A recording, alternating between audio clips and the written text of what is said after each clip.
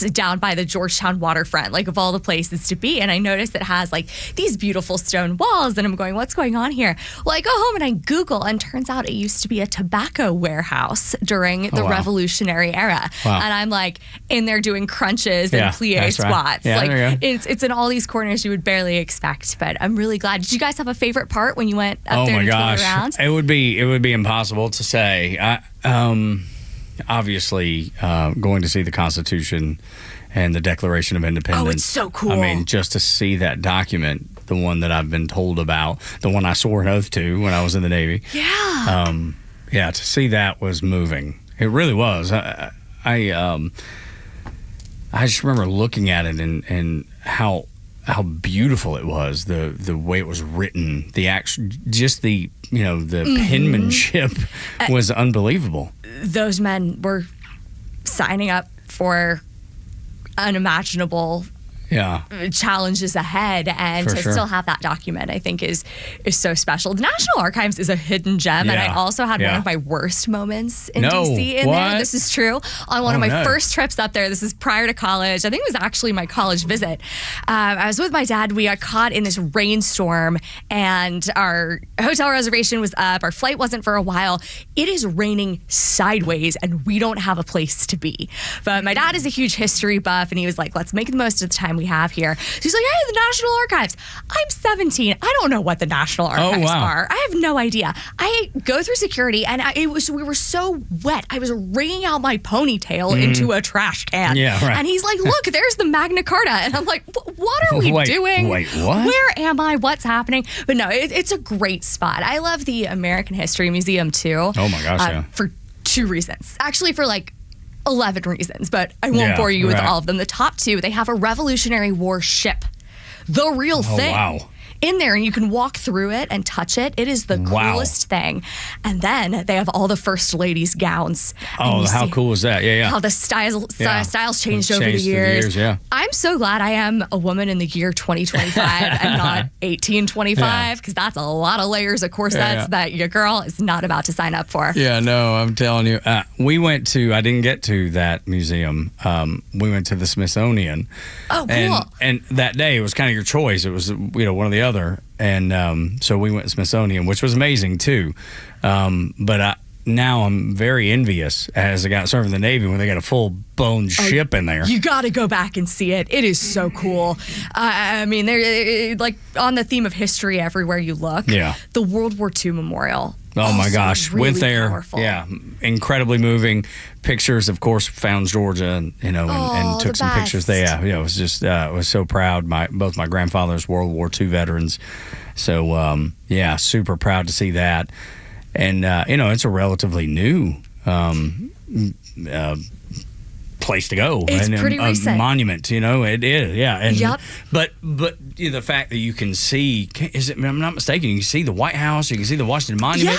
You can see and the Jefferson. The Capitol. Yeah, the Capitol, that's what it is. And then off to the side is Jefferson. Yeah, and then Memorial. if you look one way from World War II, you're seeing the Capitol. If you look the other way, you're seeing the Lincoln Memorial. There we go. Fun fact about the Lincoln Memorial, I have bothered many a DC visitor when I lived there, and folks who come and visit would always go to the Lincoln. I think it's the prettiest out of all of them. And they have words from his speeches inscribed on the walls on either side of the statue. And I would look at everybody and say, find the typo. Oh my. There is a typo in the Lincoln Memorial where they carved an E where there was supposed to be an F. Wow. But because they're carving it into stone, they can't go back and correct it. Right, they can't fix it. So it is there forever. And it's like, little historical glitch. There you go. Absolutely right. So if anybody out there is traveling this summer or later on and gets to go to DC, go to the Lincoln and find the typo. Yeah, that was great. Vietnam Memorial was great. The most moving thing was the Holocaust Museum. Went there, was absolutely blown away. There was not a word said. I mean, it was the most quiet, reflective museum I've ever been in, and it's not even close. It's stunning. That one shakes you. It does. You're exactly right. And then they had a Holocaust survivor speak at the end. Wow. So we got to see him. He was in his late 90s, but was so sharp. Amazing. And just his story, he was a child when all of this was happening, but he had vivid memories. And it was remarkable to see that in person. And, you read about it, you hear about it, and it just sounds worse than you can ever imagine. And then you see the museum, and it's even worse than you even imagined. When you see the train car and you see the pile of shoes, I don't know a single person who's been there and not come out of it with a changed perspective on history. It's hard not to.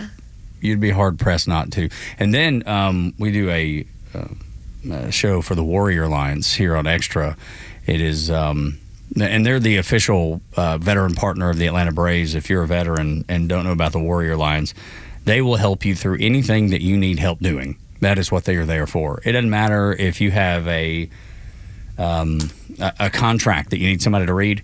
They'll find somebody to read it for you. If you are in need of care and you're having trouble with the VA, they will help you navigate. I mean, anything and everything, from the worst case scenario to the best case scenario. Hey, this is what you're eligible for because of your time in service. You should be have this benefit available to you.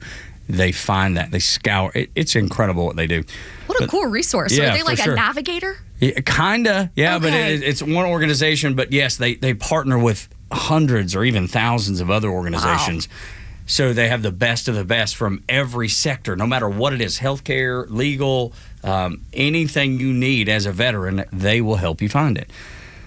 And so thewarrioralliance.org is their website, but they're on the first floor in the building that we're in. Yeah, I saw their logo walking in. That's right, exactly. And Scott Johnson and the team down there, they do a great job. And we do this podcast here on Xtra, and we had Hibby Margle, and we aired it for the first time last week in honor of the Army's birthday since he was in the Army. He is the one, he and his brother, who discovered the Dachau concentration camp. As a young soldier. I can't imagine. They thought they had walked up on a chemical plant because of all the weird smells and odors. And they asked permission from their commanding officer to go into the woods to try to figure out what this was, and they stumbled upon it, and his story is unbelievable. And he's 101. Wow. And sharp as a tack, Angela. I mean, just that's so cool. Knows every detail, has a photographic memory. It is really remarkable how much of this he can tell you with such vivid detail. It's pretty impressive. That generation was incredible. You can tell his service has not ended even at 101 if he's still telling his story and making sure he passes it down. And he was invited last year to the 80th anniversary of D-Day, I believe, and he got the French gave him a medal there at Normandy, and it was incredible. He was going back this year. Wow. Yeah, we went back for the D-Day celebration this year after we had the podcast time with him, and he still travels and tells his story. All over the place. That's incredible. And it was funny because he had two big trips. He had the Normandy trip and then another big trip to go on.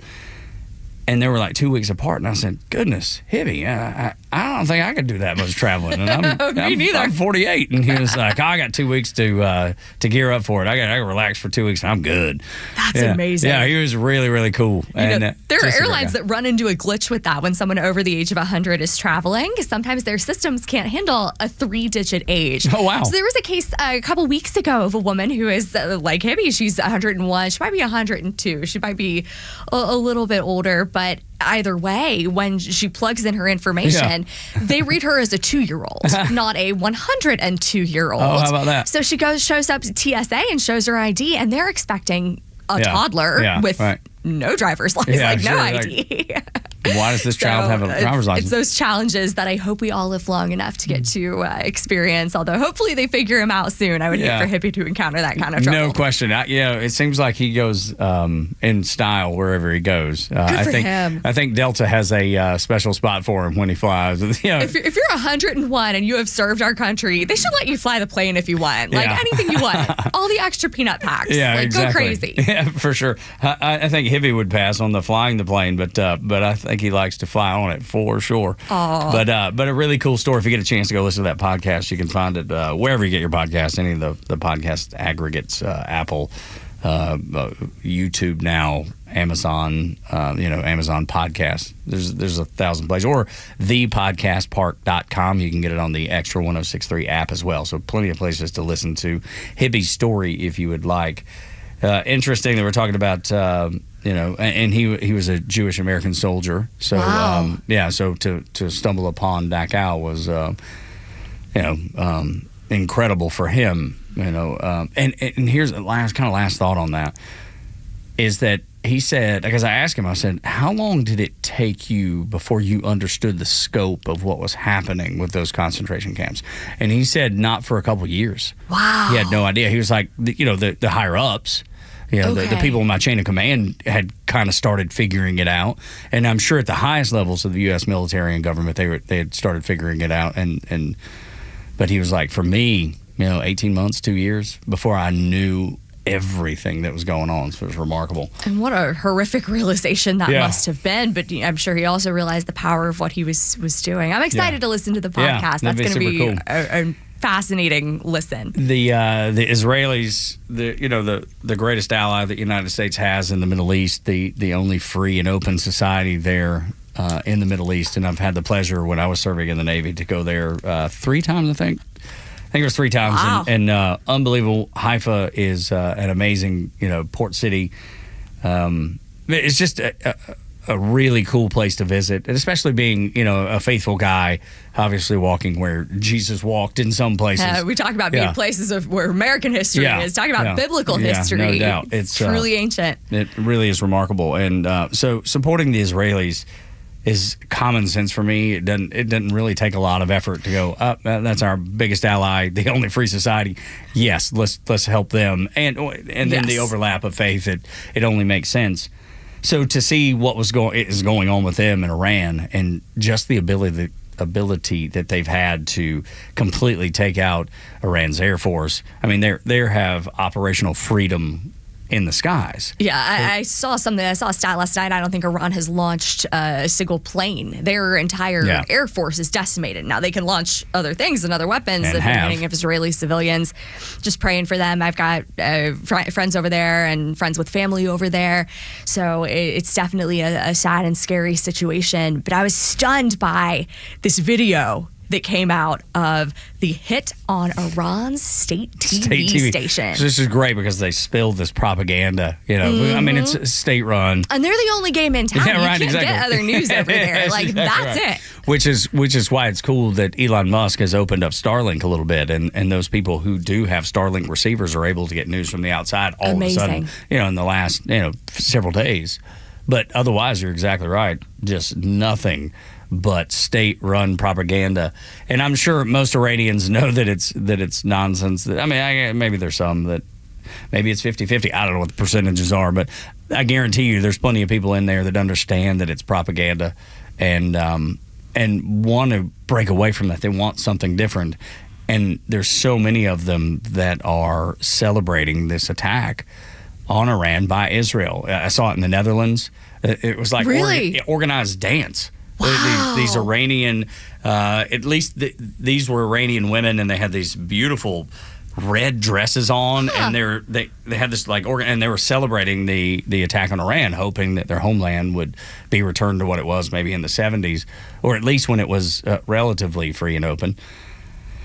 And so you had that. I saw some people, even in Iran, burning pictures of the Ayatollah. I mean, there's some brave stuff going on. I saw a woman that they filmed her, and she took her hijab off, or hijab off, or however hijab. There we go.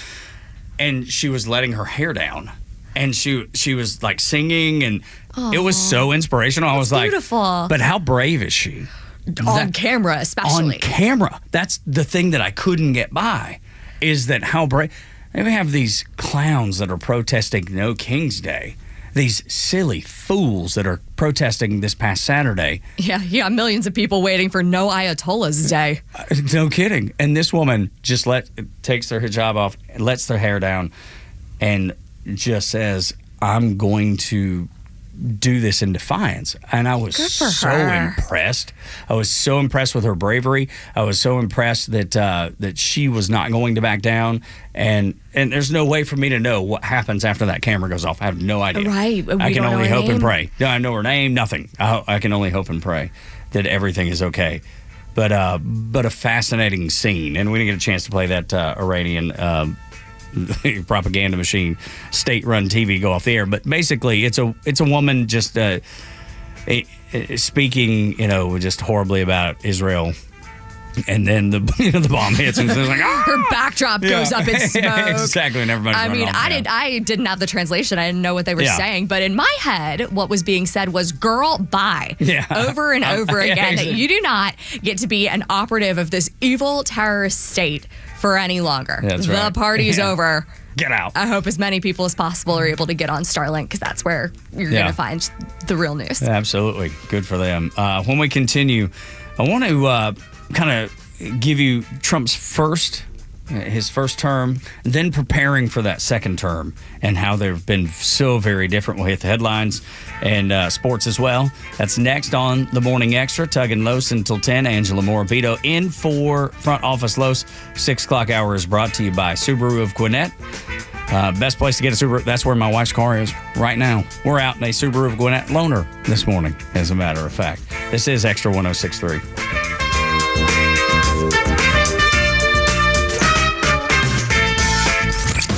Neil Bortz is only live on Extra 106.3, bringing you daily commentary on the biggest topics of the day. Catch him throughout the day or hear his latest on the Extra 106.3 app.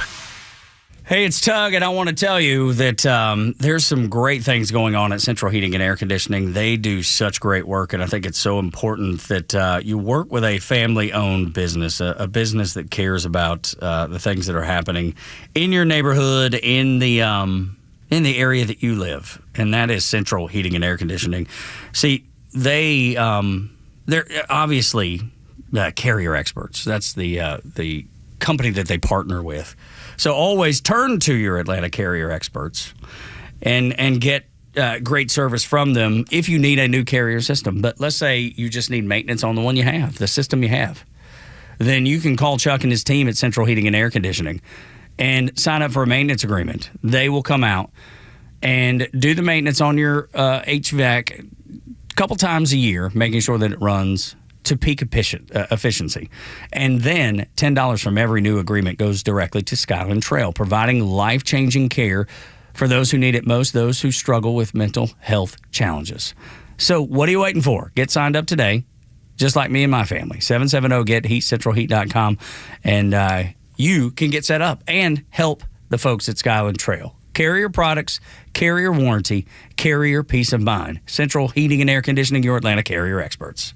I enjoy a good night's sleep, and I like to breathe while I'm sleeping. My wife appreciates that, too. That's why I wear a CPAP. You want the right machine. You want expert advice. You want all the supplies that go with it. You get it all at CPAPs, etc. in Alpharetta. Machines, masks, tubing, filters, cleaning supplies, all of it, and they ship nationwide. Walk-ins, by the way, are welcome. CPAPs, etc.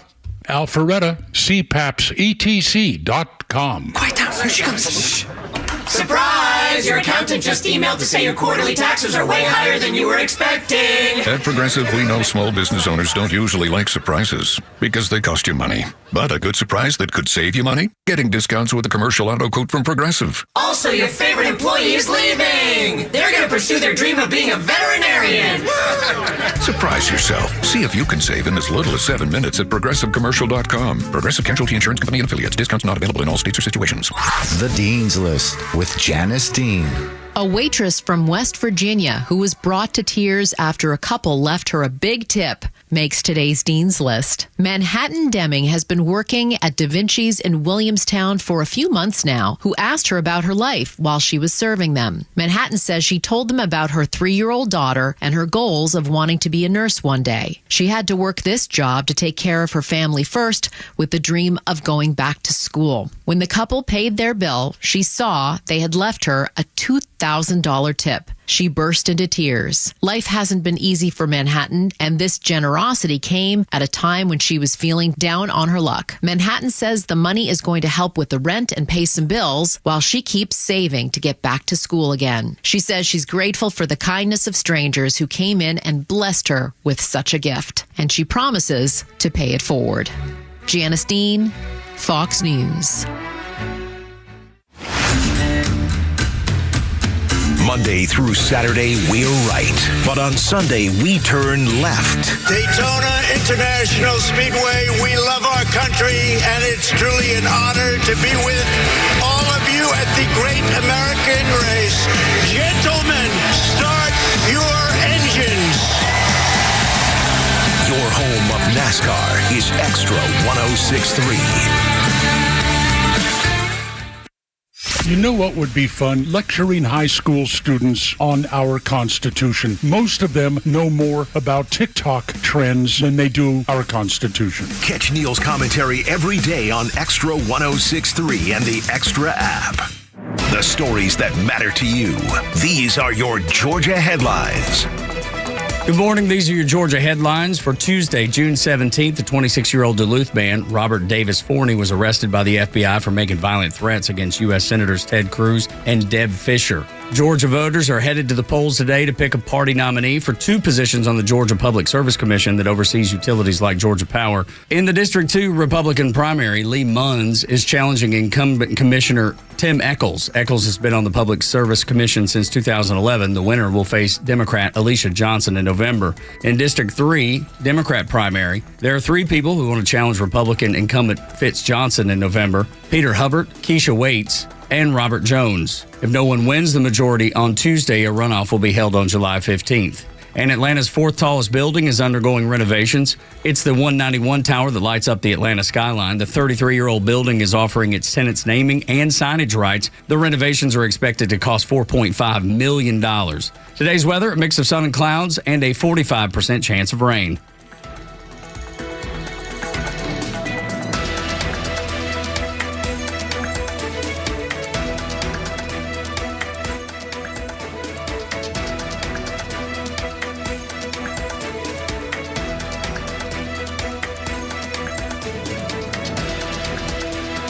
Angela Morabito in for front office Los. Angela spent so much time in Washington, D.C., nearly 13 years.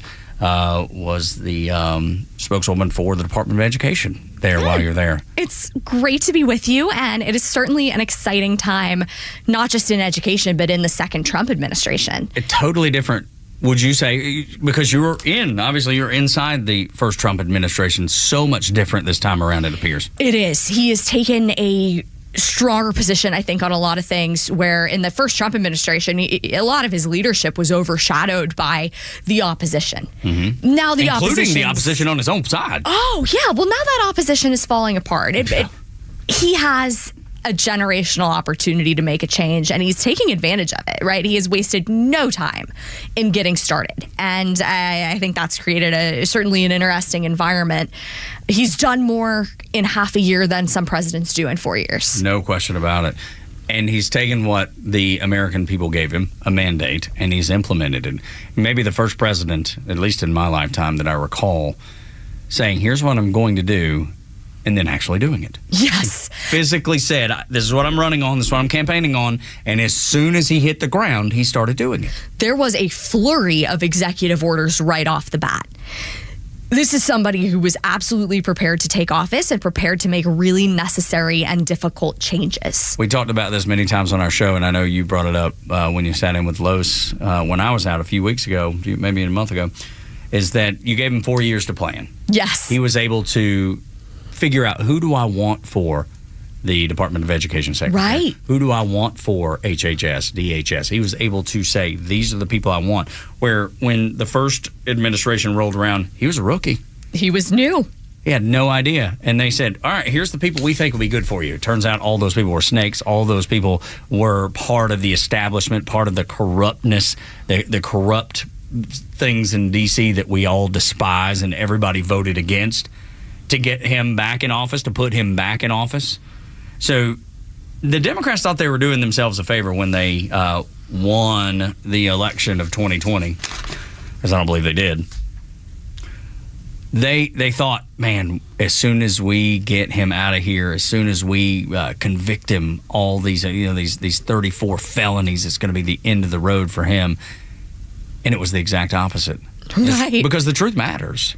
And that's, I say it on the show all the time, Angela. The truth matters.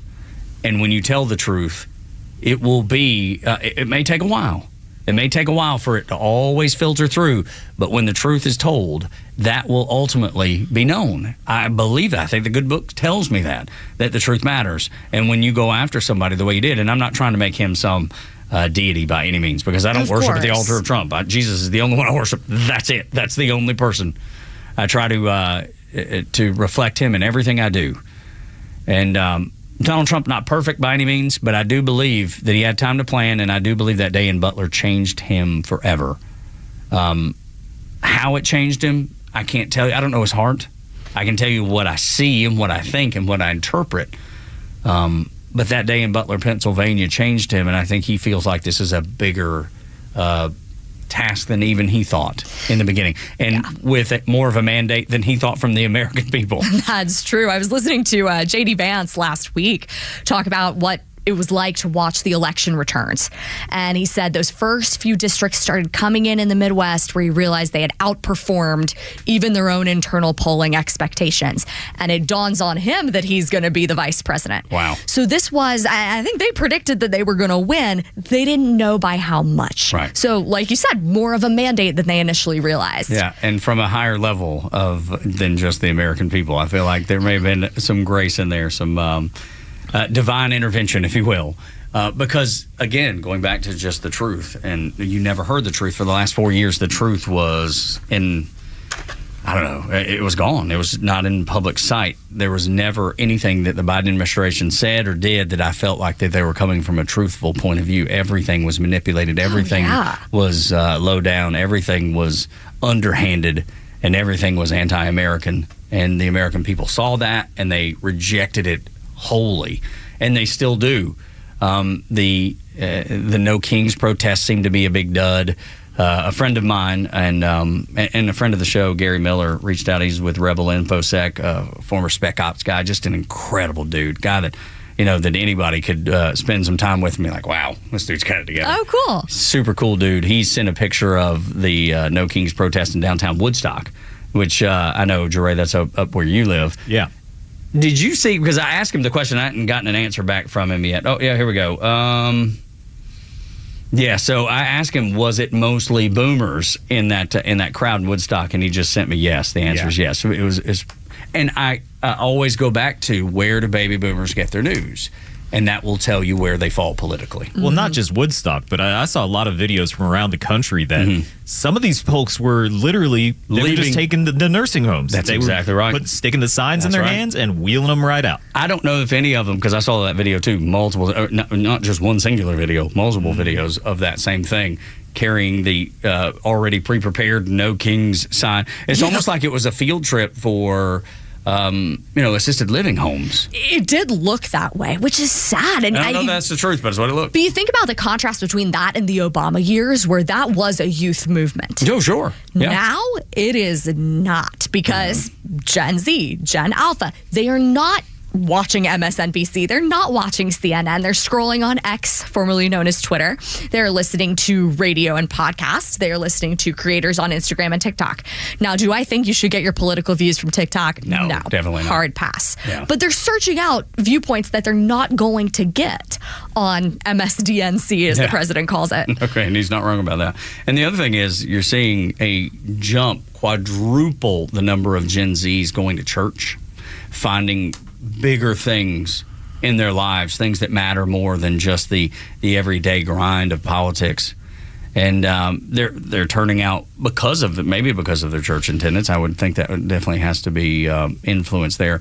But the fact that they want to start a family, that they like traditional values, that they recognize the need for traditional values, super encouraging. So there is a youth movement that's happening inside this movement, much like it did back in 2008. but in a very different form, because they saw what that gave us, that Obama, those Obama years gave us. They saw what Hillary Clinton stood for. They saw for the last years what Joe Biden, as president, as quote-unquote president, because he definitely wasn't. There's a board of directors handling it all. President Otto Penn. Yeah, that's exactly right. But they saw what that group of people wanted to give them, and they've rejected it. And I'm encouraged by it, because my son's about to turn 21, and he's got probably 8 or 9 buds that they've been best buds since they're 7, 8 years old. Wow. And there's one that is a leftist. We'll just call him. I mean, he is. Great kid, love him. He's just so misguided politically. But the others, the other 7 or 8, or how many there are altogether, they're so strong in their convictions about conservative values and the way that they look at the world. That's a big deal. That is encouraging. It's so encouraging to me. And those are the kids that voted for Donald Trump. I mean, if you look at the youth vote, Donald Trump got it. Because what is the progressive left selling that? They're selling them, we're going to lock you out of school. We're the reason you can't go to prom. Your graduation has to be a drive-by parade. That. Yeah, they lived through it. So they have seen how that version of government doesn't work. It doesn't help people. And they're looking for, okay, well, there's got to be something better than this. And they're finding that in church. I think that's very special. I say it all the time. When you're looking for belonging, find yourself a church. Maybe give that a try. It's a good place to be. I'm telling you, if you're looking for community, how about a good community? How about a community that doesn't set the streets on fire, doesn't set buildings on fire, don't need tear gas shot at them? Yeah, with people you can trust. I'm just saying, is church a perfect place? By no means. It is a hospital for sinners, if anything else. But I do believe it's people that are looking for the right direction, even if they've not found it yet. And people that realize that they themselves are not, perfect, or not even good for that matter. And they're finding that there is something out there that is. You've just got to go look for it. You've just got to be open-minded enough to find it. You've got to be able to turn off the news or turn off social media, turn off all the noise around you, and find that place that is good, that is positive. And for me, it's always church on Sunday morning.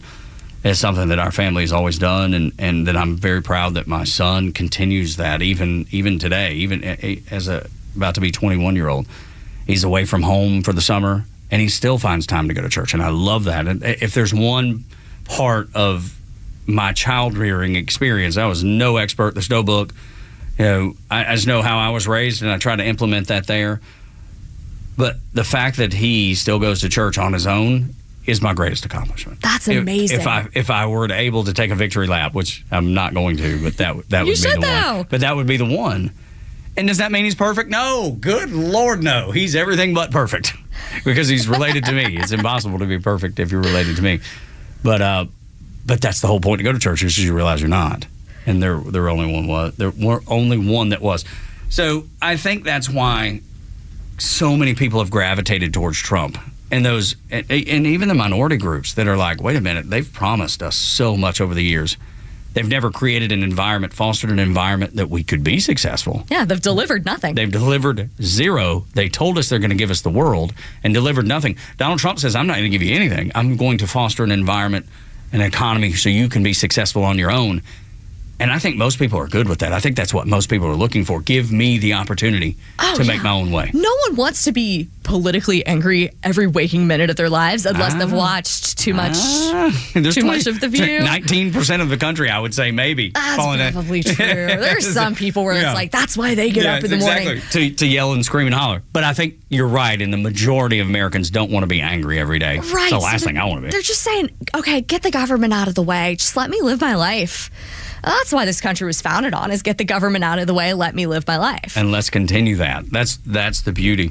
And I also think when Donald Trump looks at the world as it is, just chaos everywhere, with the Israelis attacking the Iranians, which I'm in favor of. I think they're making the right choice. I want them to be able to defend themselves. The Iranians have basically said, we want to wipe. You do not deserve to live. We believe that you should be wiped off the face of the earth. October 7th backed that up. If you needed something to back it up, they've been saying it for 50 years. They've been saying it since the inception of the Israeli state. So for them to act out and go fix the problem that they see, I'm all for. Now, I understand why Donald Trump, he's the guy that says, I want us to stay out of this. We're going to support our ally, the only free place in the entire Middle East. We're going to support them. And look, I think that will do great good around the world. And the diminished abilities of the Iranians is good for everyone, their friends and their enemies. Yes. It's good for everybody. But I think Donald Trump, when he had the chance to allow them to pull the trigger, to take out the Ayatollah, to take out the supreme commander of the Iranians, he said no, because I think he understands that we're not good at nation building. We've proven that over and over and over. The United States is good at a lot of things. That's not one of them. And I think this is an opportunity for him to say, look, Middle East, all the other countries, I'm coming to you saying, let's be peaceful. I still, even in the face of this, I still want Iran to have the opportunity to come to the negotiating table and to stop enriching uranium that we know is for nuclear weapons. We're giving them the chance. And then the rest of those countries in the Middle East, they can't look at that in any other way except for, I'm trying to be the diplomat here and be peace and foster peace in the Middle East. That Israel's fight is a noble fight, but it doesn't have to be our fight. That's right. We want to back them up. We want to support them because they're doing a good thing that makes the world safer. Does that mean we go in and take out the Ayatollah? No. The one thing that comes up, and this is going to be a story for later in the week, you're going to see this story blow up. The Israelis do not have the firepower to get to the biggest, the research facility that's in a mountain or under a mountain. The name of it escapes me. I had it in front of me. Ferdow. Ferdow, there we go. That's the one. They don't have the firepower to get to it. Only the United States does. So that puts the president in a tricky situation. Do you get rid of that because that's best for the world, certainly best for the United States, or do you stay out of this and let maybe the Iranian people topple their own dictators? It's a question worth asking, because there's that bit of me that's like, let's go get it done. We know it needs to be done. But then there's that other part of me that says, I don't want to be involved in another war, another forever war. I don't want this to turn into Afghanistan. I don't want this to turn into Iraq or Kuwait or any of that stuff. Yeah, and Iran is huge. Just geographically, economically, population-wise, it's a really big place. And I know that may sound really obvious to a lot of people, but I did not realize this. I did some Googling this past weekend. Israel's about the size of New Jersey. New Jersey, that's right. Iran is larger than Alaska. Yeah, that's a big spot. This is David and Goliath. It is. Nation building in Iraq didn't go well. We don't want to try it in Iran. Which is my tendency to believe that Donald Trump is doing the right thing here. Yes. I don't want the U.S. involved. I don't want our sons and daughters drug into a war. I want to be as peaceful as possible.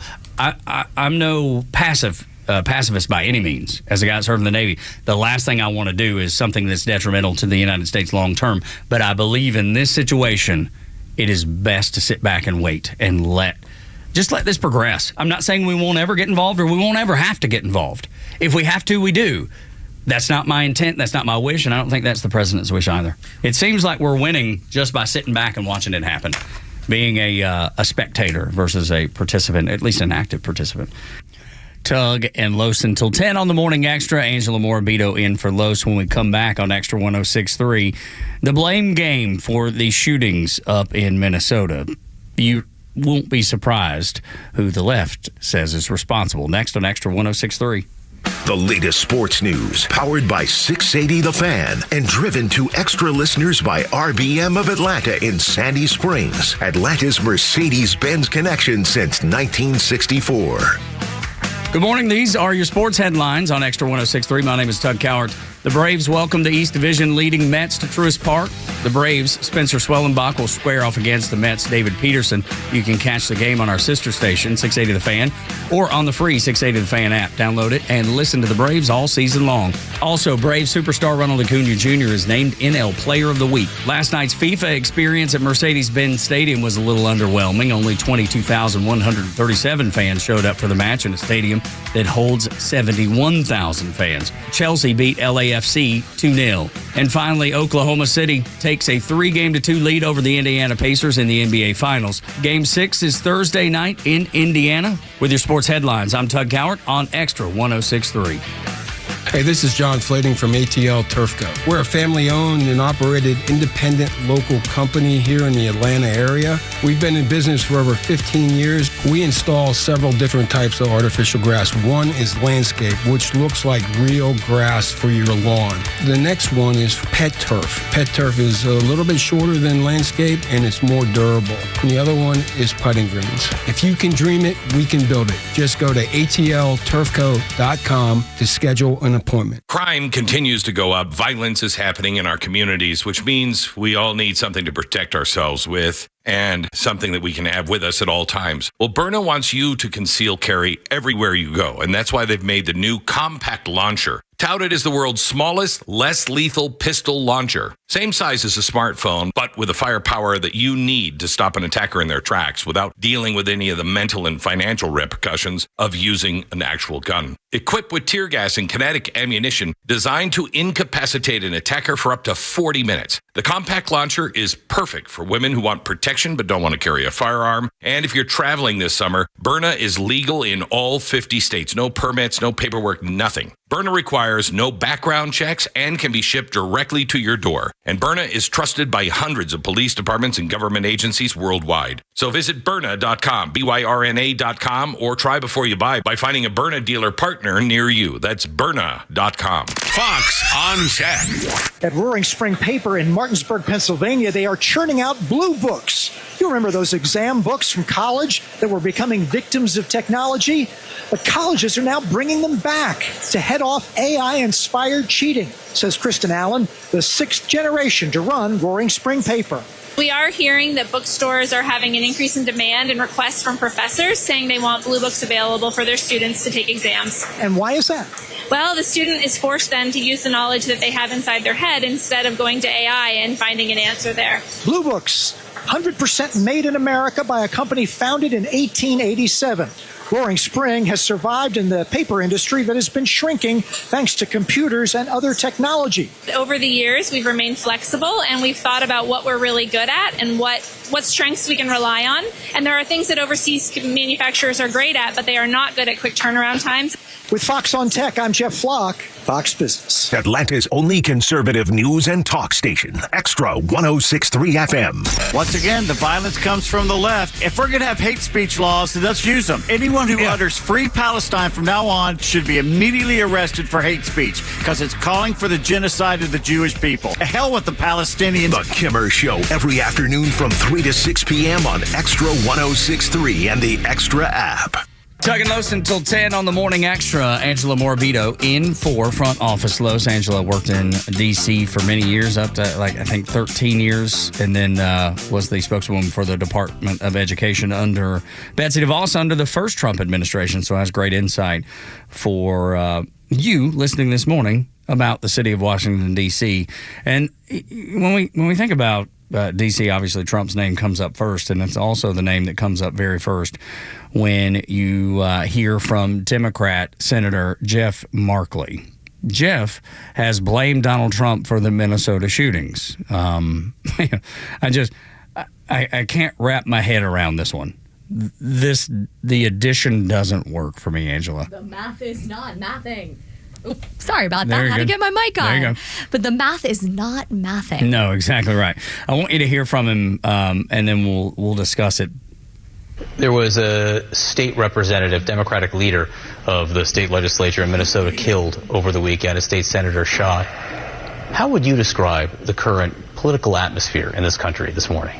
I feel like Trump has really popped the lid off the rhetoric and the sense of hate and violence and promoted this type of an environment. It's profoundly disturbing for all of us.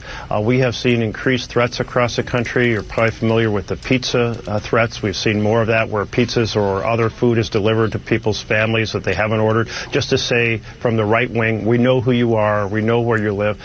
Okay. Well, that's happened to Marjorie Taylor Greene. Right. That's happened to Nancy Mace. So so is he leaving those out? Because I've not heard about them happening on the left to left people on the left as far as politicians go. I'm not saying it's not happened at all. because there are crazy people everywhere, and including on the right. I'm not diminishing the fact that we have crazies too. I just don't know that we have the amount of crazies or the people willing to take it so far with their craziness, because they've done nothing to curtail this. What they do with their rhetoric is nothing short of deadly. You know, from Trump is a racist dictator to his supporters are extremists.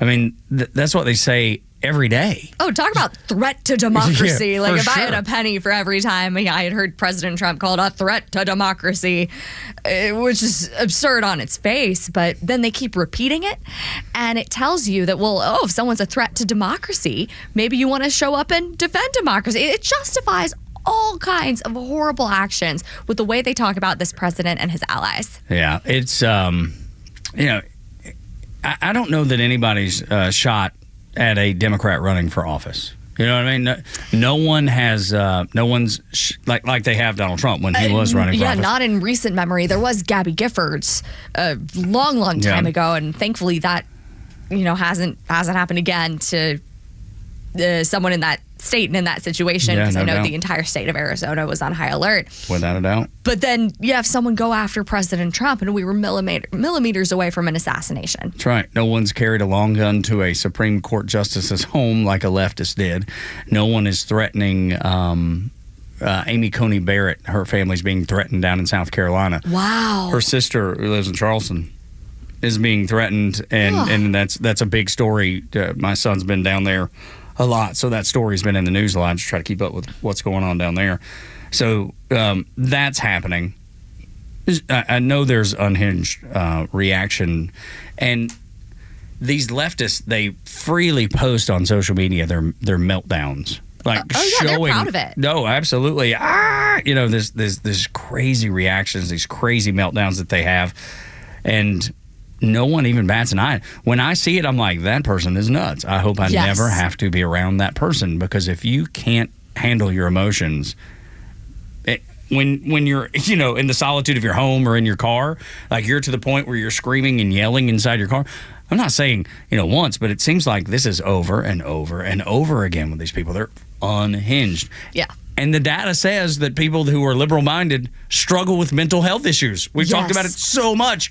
And it's manifested itself. You see it on a daily basis. I think it's not hard to understand why. If you're feeding yourself this steady diet of media that says, you know, the sky is falling and democracy is ending and America as you know it is gone. Yeah, it's going to be incredibly upsetting. But then you try and apply that to this Minnesota shooter, and what he did was horrific. It's a tragedy on every level. Do we know what this guy believed? No, we don't. But there are text messages now that have come out that he sent to his wife and I believe some other family members, where he's saying people are going to show up armed with badges to your house. I'm really sorry.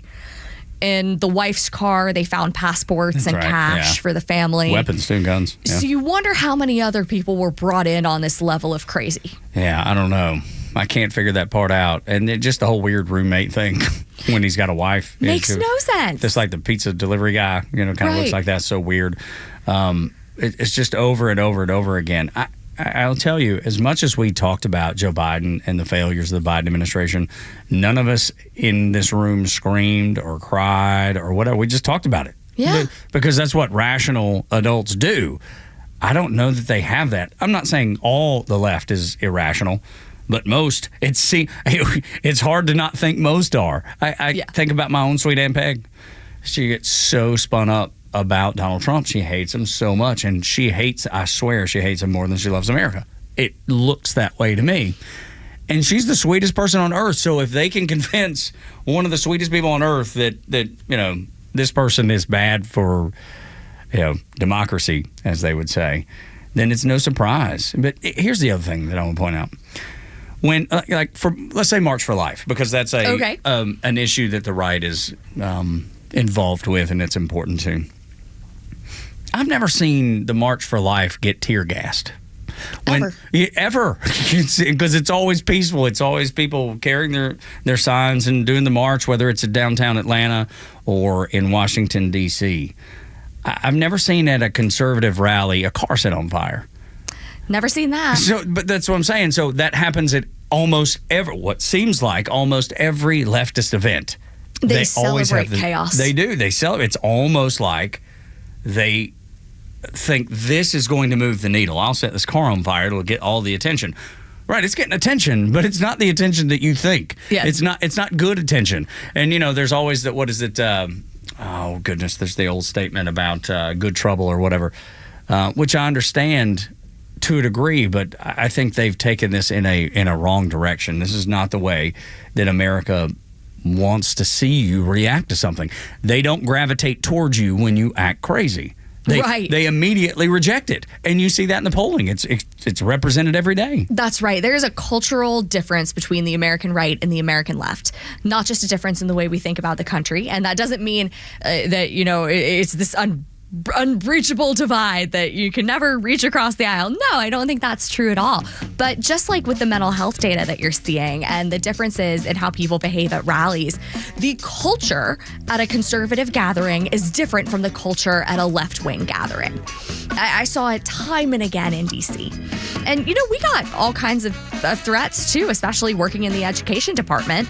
I can remember getting a voicemail on my work phone that was, I won't repeat what the person said, it was absolutely vile. I got it New Year's Eve 2019, headed into 2020, and it was vicious. I can imagine. There's so much hate out there. Just the story you told about what's your job to the Uber driver tells me all I need to know. Yes, you had to have your Uber job. Yeah. Because don't tell him you work for Trump. If you told me you were automatically going to be treated differently. Leftism, the violence in leftist culture shows up every time, like in every other socialist and communist way, whether a country or an organization. It always shows up. It always comes out the same way. It never changes. And it's never healthy. Yeah, it's never healthy. It's exactly right. When we continue on Extra 106.3, Tug and Los until 10, Donald Trump and the ICE targets, where he's targeting next on Extra.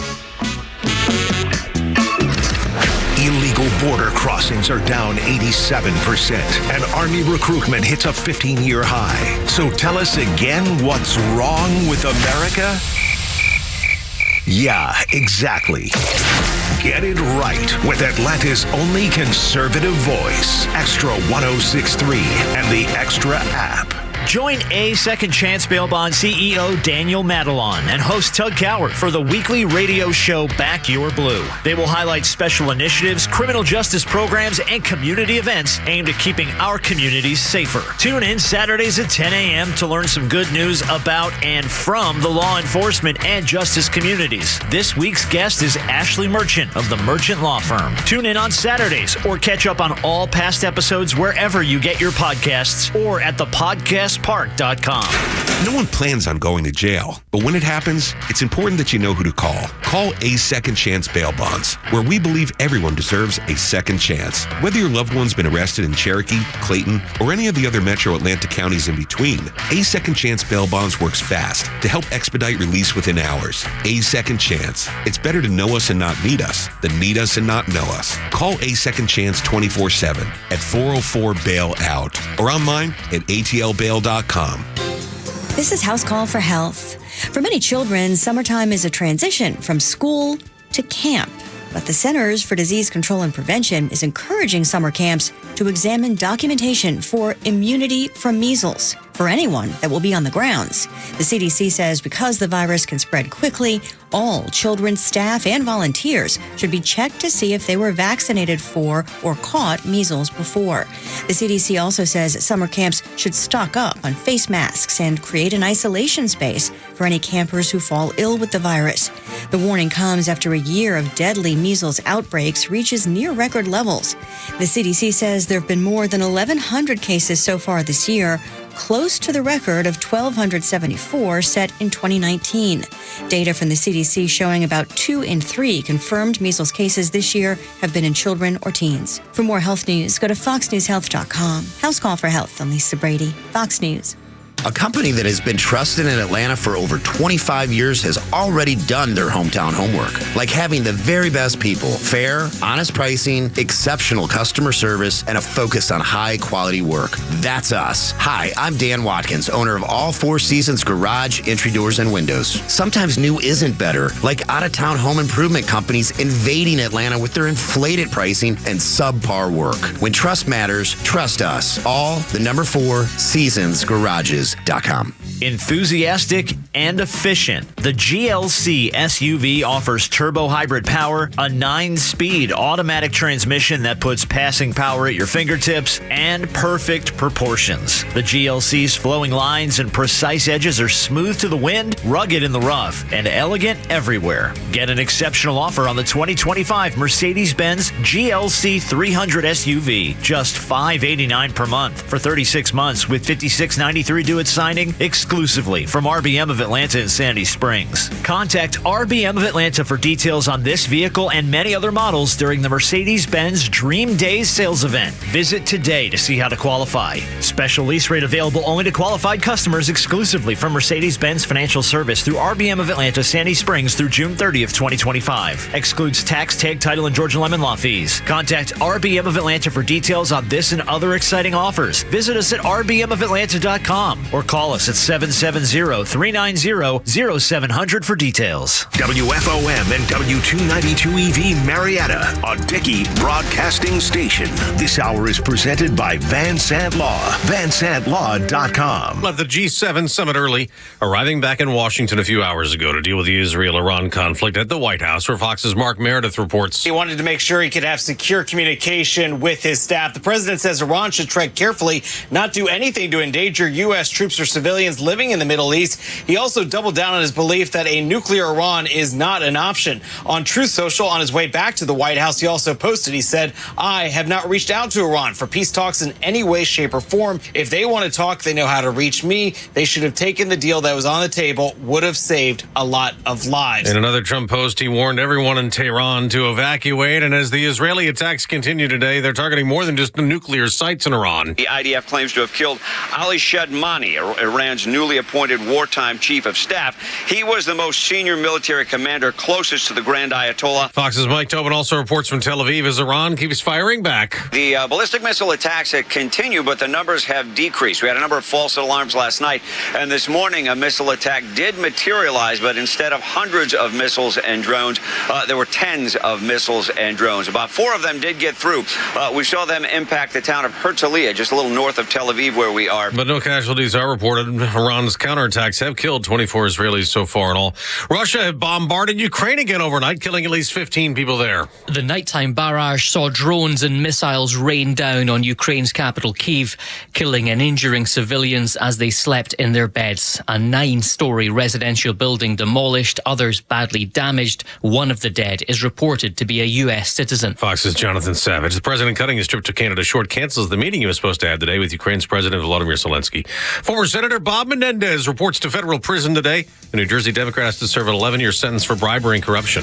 America's listening to... I'm Ed Evans, CEO of Consumer Cellular. No, we're not one of the big guys. Truth is, we don't want to be. If you're over 50, Big Wireless probably has you paying for more data than you might need. You could be throwing away thousands over a lifetime. We're not here to be the biggest. We're here to bring you something we believe is better. Our plans start at just $20. You'll get the same fast nationwide coverage without the big wireless bill.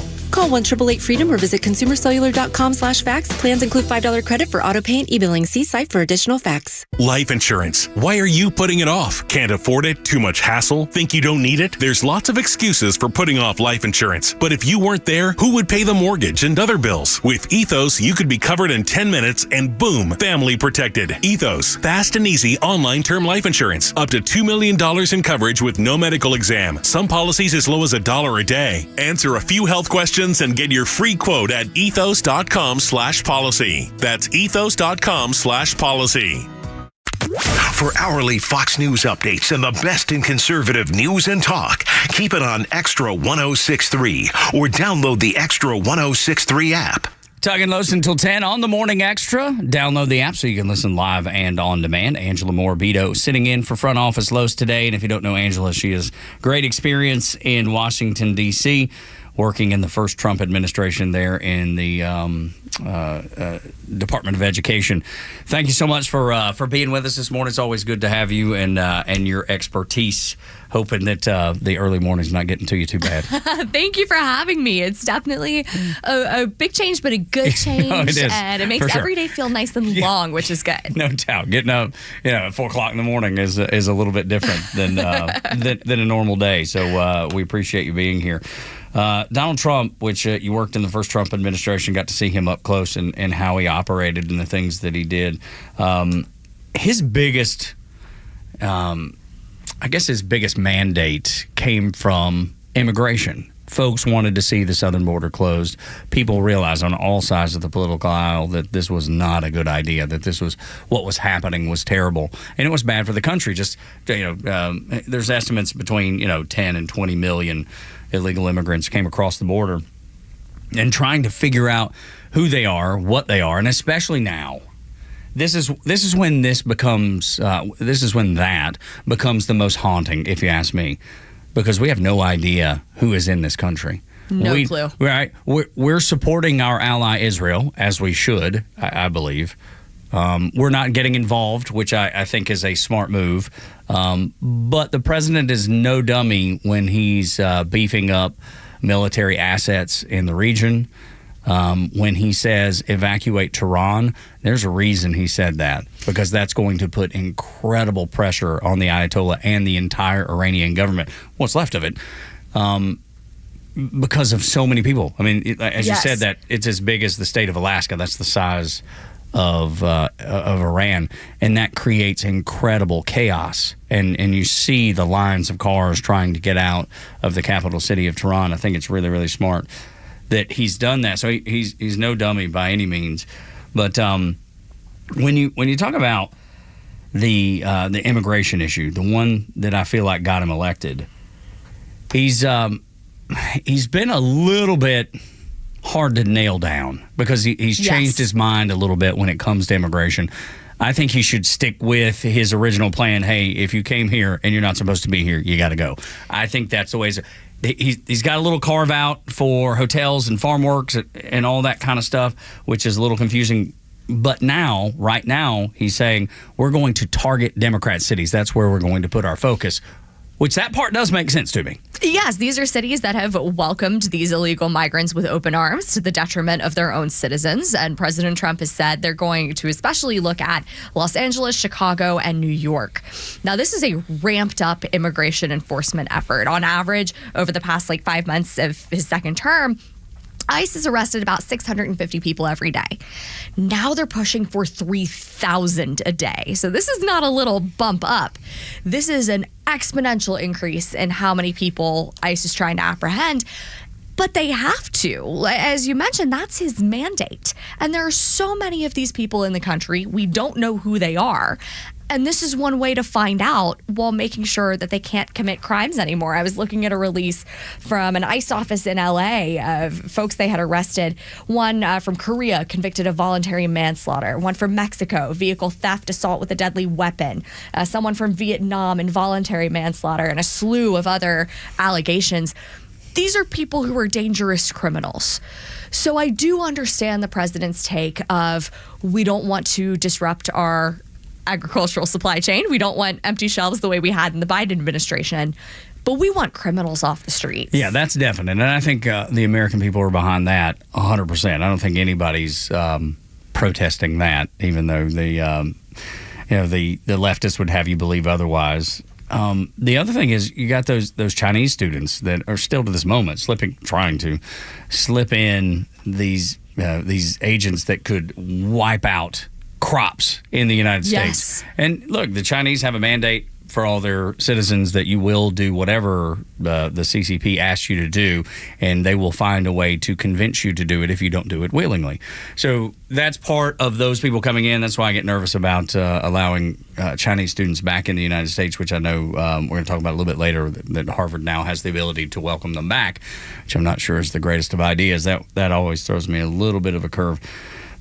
But on top of that, just the food packing plant, the Glen Farms, I believe it's out in Nebraska. It is, they had that huge raid, like 100 illegals were taken away. Mm-hmm. And the owner was like, I just don't know what we're going to do. This could cripple our workforce. We can't operate.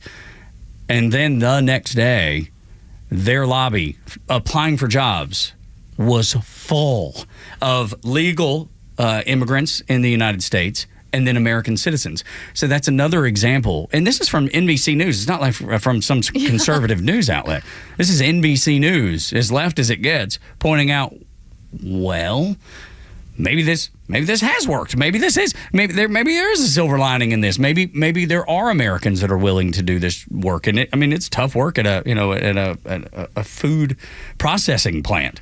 Yeah, it's not a glamorous gig. It's not a cushy job. No, this is hard work. It's necessary work, and it's work that Americans and legal immigrants want to do. I think that should inspire a lot of confidence in people that if you're a business owner, one, hopefully you didn't knowingly hire a bunch of illegal workers. Let's start there. But two, if you did, and ICE is coming and it's going to make sure you cannot employ those people anymore, your business isn't going to fall apart. And I've seen Secretary of Agriculture Brooke Rollins get some pushback, particularly online, of she's saying, oh, well, we can't go after the farms. We can't do this. We can't do that. I don't think Stephen Miller's going to like hearing can't very much. Yeah, no, and that's the thing. I've not heard much from Stephen Miller about some of this, and I expect at some point we will.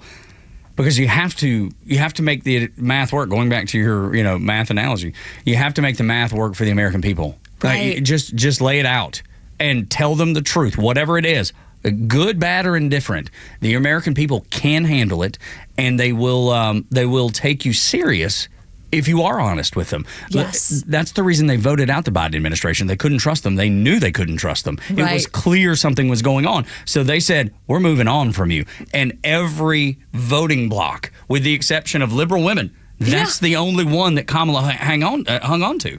Everybody else was like, I'm tired of the lies. That's why I want the Trump administration to be very clear. I think they need to do a better job in getting the message out to the American people. Here's what we're going to do, and here's why we're doing it. Yeah, and I think they need to be clear that they're going after criminals first. Sure. That if someone came here illegally, that was wrong and they shouldn't be allowed to stay.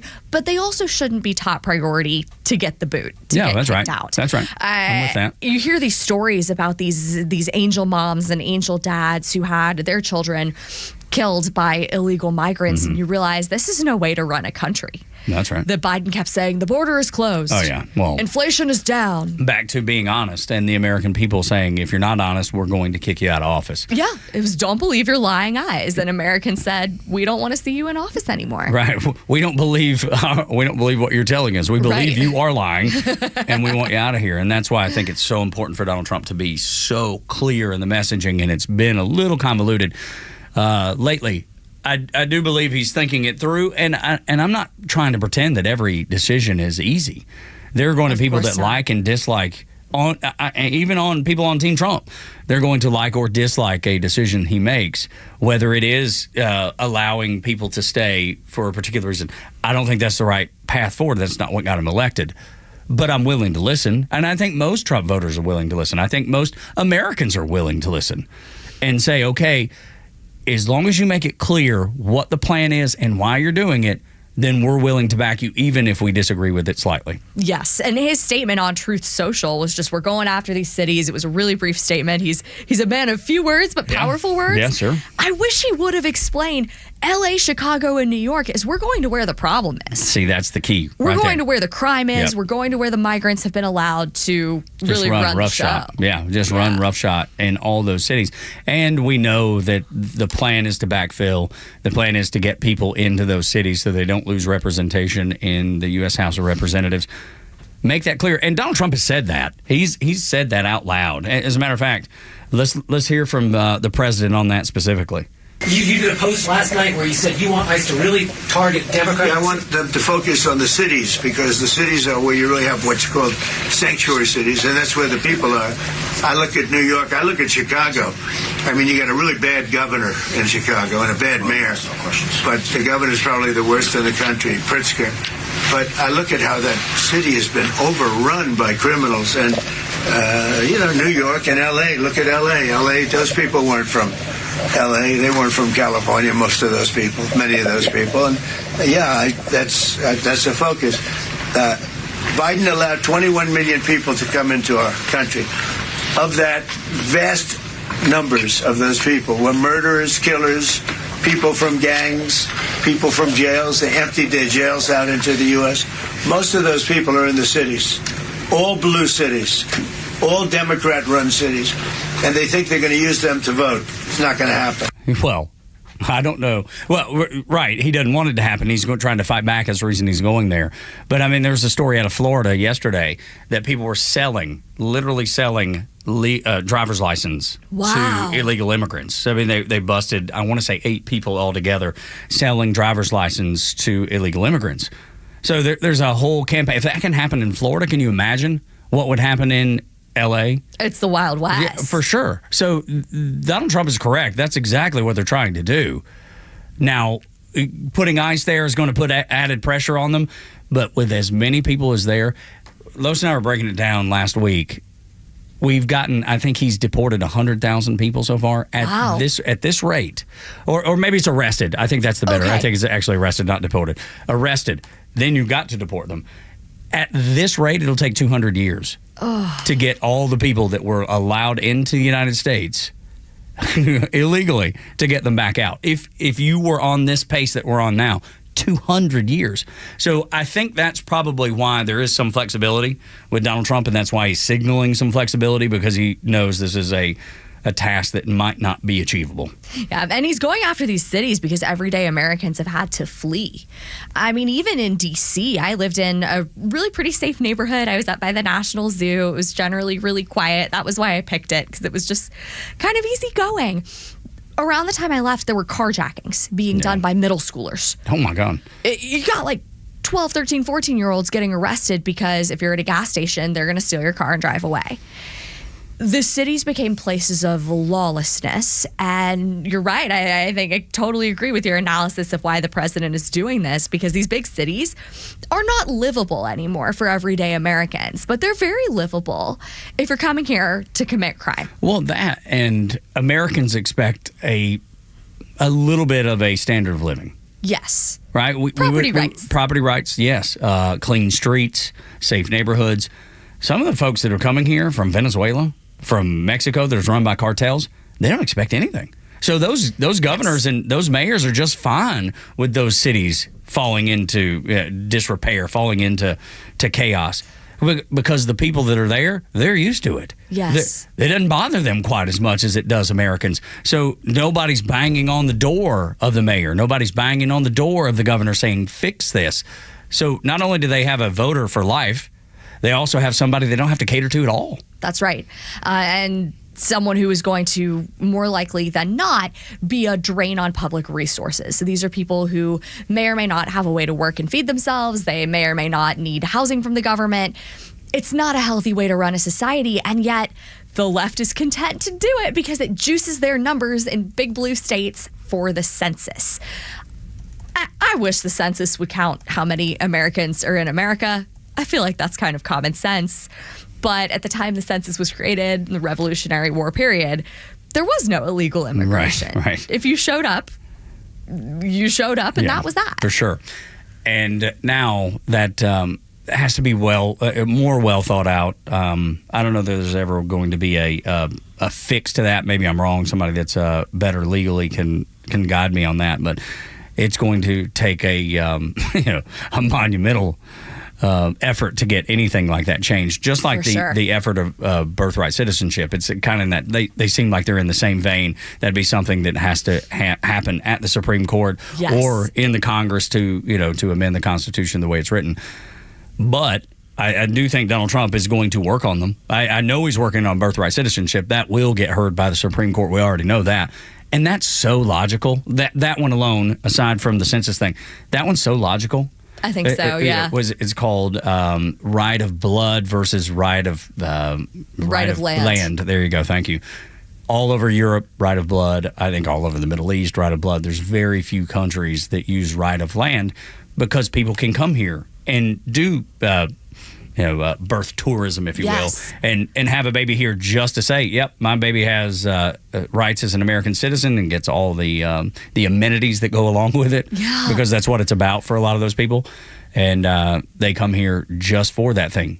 That has to be fixed. Anybody with common sense, anybody that doesn't have a political agenda sees that and understands it. Right. And we did right of land for so long because we just needed manpower. We were such a young country and such a spread out country. We didn't have population density the way we have now.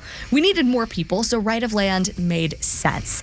Now, it doesn't make sense anymore because birth tourism is real and people are coming here and having huge families that they cannot support, that the American taxpayer is forced to support. If you take away the incentive to do that and say, your kids aren't going to be citizens, I think that changes the calculation for a lot of people who would otherwise come here illegally and stay here. I'm thinking you're exactly right. Anytime you take the incentive away, that can go down to just like SNAP. Totally. If there's work requirements, which the Democrats are dead against, and the Republicans are like, hey, man, you should probably be looking for a job. I don't think that's a negative to have you, actively looking for employment instead of just collecting a check from the government. Yeah. Again, it goes back to common sense. It goes back to, if you really want to do something in the United States, you can. I mean, there's a really easy formula that we talk about a lot. Graduate high school, get married, have a family, work hard, and you'll be successful in the United States. Yes. It's a pretty simple formula, and you see it work and be successful over and over and over again. Across generations, Across generations, that's exactly right. It doesn't take a lot to be successful in the United States. If folks that were coming here were all about that, and some of them are. I'm not saying that everybody that comes here is not, but there is a big, big number of people that do just want to take up space and collect benefits. There are TikToks now of people saying, this is my SNAP haul. This is what we got on our EBT card. Oh, yeah. I've seen those. Yep. And do we want a social safety net for people who are truly down on their luck? I do, especially for kids who are in a rough situation through no fault of their own. But do we want to be buying people steaks every week? I don't think so. No, that's what makes people turn so hard against any sort of safety net. Right. Because they see the exploitation of it and they're like, I'm not doing that. I'm not paying for that. If there's anything that needs a Doge mission, no kidding. I think that needs some help. 7 o'clock hour is brought to you by Van Sant Law Group. If you're in an accident, make the right call. VanSantLaw.com. When we come back, Neil Bortz, the Talk Master. Legendary voice. The only place you hear Neil is here on Xtra 106.3. Xtra 106.3 is Atlanta's home for NASCAR, and we have live races every weekend from across the country. Check out Xtra1063.com for the full schedule and join us this weekend for live NASCAR action. Well, I know you probably think I'm lying to you, but if you look at your weather app on your phone, I mean, it says it's going to rain until Saturday.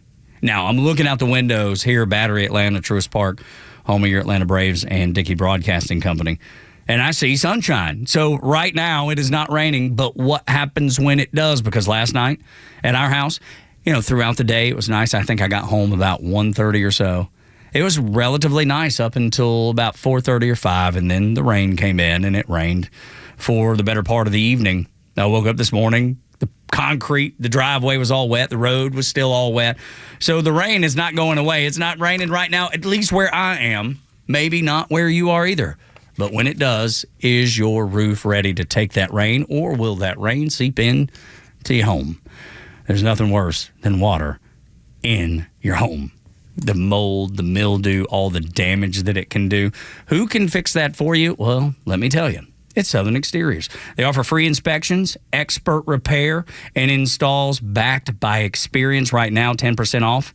Any project you do, windows, doors, siding, roofing, gutters, they do it all. Anything to the exterior of your home, or 12 months, 0% financing. I know the team at Southern, they take pride in their work. They take care of folks just like you and me. They are on your side when storms hit. Call them today, 877-9-SOUTHERN or southernexteriors.co. A golf instructor who knows technique can improve an aspiring pro's swing. But one who really cares can help transform a career. There he is, your new champion. When you team up with someone who knows a lot and cares even more, you're unstoppable. At Truist, we believe the same is true for banking. Truist, leaders in banking, unwavering in care. Truist Bank, member FDIC, leading based on top 10 U.S. commercial bank. At Jim Ellis Ford Sandy Springs, you can take advantage of employee pricing on select new Ford models. That means you pay what Ford employees pay. No markup, no hidden fees. It's all part of Ford's bold campaign, from America for America. While other dealerships may raise prices due to auto tariffs, Jim Ellis Ford Sandy Springs is stepping up, giving you the power to save big on American-made vehicles. Choose from bestsellers like the F-150, the rugged Bronco, the capable Explorer, and now when you purchase or lease a new Ford EV like the all-electric Mustang Mach-E, you'll receive a complimentary home charger and standard installation, making your switch to electric even easier. At Jim Ellis Ford Sandy Springs, you're not just getting a great deal, you're getting award-winning service from a locally family-owned dealership. They're just 4 miles north of 285 on Roswell Road. Visit them online at jimellisford.com. Jim Ellis Ford Sandy Springs, where you pay what we pay, where you can always expect the best. Jim Ellis, expect the best. Hey, Georgia neighbors, it's time to expect more from your Medicare Advantage. Discover Sonder Health's custom plans tailored just for Georgians. Saunders offers unique benefits, including special plans for those living with chronic conditions. Some plans even come with grocery or gas benefits to support your overall well-being. Sonder Health makes it easy to get the coverage you need. See for yourself what today's Medicare Advantage can do for you. Visit SonderHealthPlans.com, a healthier state of life. Sonder Health Plans is an HMO and PPO with Medicare contracts. Enrollment in Sonder Health Plans depends on contract renewal. The legend Neil Bortz is only on Extra 106.3. Hey, it's Pete, and here's what you missed from the Talkmaster. The art of journalism, you present facts in an objective and unbiased way so that people will have no idea how you personally feel about the subject. Now, look at journalism today. Donald Trump is deporting 2-year-olds. A blatant lie. He's a threat to democracy. On and on. May I remind you, please, or tell you if you didn't already know, that among the people out there who call themselves journalists, the reporters, the producers, the editors, over 90% of them, probably around 95 or 96% of them, voted for Kamala Harris. And they always vote Democrat. Catch Neil's commentary every day on Extra 106.3 or listen anytime on the Extra 106.3 app. The Morning Extra, starting your day the right way. Weekdays from 6 to 10 a.m. They'll beat the foolish resistance. Instead of going, we need to champion this too, because they would get a win with their constituency as well. This is the Trump derangement syndrome on steroids. When things that'll help get you elected, and all you think to yourself is, I can't possibly support that. It came out of Trump's mouth. Atlanta's only conservative news and talk station is Extra 106.3. The stories that matter to you. These are your Georgia headlines. Good morning. These are your Georgia headlines for Tuesday, June 17th. The 26-year-old Duluth man, Robert Davis Forney, was arrested by the FBI for making violent threats against U.S. Senators Ted Cruz and Deb Fischer. Georgia voters are headed to the polls today to pick a party nominee for 2 positions on the Georgia Public Service Commission that oversees utilities like Georgia Power. In the District 2 Republican primary, Lee Munns is challenging incumbent Commissioner Tim Eccles. Eccles has been on the Public Service Commission since 2011. The winner will face Democrat Alicia Johnson in November. In District 3 Democrat primary, there are 3 people who want to challenge Republican incumbent Fitz Johnson in November: Peter Hubbard, Keisha Waits, and Robert Jones. If no one wins the majority on Tuesday, a runoff will be held on July 15th. And Atlanta's 4th tallest building is undergoing renovations. It's the 191 tower that lights up the Atlanta skyline. The 33-year-old building is offering its tenants naming and signage rights. The renovations are expected to cost $4.5 million. Today's weather, a mix of sun and clouds and a 45% chance of rain. Tugging Los until 10 on the Morning Extra on Extra 106.3. Angela Morabito in for Front Office Los this morning. And when you hear that music, you know Neil Bortz, the Talkmaster, is ready and raring to go. Neil, what's up, man? Hi, Angela. Hi, Neil. How are you? I'm doing great. How are you? Vertical. That seems like a good way to be. Actually, I'm a little concerned about my mental health right now. Wow. Neil? Yeah, I am. Look, you know this Vance Bolter, whatever his name is? Yeah, in Minnesota, yeah. You know when I really got mad?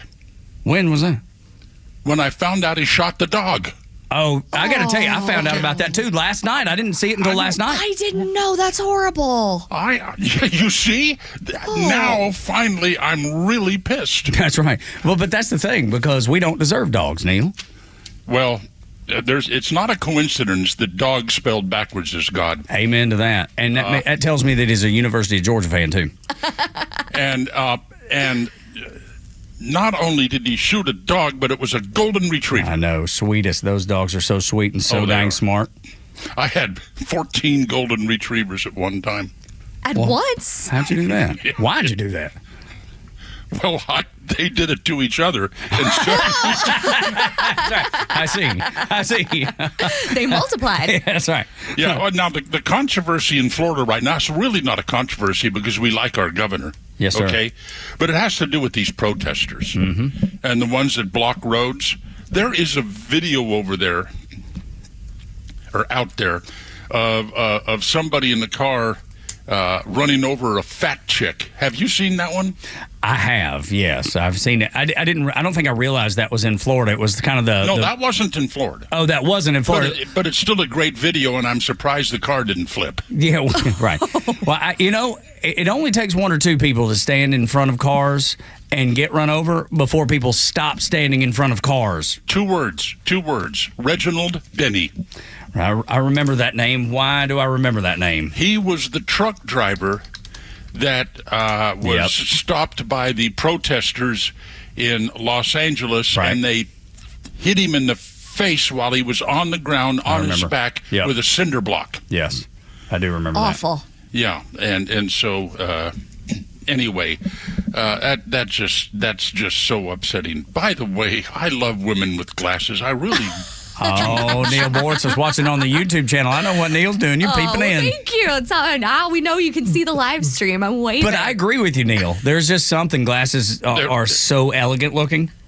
Well, ever since I had my eye surgery and my glasses were replaced with lenses, now my vision may be 2015, and it is, but I don't get any attention out there at all now. No way. It also could be the fact that I'm an old fart. Well, maybe some of that. Maybe it's a combination of the two a little bit. You can get personality glasses. Have you ever heard of those? There you go, Neil. No, I haven't heard the term. There was someone on my freshman dorm floor in college who introduced me to the concept of personality glasses. He had 20/20 vision, but he also had some frames with clear lenses. The lenses don't do anything, and it was just he was going out, he wanted to look good, and he would say, these are my personality glasses. I promise you, by the next time you hear me on this show, I'm going to have some personality glasses. Amazing. You've changed Neil's future. I mean, you've changed his direction in life. He's going to get all the attention that he used to get all over again. It's funny, my son did something similar to that. He had the blue blockers. Sure. But he, when you're looking at the screen too much, they say the blue light is bad for you. And Neil, he would wear these blue blockers because he thought it made him look smart. I don't know what could possibly make me look smart, but wow, come on, this is a man. You don't need glasses. This is a well-educated man in Neil Bortz. Yeah. Okay, you were talking about these protesters, acting crazy and all that kind of stuff. Yes, sir. What do you think? Do you think that they really have well thought out opinions on immigration law or what have you? Do you know what they're really protesting? They're running around with their, and boy, did I make some people mad yesterday with my commentary when I revealed that Party for Socialism and Liberation is actually the American Communist Party. Right, yeah, it's just a different name for the same animal. Well, yeah, I mean, they figured out that Communist Party doesn't look good on protest signs. So they now call themselves the Party for Socialism and Liberation. But you know what really just drives these people nuts about America? And it's not immigration law or anything. It's that America is a meritocracy. That's right. They hate that. They hate that. Democrats hate that. Liberals hate that. How dare a person's happiness, prosperity, or whatever depend on merit? That makes them absolutely crazy. So when you talk about these protesters and the way they're acting out there remember what they're, I firmly believe this, what they're really protesting is that America is a meritocracy. Now, speaking of protesting, the controversy in Florida right now is over a law that's now 4 years old. It's HB 1, the anti-riot law. But now DeSantis, he said, you know, our policy in Florida is that if you're driving on one of those streets and the street is blocked and the mob comes and surrounds your vehicle and threatens you, you have a right to flee for your own safety. Amen. And I fully support it. And if you drive off and you hit one of those people, that is their fault, not yours. And I'm not saying, because I live in Naples, that's not going to happen in Naples. First of all, they can't move fast enough. That's right. But, you know, and it would really be bad to run over somebody with a walker. Yeah, that's right. Oh, that's not a good look. That would be terrible. Even if you're justified in that one, you're going to lose the battle of the optics. But that's why I watched over and over and over this video of this fat chick standing in front of a car, and it was being driven by a woman, and finally she says, you know, that's enough of this, and and the fat chick couldn't get out of the way fast enough, so it got her in the legs. I mean, it was a double thumper, front wheel, back wheel. And you can hear it, too. If you watch the video, you can hear it. It's like thump, thump, thump, thump. No. It's like driving over a speed bump. You can hear it. Yeah. Well, you know, that used to be the way you could successfully tell you've taken care of a cat. Oh, Neil Boris, come on now. Let's not hit the cats. I'm not a cat guy, but I don't want to kill them. Yeah, I'm not a cat person, but I'm not an anti-cat person. Well, no, I'm not anti-cat, but they don't measure up to dogs. Well, no, nobody's making that. Well, I mean, I guess there's some people that might. Very few people making that comparison. A former, I think I'll get this wrong, Israeli ambassador to the U.S. or U.S. ambassador, they're saying, you know, about the exploding beepers and walkies. He's saying, you ain't seen nothing yet. Well, let me tell you, they planned that for a few years, and they said they've been planning this very attack in Iran for several years, and they have a 14-day strategy already. That's just what they're telling you. That's what they're saying out loud. This guy said, wait till Thursday night. Yeah, let me tell you. You know, now I'm going to have to stay up Thursday night. Yeah, that's right. Well, Friday's show is going to be real interesting. Off the charts. But, you know, and I really liked seeing that Muzzy newscaster have to bail out when she was delivering the news on state. The propaganda one. Yeah, the propaganda lady. And, you know, I love women. I feel so bad for the women of Iran. They are, as a class, horribly abused. Without a doubt. They really are. And someday, I hope that they'll be liberated. But don't you think that's what Donald Trump is doing by saying get out of Tehran? He sees the Ayatollah at its weakest. He's trying to create a bit of chaos by just saying that, because you got, I want to say 17 million people there. Please don't quote me on that number, but I think that number's right.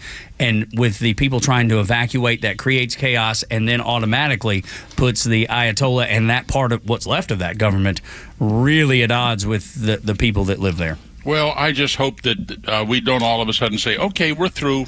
No, keep going after Iran. Destroy that POS government, that so-called government they have. Let me ask you then, Neil, because then I got one for you. Yes, sir. The only thing I'm a little bit nervous about, and I'm 60-40 on this. I want the United States to stay out of it, but completely support Israel in every way that we possibly can. What do you think about Donald Trump? Should he deliver the bunker busters, or either give them to Israel, or have us destroy the Fordow? Am I saying that correct? That's right. Yeah, the nuclear site that is in the mountain. Or do we stay out of it altogether and just let Israel handle this? Because I stay out of it. Ask you that. Well, because that was the question I had for you. Well, so by the way, are those tangerines? They're cuties. Cuties there. Cuties? Yeah, well, at least that's what they're called. When the brand, I think they're what are they called though? I always call them cuties too. Yeah. Are they nectarines? Maybe. Hang on, I'll look it up. I don't trust radio personalities that don't have a cup of coffee sitting. I've never had a cup of coffee in my life. Oh, you're sick. I'm not telling you, man. I've never. I own 3 Keurigs. I'm never more than 10 feet away from a Keurig. Okay. 3 Keurigs. So what is your go-to? Mandarin oranges, clementines is what they are. Oh, okay. And by the way, anyway, so what was you asking? No, my question is that we do have, apparently I think we do, a bunker buster that could take out the Iran nuclear site. That's right. Should it be used, and if so, who does it, us or them? I'm so torn on this one. I really am. But I think we stay out of it. I really do. I think the Iranians or let the Israelis do whatever they want to do. You support them in every way possible. But Donald Trump is he's a guy that really wants peace. He wants to stay out of forever wars. He's always talked about that. Now, I'm not saying that he couldn't say, and I would support him if he changed his mind and said, this is what we're going to do. But I think he wants to stay out of it, and I would like to. I'm like 60-40 on this, so it's close, but I want to stay out of it, Neil. Okay, where do you stand? If we don't deliver one, should he provide them to Israel and say it's your choice? See, now that is one that, wow. Because that would be us, giving them, which we already supply them with weapons, but not those. That would certainly open up, I think, our U.S. service members in the region to attacks, and then that drags us even further into it. So I'm reluctant to do that, too. I'm not saying it's off the table at all, but I'm, again, like 60-40, let's just stay out. Well, okay, one more. Yes. If your intelligence, the best intelligence you have, told you that either that facility is destroyed or Iran is going to lob a nuclear bomb on Tel Aviv, then I think if the intel is there, then I think you may have to do something. Okay, 2 more things. Yes, sir. First of all, Snow White is now officially designated a flop. Yes, yeah. Well, nobody expected that one to be good. Yeah. And have you ever paid any attention to conspiracy theorists? Yes, I work with one, front office Lowe's, every morning, yes. Well, I know he believes in chemtrails. Yes, and all that, okay. Yes. I don't.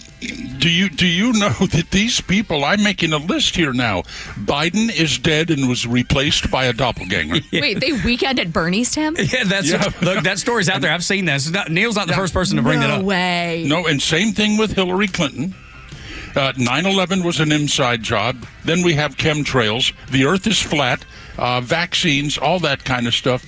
This is weirdness. Just weirdness. What's the one conspiracy theory that you think is possible, plausible? Not that you believe it necessarily, but the one you think could be true if there was one.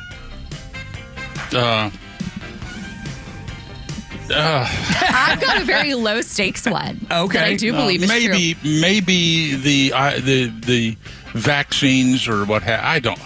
You know, the one yesterday, Band-Aids now. Band-Aids deliver chemicals to cause cancer. Oh, my heavens. I know. Yeah, I don't believe that. All right, Angela's got one that she thinks is plausible. What is it? My low-stakes conspiracy theory is that when you hear a celebrity named their kid like Frisbee or like Wingdings or something really weird, they name that baby like Dave or something. Oh, and then they just use that to get all the attention. They use a crazy name to get attention. It gets them in the headlines. Yeah. And it means the kid can live relatively anonymously because no one's looking for Dave. They're looking for Frisbee. They're looking for Frisbee. Look, you're not far off there. Name them free. Nobody's working for free. Exactly right. Neil Bortz, Talkmaster. Okay, I'm going to do whatever I do. All right. Well, hopefully it is play some golf and relax. Golf is tomorrow. Tomorrow. Okay, yeah. Good enough.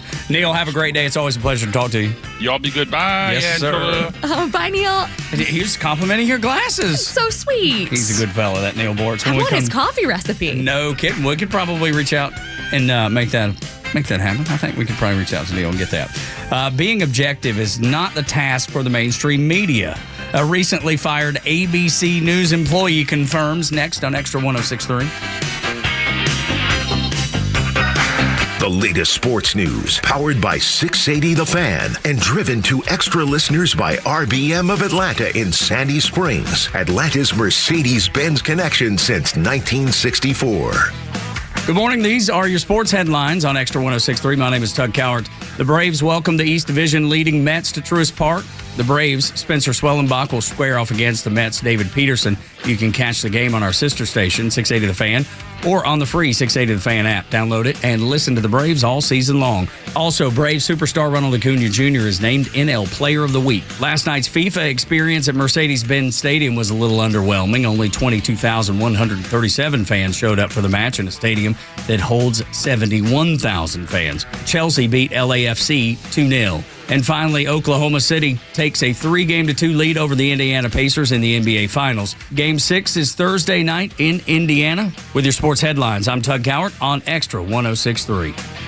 Hey, it's Front Office Lowe's here to tell you about a new company that is changing the way people buy their next pre-owned car or truck. At The Honest Car Guy, they offer a completely transparent way to purchase a vehicle. You pay what he pays, plus a small, honest fee. You can choose any make or model. He will search the country for the best deal out there. He'll handle the paperwork, your trade-in, shipping, and even give you the bill of sale. Friends, I've done the research, and this is a buying process that you can trust. Call 844-SHOW-ME-1 or visit online at honestcarguy.com. Advisory services offered through Master Plan Retirement Consultants, Inc., a registered investment advisory in the state of Georgia. Insurance, tax, and commodity services offered through Fricks & Associates, Inc., DBA Master Plan Retirement Consultants. The aforementioned are affiliated companies. Retirement means different things to different people. Some folks want to travel the world. Some folks want to spend more time with grandkids. For me, I'm looking forward to spending more time with my guitar. Whether extravagant and robust or simple and cozy, every retirement needs a plan. You wouldn't take a trip without directions. You have to know where you are before you know where you're going. Master Plan Retirement Consultants have helped many like you plan for their own retirement. Not only does Master Plan help you create the roadmap, they join you on the journey. So whether you want to travel the world, become a pickleball champ, or just looking for a good porch, a sturdy rocking chair, and an acoustic guitar, remember to plan well, because the destination is worth it. Visit masterplanretire.com to schedule your complimentary consultation today. This is Fox on Justice. Federal authorities making 205 arrests in just 5 days. Attorney General Pam Bondi and FBI Director Kash Patel calling it an unprecedented nationwide operation. It's called Operation Restore Justice, helping 115 victims. Bondi issued this warning to parents about predators on the internet. This is so serious. Your child has no right to privacy on the internet.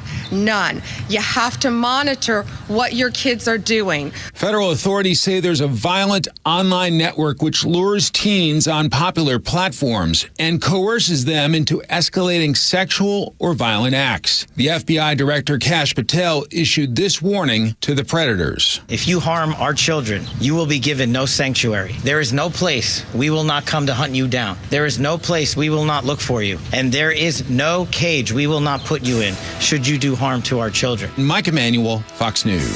Hi, I'm Chris Lalamia, owner of the Trusted Toolbox. Are home repairs piling up? Are you feeling overwhelmed? Relax. We've got you covered. From drywall dings and leaky faucets to deck repairs and trim replacement, we're your one-stop shop for everything for your home needs. No more juggling multiple contractors. Just call us at the Trusted Toolbox and we'll handle it. Your home deserves the best, and we don't want you breaking your back trying. Call the Trusted Toolbox today at 770-623-3097 or visit us at thetrustedtoolbox.com. The Trusted Toolbox, your one-stop shop for home repairs and more. Hey, this is Matt from East Cobb. We basically bought our house from our in-laws. It was my wife's childhood home. One of the issues that we've had when we first moved in was our dog in our backyard. It was extremely shaded, could never grow grass back there. We resodded it twice. So ATL Turf Co. did an amazing job with our backyard transformation. They basically created a miniature golf hole. We have a miniature fairway. We also have a miniature little putting green. Consists of about 4 holes, total about 40 yards, so you can definitely work on your short game and your putting. After that transformation that ATL Turf Co. did for us, my father-in-law came and saw his house the way it looked after the fact of we had a putting green and a miniature golf course. Sure enough, he did the same thing with ATL Turf Co. He has a beautiful backyard, wonderful stonework, drainage, and a beautiful practice area for chipping and putting. Check him out online at atlturfco.com. The legend Neil Bortz is only on Extra 106.3. Hey, it's Pete, and here's what you missed from the Talkmaster. America had and has cancer. The cancer of big government. Donald Trump Elon Musk, they are the chemotherapy that is going to kill this cancer. Catch Neil's commentary every day on Extra 106.3 or listen anytime on the Extra 106.3 app. You've always been taught, you've always been told that journalists are objective. They tell you the truth, they give you the facts and let you make the decision, but that is not the case. Fired ABC journalist Terry Moran says you don't have to be objective. You don't have to do that. He says you just got to get the facts straight. So saying that Donald Trump and Stephen Miller are major haters, that's okay. It's not misleading at all. And it's unusual that he would say that because when I look at those guys, I don't think that. I don't see that. So those facts are up to interpretation, but I want you to hear him say it himself. Listen to this. My own feeling is you don't sacrifice your citizenship as journalism, and your job is not to be objective. There is no Mount Olympus of objectivity where a Mandarin class of wise people have no feelings about what their society. We're all in this together. What you have to be is fair and accurate. And I would refer to the interview with the president that I did or a lot of my work. And I would also say that this, while very hot, is an observation, a description that is accurate and true. I would disagree completely. So what he's saying that I guess he can't separate his own personal opinion in his writing. I actually think that may be correct. I believe that. People, when they're writing, they write from their perspective. So there's always going to be an inherent bias about something, right? It's just the way you feel about things. Yeah, I have never met a bias-free person. I have my biases. All of us do. Biased to be a Braves fan. That's right. Everybody's got, just like you said, things that they're biased about. But you have to set it aside sometimes to do a good job. Yeah, and he cannot. And most of the mainstream media can't either. And that's why nobody pays attention to the mainstream media. That's why their ratings are non-existent on ABC News and on CNN and on MSNBC, because people know what they're getting. You're getting a biased look at the world. You're getting it through the DNC lens, if you will. So when they say Donald Trump and Stephen Miller are haters, ABC News knows that they have to react to that. In the political climate that we live in, they can't allow that because that damages their brand. It damages their credibility. And there's not a chance that Donald Trump is going to give them an interview ever again. Not happening. Yeah, right, if they continue with that. So they fired him to salvage that, right? They chose wisely. This guy influenced ABC News for 27 years. I can't imagine how much bias went into everything that he put out on ABC News for 27 years. And now I know why my Aunt Peg, who is a avid ABC News fan and a consumer, a viewer, now I know why she feels the way she does and so strongly, because she's been told that. That's the place she gets her news. That, along with CNN and MSNBC, she goes to all those. And The View, she goes to all those places. But the message on all those places is exactly the same. She's not able to put the wall up and say, okay, this is how they feel. And I kind of feel that way too. Let me look at the other side. She never, ever does that. Her TDS won't allow it. I have to verify stuff all the time. And it was because, what's fake news and what's not. And I write a lot. I tweet a lot. The last thing I want to do is put something out there that is not accurate. So I agree, you verify everything. But you've got Terry Moran saying, well, you have to be fair and you have to be accurate. Yeah, you do. Why wasn't he doing that? Yeah, right. What prevented you in this case? They propagated the Trump-Russia hoax. Yeah. They said all kinds of stuff about the vaccine and the mask mandates that was not accurate. And was not fair. Not even close. It wasn't even, there was never a thought to look at the other side. It is whatever the regime, the Biden regime, if you will. It's what Rush used to call, you always use regime. I always thought it was funny. The Biden administration, whatever they said, they reported, they echoed it, they parroted it.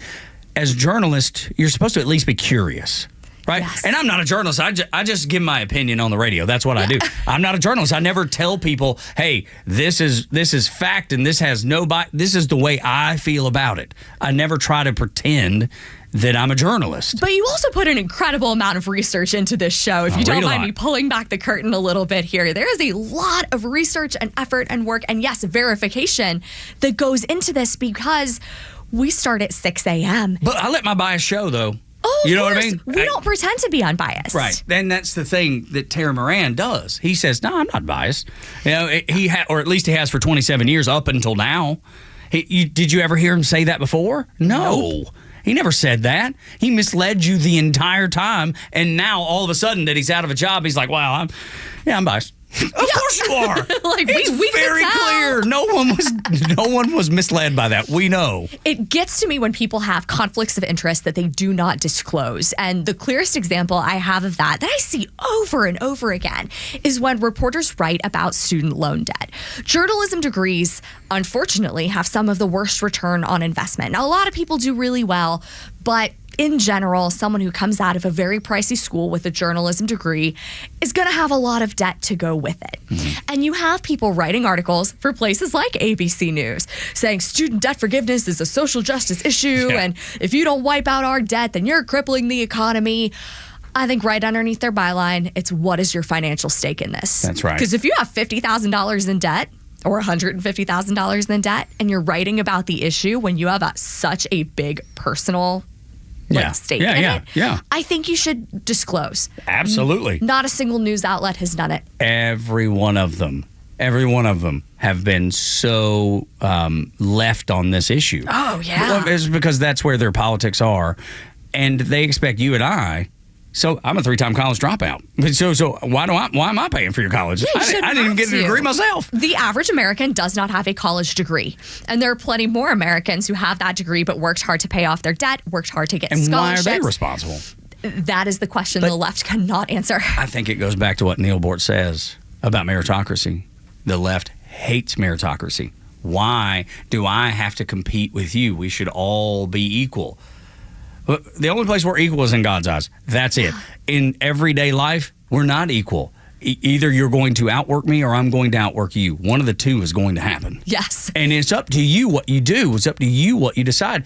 I'll give you an example. We made my son take out, because his baseball scholarship at Charleston didn't cover his entire tuition, we made him take out $2,500 per semester. And he was so upset about it. He was like, oh my gosh, I don't have a job. And it's like, you're right. Now you know you got to take this serious. Now you know you've got something that you have to work for, just for him to have skin in the game, to teach him not to be like those journalists. Totally. That was the plan anyway. Says the Morning Extra on Extra 106.3. Tug and Los until 10. Front office Los on vacation. Angela Morabito in for FOL. When we come back, the Sanctuary State Confederacy. An interesting discussion that you cannot miss here on the Morning Extra on Extra 106.3.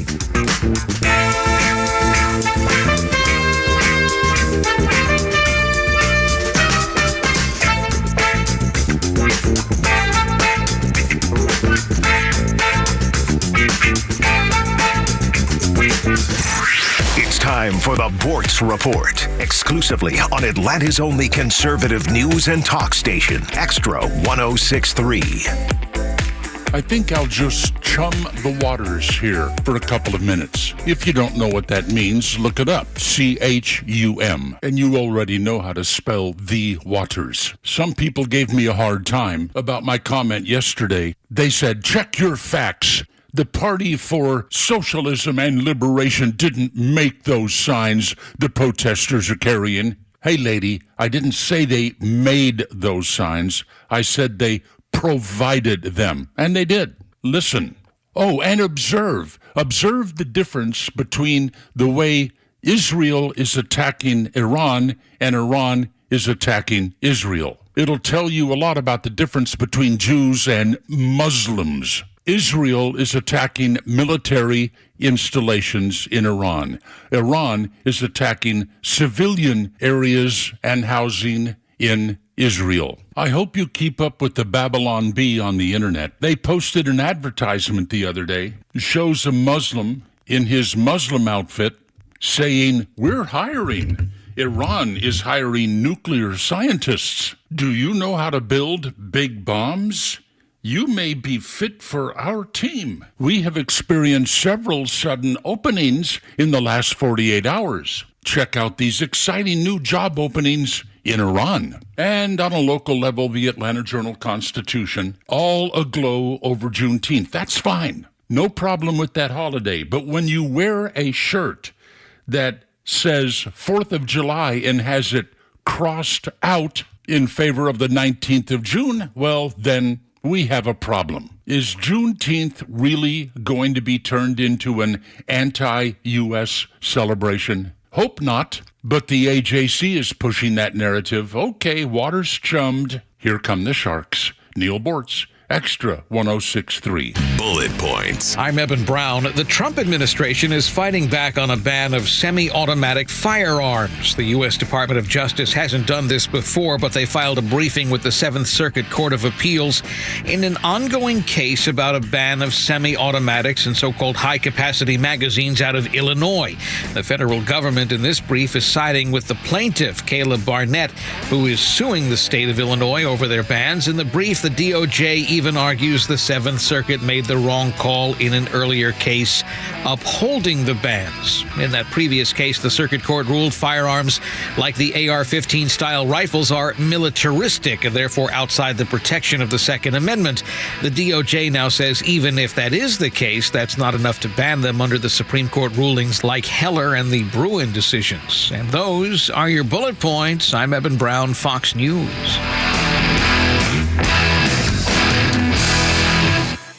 Securing America. As the Army celebrates its 250th birthday, branch leaders are looking to the future and how to improve moving forward. During a recent Senate Armed Services Committee hearing, Mississippi Republican Senator Roger Wicker said, "The United States faces too many threats today to leave gaps in capabilities." Army Secretary Dan Driscoll agreed, outlining the aim in the years to come. An Army that embraces innovation, collaborates effectively with the private sector, and prioritizes warfighting readiness above all else. Army Chief of Staff General Randy George also agreed. We understand that we must transform to stay ahead of our adversaries. Adding that the old ways of doing things no longer work because technology is changing too rapidly. We've got to be able to buy capabilities rather than specific programs, so that we can always get our warfighters the best available tech and equipment. All spoke about the need to specifically keep up with China's military buildup. Kevin Uretsky, Fox News. WFOM and W292EV Marietta, a Dickey Broadcasting Station.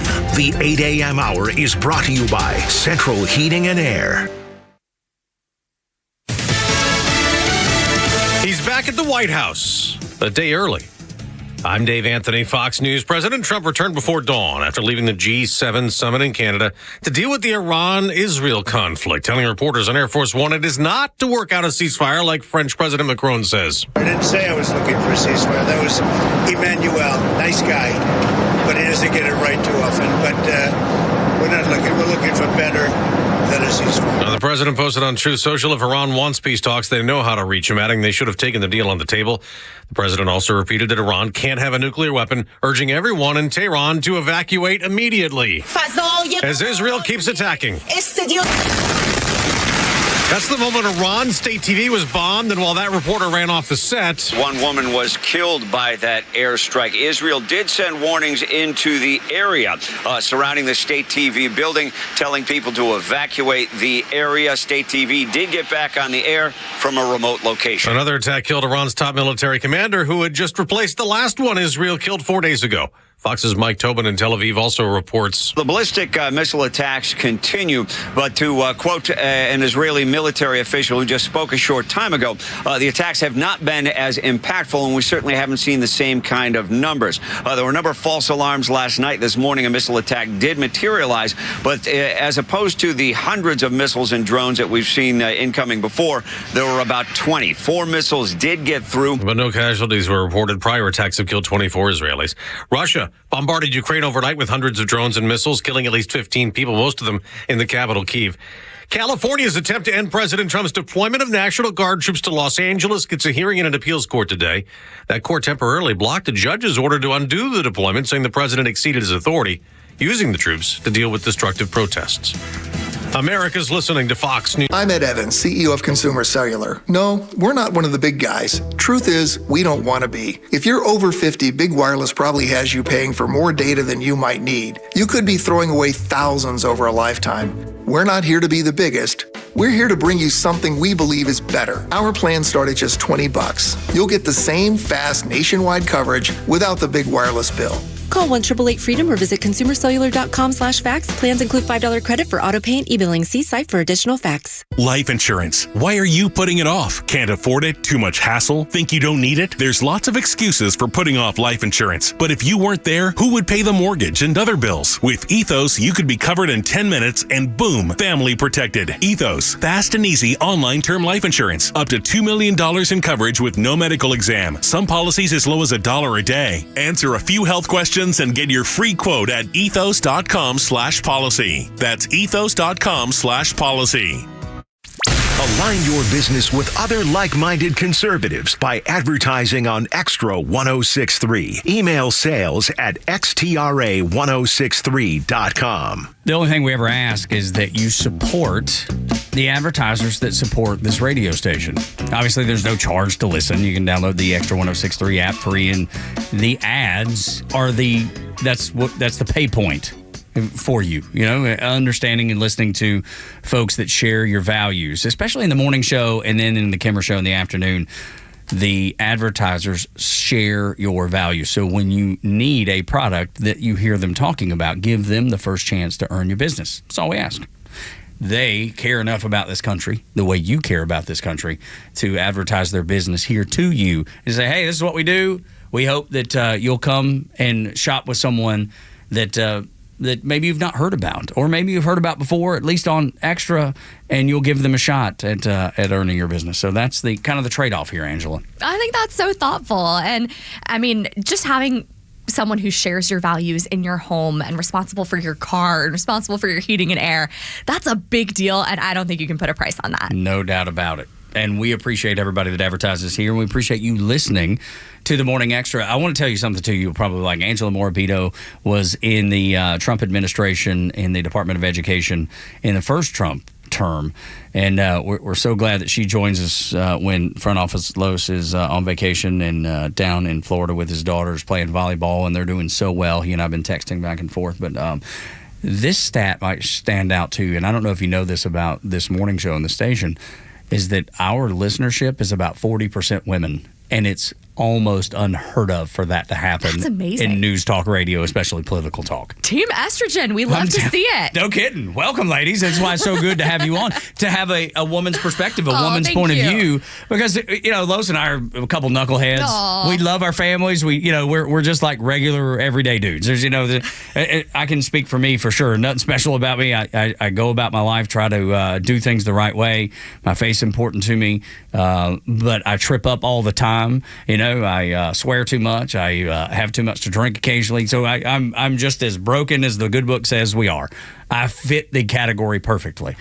But I try to go about things the right way. I love my wife, love my son. They're my pride and joy. That's the thing I care about the most. And so there's nothing extraordinary. I go home, I watch the Braves on TV or listen to them on 680 The Fan, whatever it is, depending on where we are and what we're doing. I don't live some extraordinary life. I'm as Andy Griffith show as I can possibly be, and that's by design. I love that simple way of living, and the only thing that would be better, and I was talking about this to my wife the other day, is that it'd be great to have a little more land, a little more property, cool, and be away from everything a little more. She's the exact opposite. She loves Alpharetta, where we live, and we're relatively close to downtown, and she loves it. And so do I. I love Alpharetta. But there is that little bit of me that would like to have a place, maybe a second place, maybe one day when we can afford that, not anytime soon. Maybe, you have that second place that is away, and that's the goal that I have. So it's very normal. There's nothing that I strive for, that I talk about, that I do that is extraordinary. But I think that's what most of America is. That's I think what everyone should aspire to, right? Like, I would say I'm a very, very normal woman, and I've been blessed with the opportunity to do some things that are definitely not normal. Yeah. But at the end of the day, like, just like you, I go to church every weekend. Well, almost every weekend. Sure. I am far from perfect, but I was blessed to have some really cool experiences, and this is one of them, is being here with you guys. I'm from here. I grew up in East Cobb. I'm a Walton High alum, so I'm from this area. I love this area, and when the Trump administration, the first one, came to a close, it was an easy decision of where do I want to be. I wanted to come home. It's a question, because I want to get to this sanctuary city confederacy.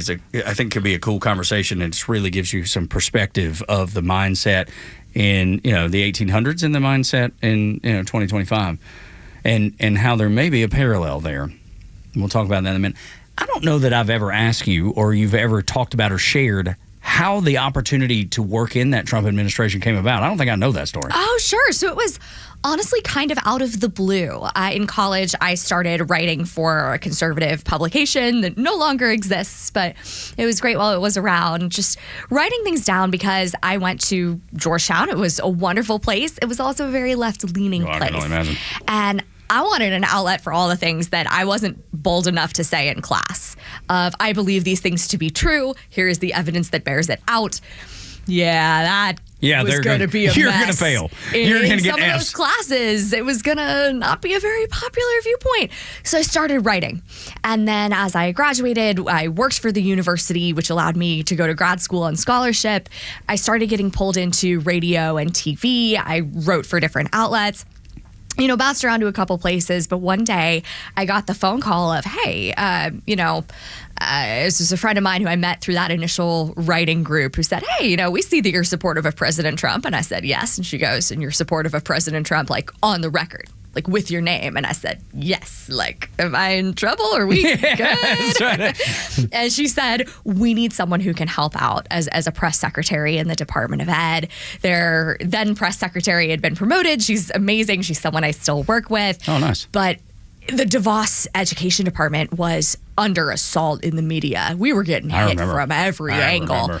And it was all hands on deck, and I was lucky that I got to bring two of those hands. Wow. That's such a cool thing to experience, and Angela spent 13 years in D.C., and I'm not sure that I would want to go to D.C. for much more than a weekend, much less 13 years, so we certainly appreciate your service. You're like the Carolyn Levitt before there was a Carolyn Levitt as the press secretary. You. I would aspire to be like Carolyn Levitt. She's pretty amazing. She's fantastic. No, she is pretty amazing. She's a straight shooter. She is. Doesn't need the binder. KJP always had to have the binder. She went to, whatever page, corresponded with the question, gave the administration answer, which I guess is her job. But there was no...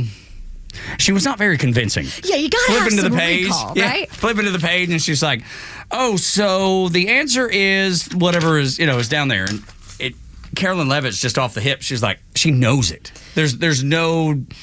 There's no doubt. She is off script. She is amazing. And then before KJP, you had Circle Back. Yeah, that's Jen exactly, Psaki will circle back. Circle back with you. What'd you have for breakfast today? I'm going to have to circle back. Circle back to you. And you can tell that the Circle Back is not working on MSNBC because her ratings are through the floor. Nobody's watching at all. Ooh, I forgot she had a show. Yeah, they promoted her. They actually, put her in a more prime slot, and that has not worked out all that well. So, interesting story that I just wanted to kind of give you some background about Angela and why it is that she brings such a wealth of knowledge to the show when she fills in. I wanted to run this by you. I ran across this article on The Spectator. You can find it at spectator.org. The Sanctuary State Confederacy. And it starts out by telling you the story of the Civil War and the war between the North and the South over slavery. But it was more of an insurrection against the federal government committed by 11 states whose Democrat governors and legislatures feared that the recently elected Republican president, Abraham Lincoln, would deprive them of their non-citizen labor force. Does that sound familiar at all? Could that be happening again in the United States of America? It's not going to be branded that way. It's not going to be labeled that way. It's not going to be called a civil war. And it probably isn't. And it definitely isn't. I should say probably. It definitely isn't. But there is a lot of similarities between those Democrats in the South then and the Democrats that we have in America today. That was in the 1800s. This is in 2025.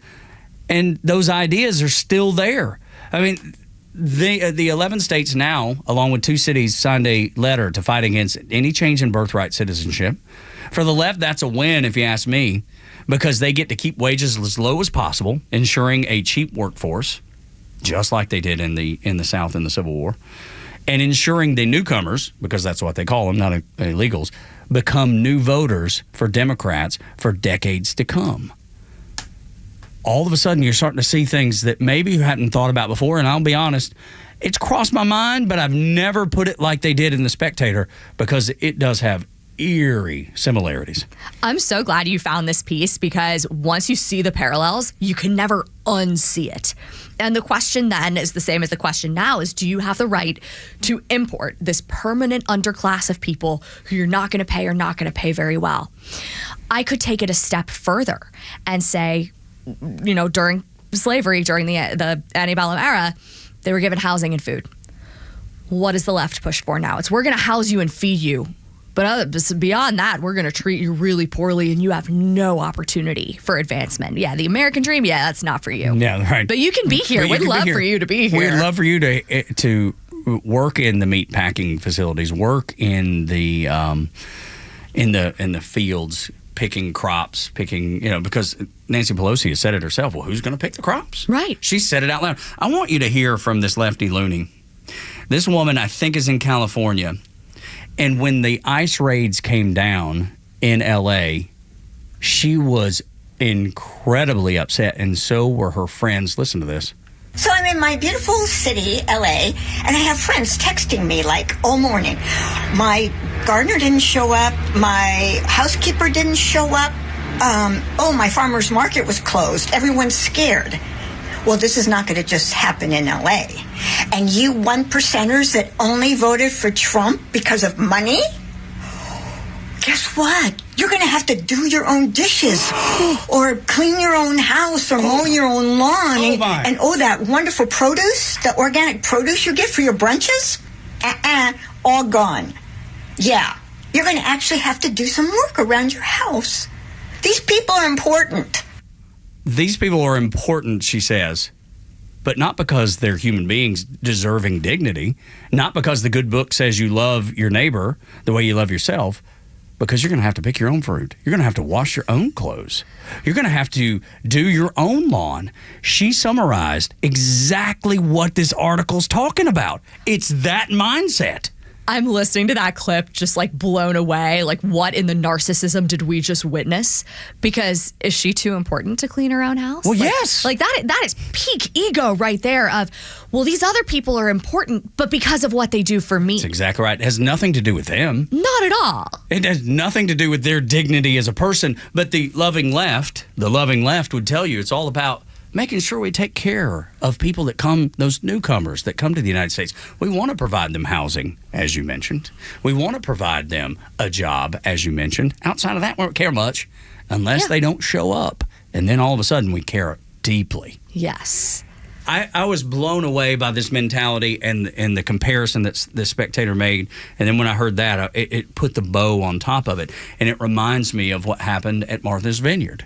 Yes. When the 50 immigrants, the 50 illegals, remember in the very early stages of this, they were sending illegals to sanctuary cities. All right, man, you asked them, here you go. Ron DeSantis put them on planes. That's exactly right. And sent them to Martha's Vineyard. And what did they do? When they got there, standing in front of that large sign on Martha's Vineyard that said no one's illegal and everybody's welcome and this is a sanctuary for, everybody and we love everybody. What did they do? Immediately, they called the National Guard. The National Guard came and rounded up those 50 illegal immigrants and took them away. That's the mentality of the left. That's what they do. They do not care about illegal immigration. They care about what illegal immigrants can do for them and how cheaply they can do for them. That's it. That's it. There's nothing else. And there's example after example after example of the left laying this out and showing you who they really are. It's not the loving left. It is the, I need my whatever done, and I'm not willing to do it. They will, and they'll do it really cheaply. Yeah, it's a self-serving ideology that's ultimately harmful to this country. It is harmful to their fellow Americans, and they don't care. They've decided that we're going to brand this as compassion. We all know what happens at the border and on that journey to the border. It is incredibly unsafe, particularly for women and kids. And yet, the left doesn't really care about that. And if you look at the cities and states that embrace this more than any other, it's all Democrat. It's all blue. Yes. It's all the loving left. Those Democrat governors, and this is a line from the article, the Democrat governors emulate the actions and rhetoric of their 19th century forebears. It's the same thought process. It's the same mentality. Nothing has changed with these people. They tell you who they are every day. You should probably listen. Yes. And stress to my Aunt Peg, in the rare occasion that we talk politics, because as I brought her up on the show, she's devout Democrat. She would argue that it's me. I'm the one that don't care about immigrants. I'm the one that don't care about people. I'm the one that don't love my neighbor as I love myself. And I would cite to her, just like you did, coming across the border is not safe. They're paying people that are shady at best, working for the cartels, smuggling people in. There's no telling what happens to women and children. The men, they can probably handle themselves, but not always, because some of them end up dead. This is not a way to live. This is not a way to treat people. This is as bad as it gets, as low down as it gets.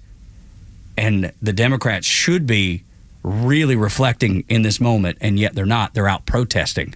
They're saying, no, we can't take people out of here. We need those people.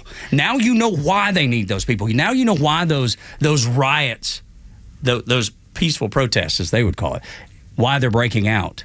Because it's those people fueling the fire, those people that can afford those amenities. Yes.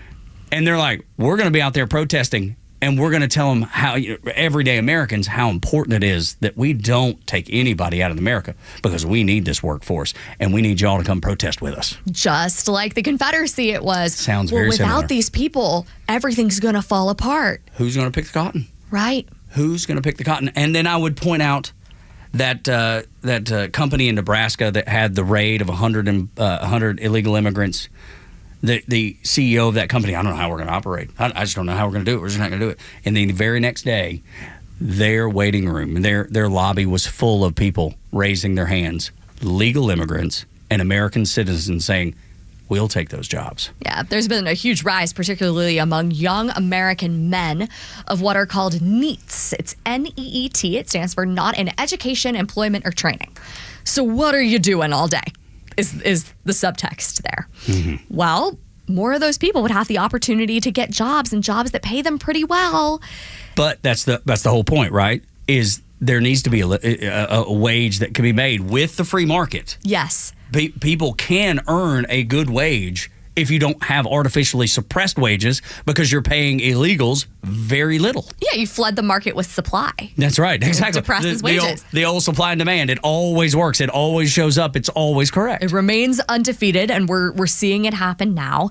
I think this plant in Nebraska is a wonderful example of, yes, you can run your business legally. And if, by the way, if for some reason you cannot run your business legally, you shouldn't be running that business. That's exactly right. It should be very clear. 8 o'clock hour is brought to you by Central Heating and Air Conditioning, your Atlanta carrier expert. 770-GET-HEAT. CentralHeat.com is their website. 770-GET-HEAT, CentralHeat.com. I encourage you to go to thespectator.org and read the Sanctuary State Confederacy. That's what we based our conversation off today. When we come back, the motive in Minnesota is still unclear, but the left has their target in the blame game. Next on Extra.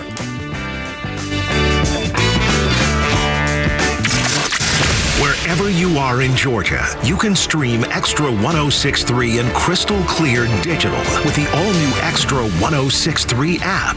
Get Extra's live on-air stream in real time, or go back and listen to all your favorite shows, Neil Bortz, or original podcasts, no matter where you go. Grab the Extra 106.3 app now and start streaming. The warm air, the beautiful weather, and the sounds of baseball. It's got you thinking about hitting the road. And no matter where your adventures take you, Subaru of Gwinnett has a vehicle to get you there safely and in style. Like the 2025 Subaru Outback, which will take you as far as you want to explore with standard symmetrical all-wheel drive plus up to 32 miles per gallon. And if you're up for adventure, it'll get you off the beaten path with up to 9.5 inches of ground clearance. More than the Honda CR-V or Toyota RAV4 or the 2025 Subaru Forester, the SUV for all you love. It's the right-sized SUV for all the adventures ahead with a spacious and comfortable interior for everyone you want to bring along. And no matter where adventure takes you, it starts on Satellite Boulevard in Duluth with the amazing staff at Subaru of Gwinnett. They'll help you find the Subaru that you'll love and be there every step of the way for everything you need. Start your shopping online at SubaruofGwinnett.com. Join A Second Chance Bail Bond CEO Daniel Madelon and host Tug Coward for the weekly radio show Back Your Blue. They will highlight special initiatives, criminal justice programs, and community events aimed at keeping our communities safer. Tune in Saturdays at 10 a.m. to learn some good news about and from the law enforcement and justice communities. This week's guest is Ashley Merchant of the Merchant Law Firm. Tune in on Saturdays or catch up on all past episodes wherever you get your podcasts or at thepodcastpark.com. No one plans on going to jail, but when it happens, it's important that you know who to call. Call A Second Chance Bail Bonds, where we believe everyone deserves a second chance. Whether your loved one's been arrested in Cherokee, Clayton, or any of the other metro Atlanta counties in between, A Second Chance Bail Bonds works fast to help expedite release within hours. A Second Chance. It's better to know us and not need us than need us and not know us. Call A Second Chance 24/7 at 404-BAIL-OUT or online at atlbail.com. A second opinion with Coach Pete's local trusted advisor, Craig Chandler of Chandler Wealth Management, can reveal red flags and what Coach Pete calls financial termites. Yeah, let's look behind the scenes and make sure you're doing the right thing. And if you're not, the absolute best time to find out you're doing the wrong thing was before you did it. But now the second best time is today. And maybe you have too many financial termites in your portfolio. Who knows? In financial termites, too much risk, too many fees, and commissions coming out of your money. Say you give a broker $100,000 and then you look at your first statement and it says $90,000 and you didn't do any trading. And so be very careful about it. There's a lot of warning signs that pop up in my head when I hear different things. And if someone is slamming safe alternatives, folks, too, by the way, I mean, we practice risk and safety principles here, making sure you have that properly balanced portfolio. But if you have an advisor who's pushing all safety all the time or all risk all the time, then they're not the real advisors for you, I don't think, for retirement. Call for a comprehensive review with Craig Chandler, 800-419-6164, 800-419-6164. Hey, it's Front Office Lowe's here to tell you about a new company that is changing the way people buy their next pre-owned car or truck. At The Honest Car Guy, they offer a completely transparent way to purchase a vehicle. You pay what he pays, plus a small, honest fee. You can choose any make or model. He will search the country for the best deal out there. He'll handle the paperwork, your trade-in, shipping, and even give you the bill of sale. Friends, I've done the research, and this is a buying process that you can trust. Call 844-SHOW-ME, the number 1, or visit online at honestcarguy.com. Hey, Georgia neighbors, it's time to expect more from your Medicare Advantage. Discover Sonder Health's custom plans tailored just for Georgians. Saunders offers unique benefits, including special plans for those living with chronic conditions. Some plans even come with grocery or gas benefits to support your overall well-being. Sonder Health makes it easy to get the coverage you need. See for yourself what today's Medicare Advantage can do for you. Visit SonderHealthPlans.com, a healthier state of life. Sonder Health Plans is an HMO and PPO with Medicare contracts. Enrollment in Sonder Health Plans depends on contract renewal. The stories that matter to you. These are your Georgia headlines. Good morning. These are your Georgia headlines for Tuesday, June 17th. The 26-year-old Duluth man, Robert Davis Forney, was arrested by the FBI for making violent threats against U.S. Senators Ted Cruz and Deb Fischer. Georgia voters are headed to the polls today to pick a party nominee for 2 positions on the Georgia Public Service Commission that oversees utilities like Georgia Power. In the District 2 Republican primary, Lee Munns is challenging incumbent Commissioner Tim Eccles. Eccles has been on the Public Service Commission since 2011. The winner will face Democrat Alicia Johnson in November. In District 3, Democrat primary, there are 3 people who want to challenge Republican incumbent Fitz Johnson in November: Peter Hubbard, Keisha Waits, and Robert Jones. If no one wins the majority on Tuesday, a runoff will be held on July 15th. And Atlanta's 4th tallest building is undergoing renovations. It's the 191 tower that lights up the Atlanta skyline. The 33-year-old building is offering its tenants naming and signage rights. The renovations are expected to cost $4.5 million. Today's weather, a mix of sun and clouds and a 45% chance of rain. Tug and Los until 10. Angela Morabito in for Front Office Los for this week. 8 o'clock hours brought to you by Central Heating and Air Conditioning, your Atlanta carrier expert. 770-GET-HEAT, Going out on the phones at 404-741-1230 to Jennifer in Roswell. Jennifer, thank you so much for listening to the show, first of all, and we appreciate that. What's on your mind? Thank you for having me. My thing is that I listen to you guys a lot, and I'm a big fan. But it's that you think that these Mexicans, these guys are coming in and taking these jobs that Americans want. And I own a construction company here, and we can't find Americans to do it. And we're paying $20 to $30 an hour, plus overtime. The problem is every American we hire either A, sues us for unemployment. They'll come work for 2 weeks and then they sue us for unemployment. Or they have all these rules. I only work. I can only work 30 hours a week if I, to keep my benefits. And our guys work 60 hours a week. We can't.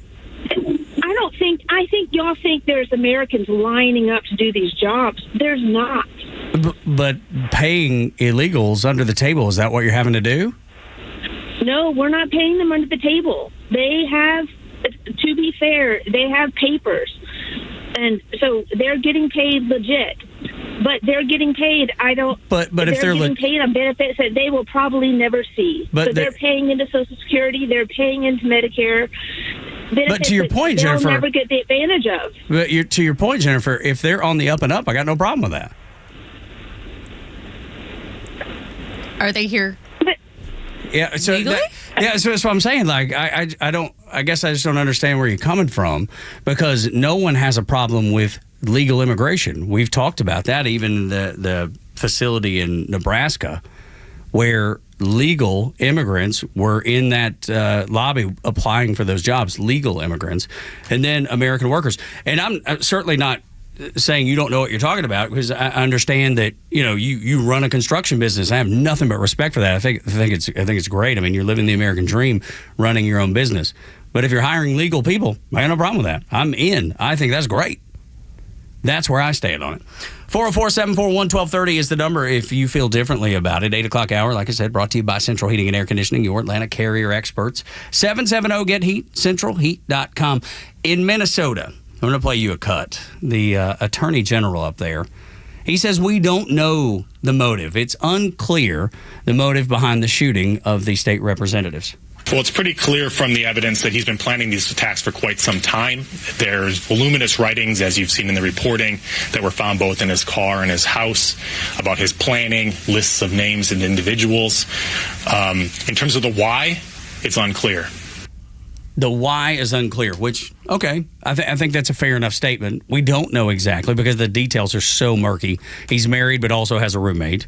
That's an odd scenario.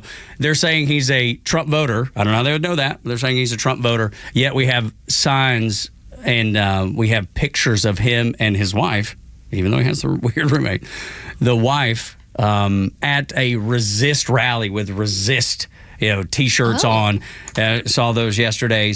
So it's hard to understand why anybody who's appointed by Tim Walz to the positions that he has in Minnesota, it's hard to think that he's much of a Republican or a right-wing extremist when he killed a Democrat who voted with Republicans to deny taxpayer-funded health care for illegals in Minnesota. And then the next day, and she had given this interview afterwards, you could tell she was very agitated, very nervous about it, that she had voted this way.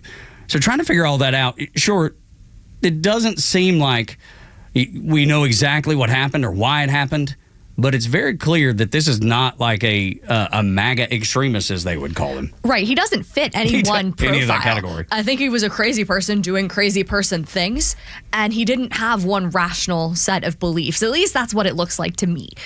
Now, the motive is unclear, and the FBI has said the same. Sure. But you wouldn't know that if you read the mainstream legacy media. Right. You would think this guy was ultra MAGA. Yeah, for sure. Yeah, Trump voter. This is all they have to go on, though. Mm-hmm. This is their Hail Mary.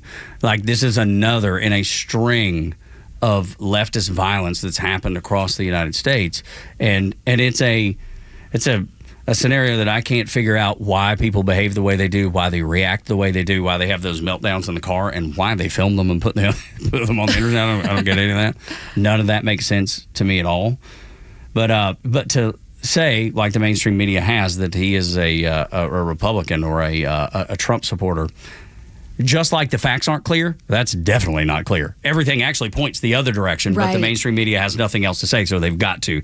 This is their Hail Mary because, again, they're taking it on the chin with leftists who act out violently. I mean, when you hear the rhetoric that they share, it's not uncommon for them to say, hey, Justice Gorsuch, remember Chuck Schumer? Oh, I do. The whirlwind is coming for you. You're not going to know what hit you. When Maxine Waters says, you find these people, these cabinet members, and you make sure that their life is hell. Find them in restaurants. Find them in social settings. Find them in public, and you make sure you make their life hell.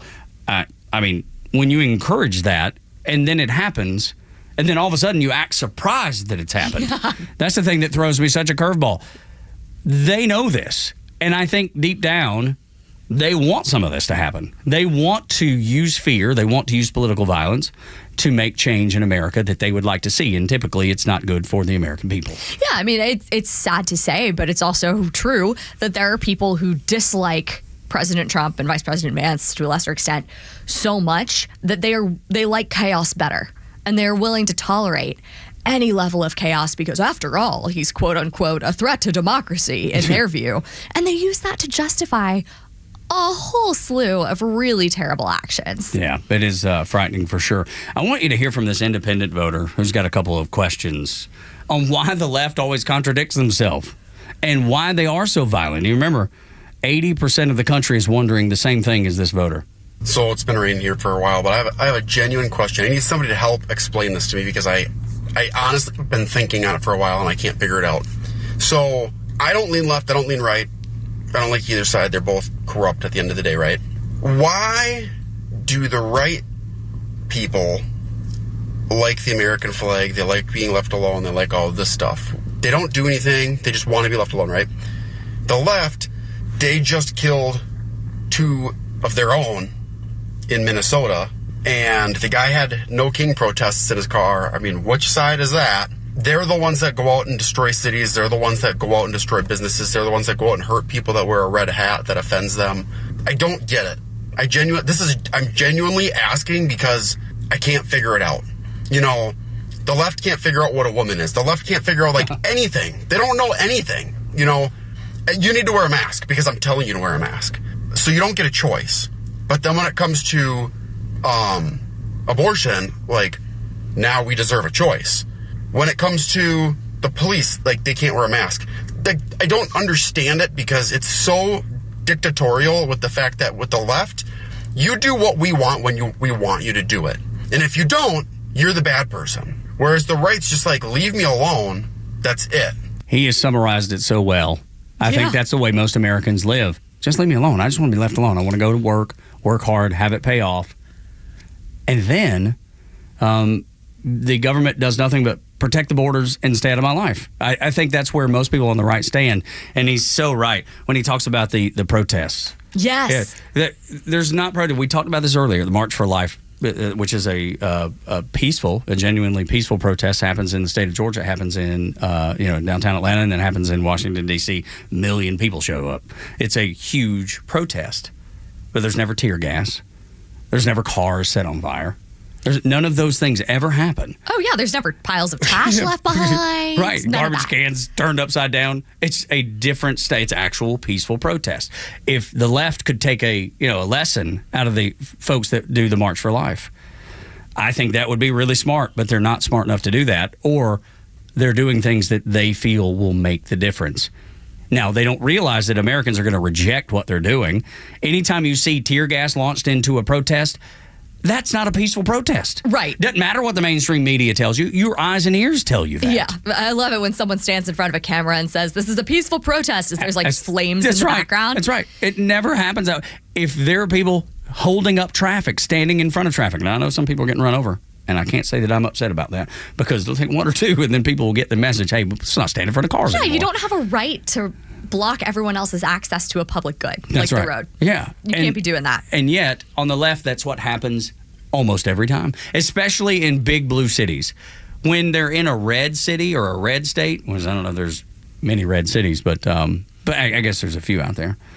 But like let's say you're doing it here in Georgia and there's a couple thousand people protesting, they know better. They know that Chris Carr, our attorney general that we had on last week, he's like, leading into the No King's Day thing, He's like, remember, you're not in New York or California. We will enforce the law. Yes. That's what Americans expect. That's what people of the state of Georgia expect.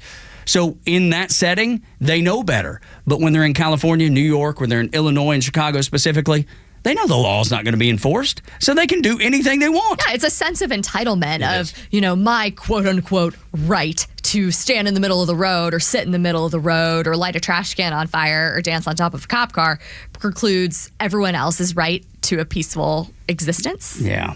It's hard to listen to, and it's hard to take serious because they do it over and over and over again and expect the American people are going to react to it or respond to it. They never have. They never will, because they don't like this. When you're telling people that you want to vote for you, this is how we behave and this is what we want to see across the country, who's voting for that? It's totally unappealing. To especially the South and the Midwest. Yeah. But I would imagine there's plenty of people on the West Coast and up in the Northeast that see it. Maybe they're not as vocal about it because they can't be. They feel intimidated to speak out, almost like having the Uber job when you were working in the first term of the Trump administration.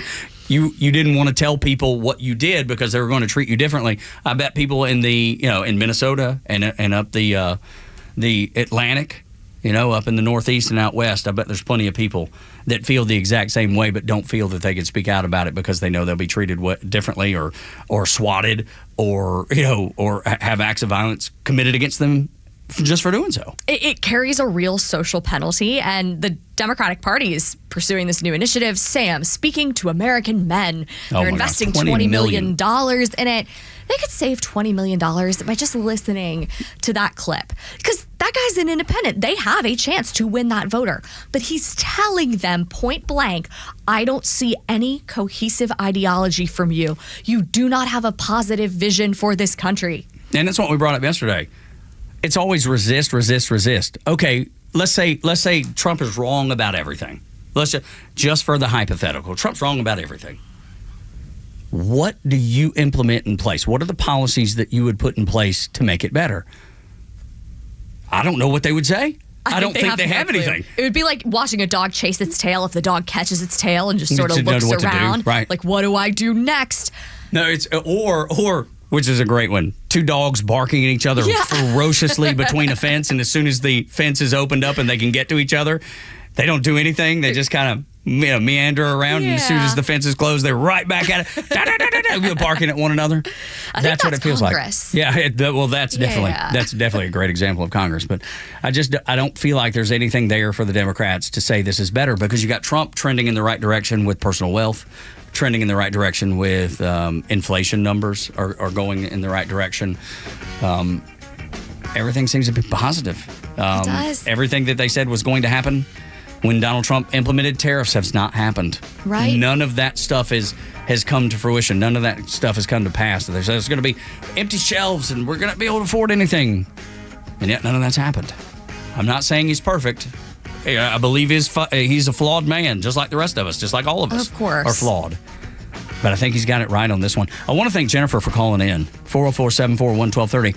And I feel like sometimes people get put on the spot. They're not able to get their thought out there correctly, and I think that's probably what happened to her too. Yeah, she had a great perspective, though. No, she did. As a business really owner, absolutely. Position. And I love the fact that she's willing to call in and say, "Hey, I like your show, but here's where I'm different. Here's where I think y'all are wrong on." And I love listening. I want to listen. I want to hear the other side. Yeah, she brought up a really important cultural issue.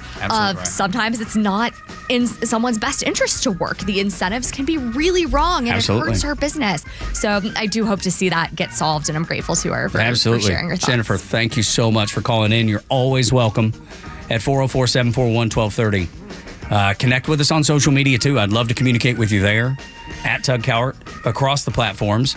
Yours, Angela, is at Angela L. Morbido. That's me. There you go.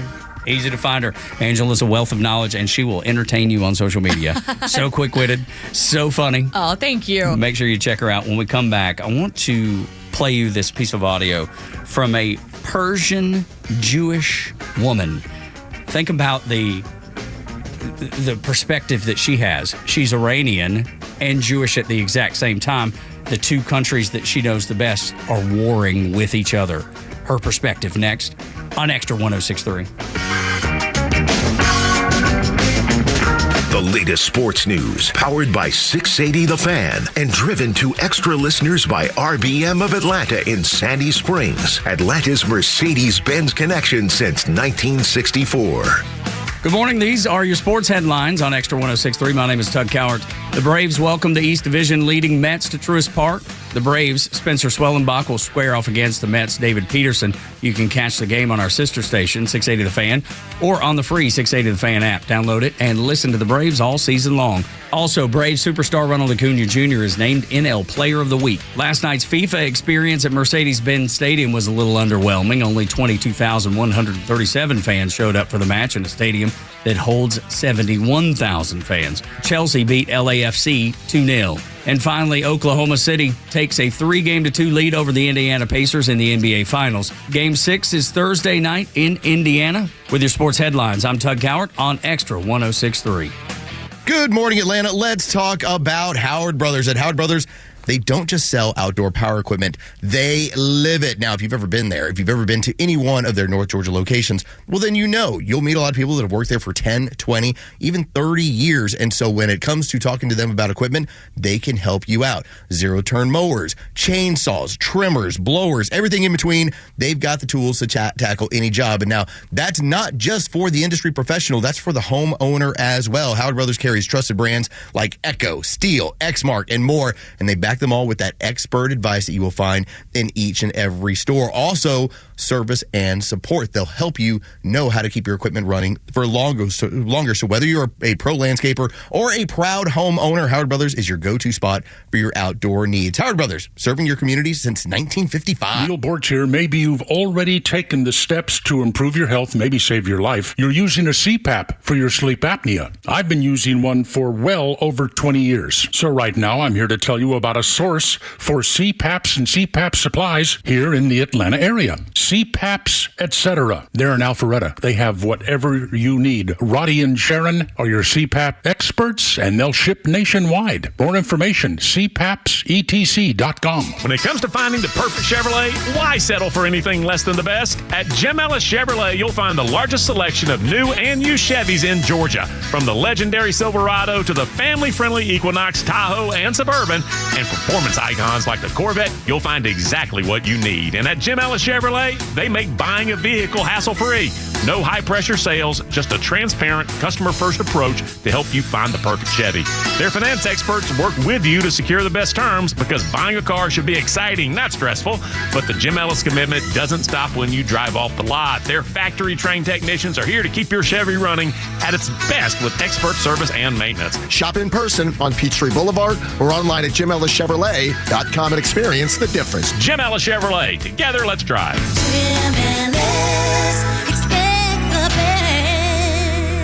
Hey, Atlanta's Mark from the Safe House. I have a question for you. Am I the only person pissed off with the mainstream fake news, liberal judges, and whiny liberal politicians who don't realize why Donald Trump is president, and fake safes? And you may wonder, why fake safes? Well, a fake safe is like Joe Biden, cheap and ineffective. A real safe from the Atlanta Safe House is like Donald Trump, tough, effective, and provides peace of mind when you need it the most. So drop by Atlanta Safe House and check out the largest selection of safes in the Southeast and see what a real safe looks like. So go to atlantasafehouse.com. Your Atlanta Braves are celebrating family, freedom, and fun this summer, June 27th through July 6th. First up are the Phillies, June 27th through the 29th, presented by Schumann Farms. On Sunday the 29th, the first 3,000 kids will receive a Spencer Strider growth chart. And then the Angels and Orioles come to Truist Park for Independence Week, July 1st through the 6th. The week includes 2 gate giveaways featuring a ceramic coin bank presented by Invesco QQQ and a kid's blinged out A-chain. Plus an epic fireworks show on July 4th and a post-game concert on July 5th featuring popular music artist Chris Tomlin, presented by Chick-fil-A.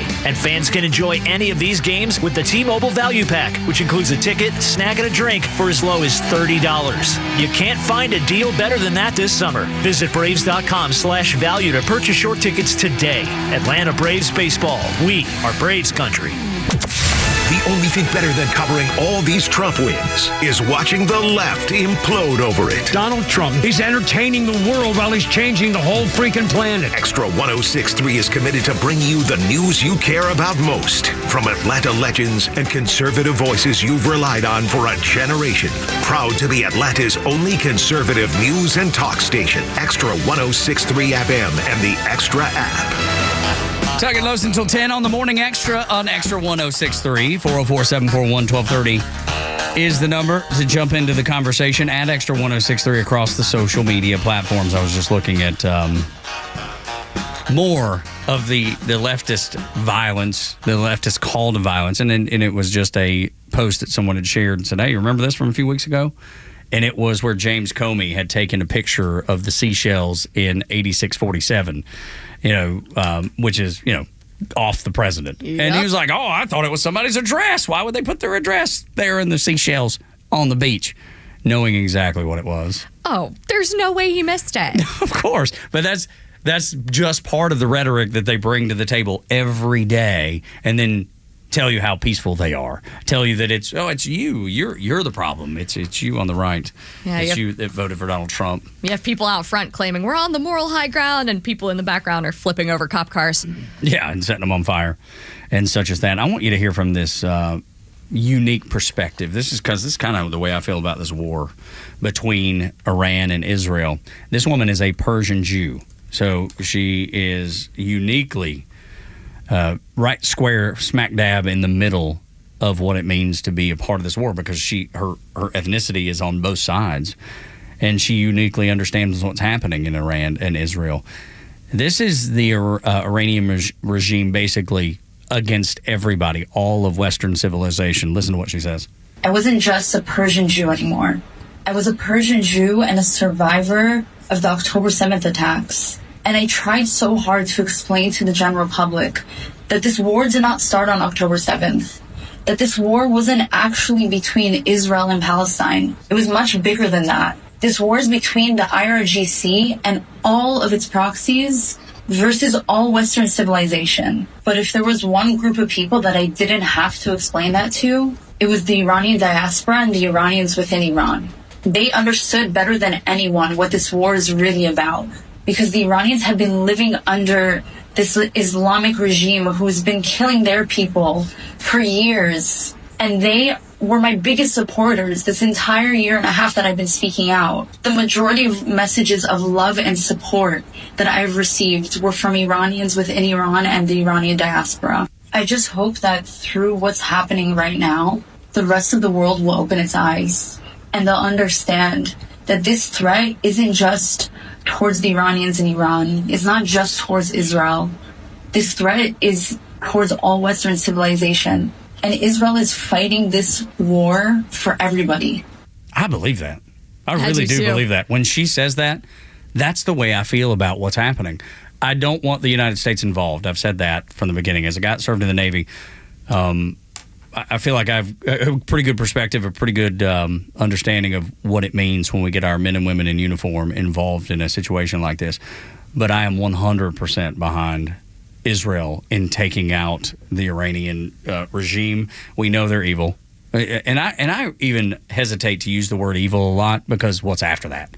Like, what's beyond evil? Right. Like, once you've called it evil. It's an extreme accusation, but they are an extreme government. Without a doubt. And I do believe that they want to bring down Western society. Yes. They want the world to look like Iran looks. And if they have a nuclear bomb, they're a step closer to making that happen. So it is tough for me, because like I said, we talked about it with Neil Bortz. Like, what do we jump in and deliver the bunker buster bomb that would end the Fordo enrichment site? Do we do that? What does that mean when we do that? Does that put American soldiers in danger abroad? I think the answer is absolutely yes. But is it a good use of resources? Does it make us safer in the future? And that's the balancing act of this. I'm 60-40. I feel like I'm 60-40 on let's just sit back and let the Israelis handle this, because they've done such a marvelous job. They're doing incredible work. They pretty much own the skies over Iran. And I saw this picture that was posted that it says, "Hit 'em, Israel." Iranians are behind you, and it's written in English, but then below it is written in Arabic. Wow. So I've seen that. I've seen in the Netherlands Iranian women that were in these beautiful red dresses, and they were in protest. They were saying, we support what Israel is doing. And then I've seen video of everyday Iranians burning pictures of the Ayatollah. I'm not trying to convince you that everybody in Iran feels that way, but there's certainly an element of the population that does. Oh, for sure. I've seen photos of people sitting on the rooftops outside of Tehran, looking as the bombs or missiles fall. They're watching it. Like, this is history. It's also incredibly frightening, and I don't think I'm alone in believing that. But I mean, my stance on this is that Israel decided when and how to launch this action. They got to decide when and how to end it. No, that's right. I think that's correct. I do believe that they've let the president know, here's our plans. Here's our plan of action. President Trump says, I'm giving them 60 days. I'm going to hold you back until then. He vetoed offing the Ayatollah. He said, I didn't want that because I want the opportunity for peace. And I think that's his gut instinct, is always peace. Yes. And I love that about him. I think that's what everybody wants. I don't want to come off as passive at all, because I am not a pacifist at all in any sense of the word. But I do believe we have to make the right decision at the right time. And I don't believe that's right now. We have to let this play out. The Israelis say they have 14 days worth of bombing and planning laid out for this campaign against Iran.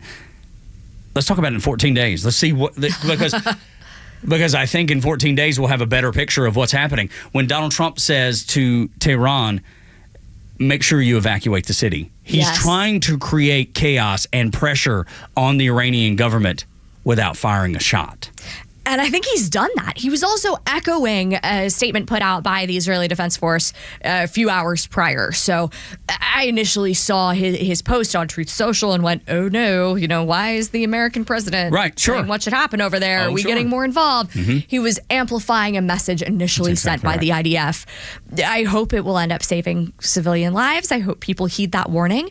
But Tehran is the size of New York City. Yeah. Like, evacuating that is no small task. Is it 17 million there?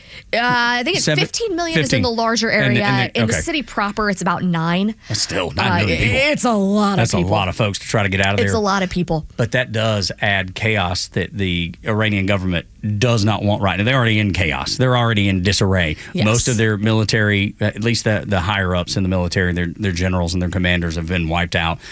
Now you have an opportunity for these people, and I think that's what Donald Trump wants, to create an opportunity for the Iranian people to say, we do not want this way of life anymore. We want to overthrow, we want to overturn the government that the Ayatollah has. Because he's, as the supreme leader, and you documented it yesterday, he has ultimate say on everything. He's a dictator with, what used to call it, an extra step. Yeah, dictatorship with extra steps. Exactly. Well, they have elections, but he decides who can run for office. Yeah, that's right. And probably who counts the votes. I'm sure. And he can dismiss the president at will. No question. So I do believe that that's what the administration is trying to foster. Because we're not good at nation building. We've proven that over and over, even in Iran in the 70s when we installed the Shah of Iran. I mean, that story is well known. Yes. He was pro-American, pro-Western, and then was overthrown. So we're not good at that. We should not try it anymore. We should not try it again. And I think that's what Donald Trump's doing. That's what my gut tells me he's doing. I hope that's what it is. It's going to be an amazing next couple of weeks. There's a lot going on. But I'll tell you, I'm not fearful of World War III. I'm not either. Remember when it first happened, that was we're on the cusp of World War III. Yeah, I don't feel like it's that, because you have too many of those Middle Eastern countries that are condemning the attacks on Israel, but that's it. It's literally a writing posted to social media, and that's all. Yeah. Which is very telling. Their silence is very telling. When we continue on Extra 106.3, do you realize that 13 years ago, there was one man in the British government, strangely enough, that had a crystal ball opening the door to what is happening today? Let you hear from him next on Extra. It's time for the Bortz Report, exclusively on Atlanta's only conservative news and talk station, Extra 106.3. I think I'll just chum the waters here for a couple of minutes. If you don't know what that means, look it up. CHUM. And you already know how to spell the waters. Some people gave me a hard time about my comment yesterday. They said, check your facts. The Party for Socialism and Liberation didn't make those signs the protesters are carrying. Hey, lady, I didn't say they made those signs. I said they provided them. And they did. Listen. Oh, and observe. Observe the difference between the way Israel is attacking Iran and Iran is attacking Israel. It'll tell you a lot about the difference between Jews and Muslims. Israel is attacking military installations in Iran. Iran is attacking civilian areas and housing in Israel. I hope you keep up with the Babylon Bee on the internet. They posted an advertisement the other day. It shows a Muslim in his Muslim outfit saying, "We're hiring. Iran is hiring nuclear scientists. Do you know how to build big bombs?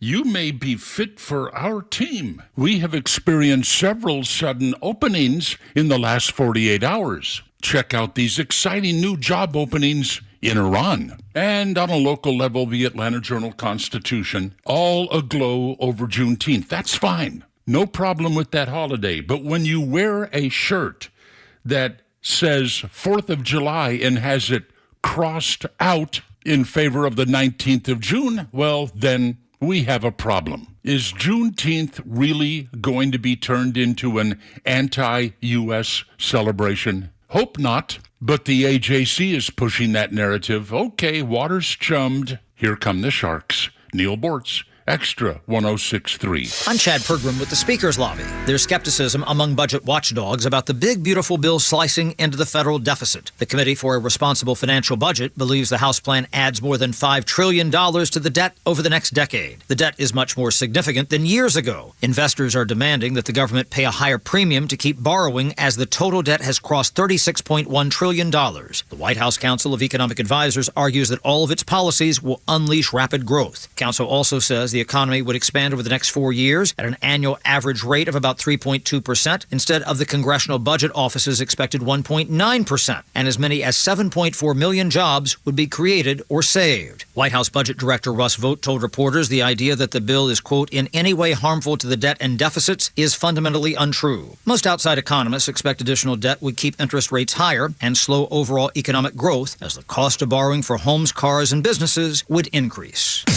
With the Speaker's Lobby, Chad Pergram, Fox News. It's June 17th, and this is your Fox Daily Snapshot. Today is Tessellation Day. Even if you don't know what it means, you have most likely seen it many times. Tessellation is an arrangement of shapes closely fitted together, especially of polygons, in a repeated pattern without gaps or overlapping. The earliest known example being used from the Sumerians in about 4000 BC, who made snazzy wall designs using repeated patterns made from clay tiles. Also on this day in 1994, O.J. Simpson leads Los Angeles police on a low-speed chase along a freeway. Police suspected the former football star, actor, and sports commentator of killing his wife, Nicole Brown Simpson, and her friend, Ronald Goldman.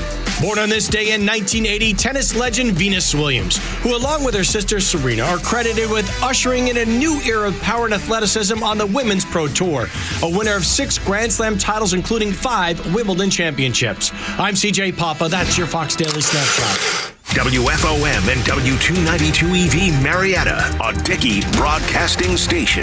The 9 a.m. hour is presented by Southern Exteriors. Quality and precision you can rely on. Just to deal with the Iran-Israel conflict. Remember, Iran cannot have a nuclear weapon. It's very simple. Telling reporters on Air Force One before landing at 5 a.m. he's working on something bigger than a ceasefire. Today, President Trump will meet with his national security team. Fox's Mark Meredith at the White House. The president was also asked how much he's informing congressional leaders about the situation. He says he'll talk with them at some point, but up on the Hill, some lawmakers are taking action now. Republican Congressman Thomas Massey of Kentucky writing, "This is not our war, but if it were, Congress must decide such matters according to the Constitution. I'm introducing a bipartisan war powers resolution today to prohibit our involvement." Now, the International Atomic Energy Agency says Israel's strikes targeting Iran's nuclear sites have had direct impact on the Natanz underground uranium enrichment facility. Israel also says Iran's wartime chief of staff was killed. Ali Shadmani was his name. He was the most senior military commander closest to Supreme Leader Ayatollah Ali Khamenei. But he only had the job for 4 days. He was appointed after his predecessor was killed. Fox's Mike Tobin in Tel Aviv also reports a few more Iranian missiles got through the air defense. One of them set a bus on fire in a parking lot. Another set a structure on fire, but no injuries reported thus far. But in the days of Iranian counterattacks, 24 Israelis have been killed. Members of Congress will get a briefing today, security, after the weekend shootings in Minnesota that left a state lawmaker and her husband dead and a state senator and his wife badly injured. Court documents have revealed some horrifying new details, including that the alleged killer went to 4 homes of elected officials on the night of the murders, posing as a police officer, arriving at one official's home whose life was likely spared because they were on vacation. Fox's Matt Finn in Brooklyn Park, Minnesota. Police say Vance Belter, who's charged with murder, had more than 40 Democratic lawmakers on a list.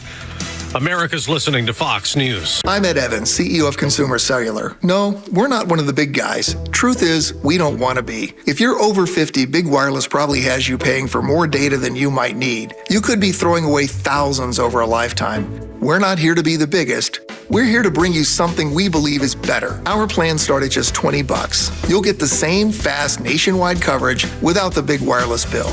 Call 1-888-FREEDOM or visit consumercellular.com/facts. Plans include $5 credit for auto pay and e-billing. See site for additional facts. Life insurance. Why are you putting it off? Can't afford it? Too much hassle? Think you don't need it? There's lots of excuses for putting off life insurance. But if you weren't there, who would pay the mortgage and other bills? With Ethos, you could be covered in 10 minutes and boom, family protected. Ethos. Fast and easy online term life insurance. Up to $2 million in coverage with no medical exam. Some policies as low as $1 a day. Answer a few health questions and get your free quote at ethos.com/policy. That's ethos.com/policy. Search for the Extra 106.3 app wherever you download apps by searching XTRA 106.3, Atlanta's only conservative news and talk station. Taking notes until 10 on Extra 106.3. Thank you for being here. 404-741-1230. You're always welcome to call in. We always welcome even opposing opinions. That's something that we pride ourselves in, allowing folks to disagree, and that way we can have a good discussion about it. Because I think that's what gets us to the best resolution, the best ideas. It always comes through debate. And we think about the founding fathers. And Angela, you spent a lot of times, Angela Morbido in for Front Office Low, spent 13 years in Washington, D.C. The founding fathers were rough on each other. Very much. They were in robust debate about the way we needed to set up the United States. They were in robust debate about the Constitution. They debated, and they didn't always get along. They didn't always see eye to eye. And at some points, didn't speak to each other for years following. Yeah, there were some bitter feuds. Hamilton and Jefferson. I think Jefferson and Adams went to war, metaphorically, against each other. We still have these debates today, albeit on different topics, but I think they're still incredibly worthwhile. No, me too. And I love when anybody calls in to say, hey, we agree with you on this, but see it differently on that. We had a caller earlier, Jennifer, that called in, and we were talking about illegal immigration, and she is a business owner of a construction company and sees it very differently than we do. I bet on 99% of issues we agree. On that one, we disagree. But we always welcome calls like Jennifer's in to get to the best ideas, to the best discussion points. So 404-741-1230, always welcome to jump on with us here on Extra 106.3. I saw an interesting post, and it's about the Louvre in Paris, and I went there a couple times when I was in the Navy. It was incredible. The city of Paris is unbelievable. It's beautiful. There's so much to see. Tourism is their thing, though, right? Oh, yeah. It's not like they're an industrialized nation anymore. They don't. That's true. They don't do a lot. So tourism is what takes care of them. The Louvre in Paris has temporarily shut down operations after its employees walked out to protest tourism. They're physically closing the doors. We're not going to operate this tourist attraction with some of the finest art in all the world, the priceless art even. Yes. That people have come here to see as tourists. So we're going to shut the doors and not participate. This is the strangest protest I think I've ever seen. I don't know what they're doing here. I mean, I feel bad for everybody who was like, oh, and we'll stop in Paris and we'll see the Louvre. That's right. Well, now they can't, and they're missing out on an amazing opportunity. The line is wrapped around the building from yesterday. In France, a lot of the times they will plan their strikes, plan their protests. Sure. This one erupted out of a meeting.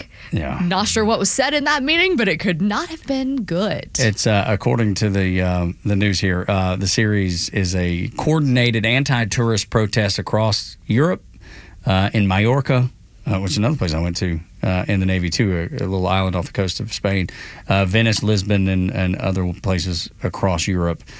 It makes no sense to me. It'll never make sense to me. I'm not sure what Europe does. This has come up on our show a few times. Me and Front Office Lowe's talked about it, and I don't know what we have in common with Europe anymore. I'm beginning to wonder if we have anything in common. Thought police is a real thing. There's like straight out of the pages of 1984, Orwellian. If you think something, we can come arrest you for it. If you're praying inside your home, we can arrest you for it. If you post a meme on social media, we can arrest you for it. Yeah, my tweets would have put me in jail. No, you'd been under the jail a long time ago. You wouldn't have been allowed. Yeah, Europe is.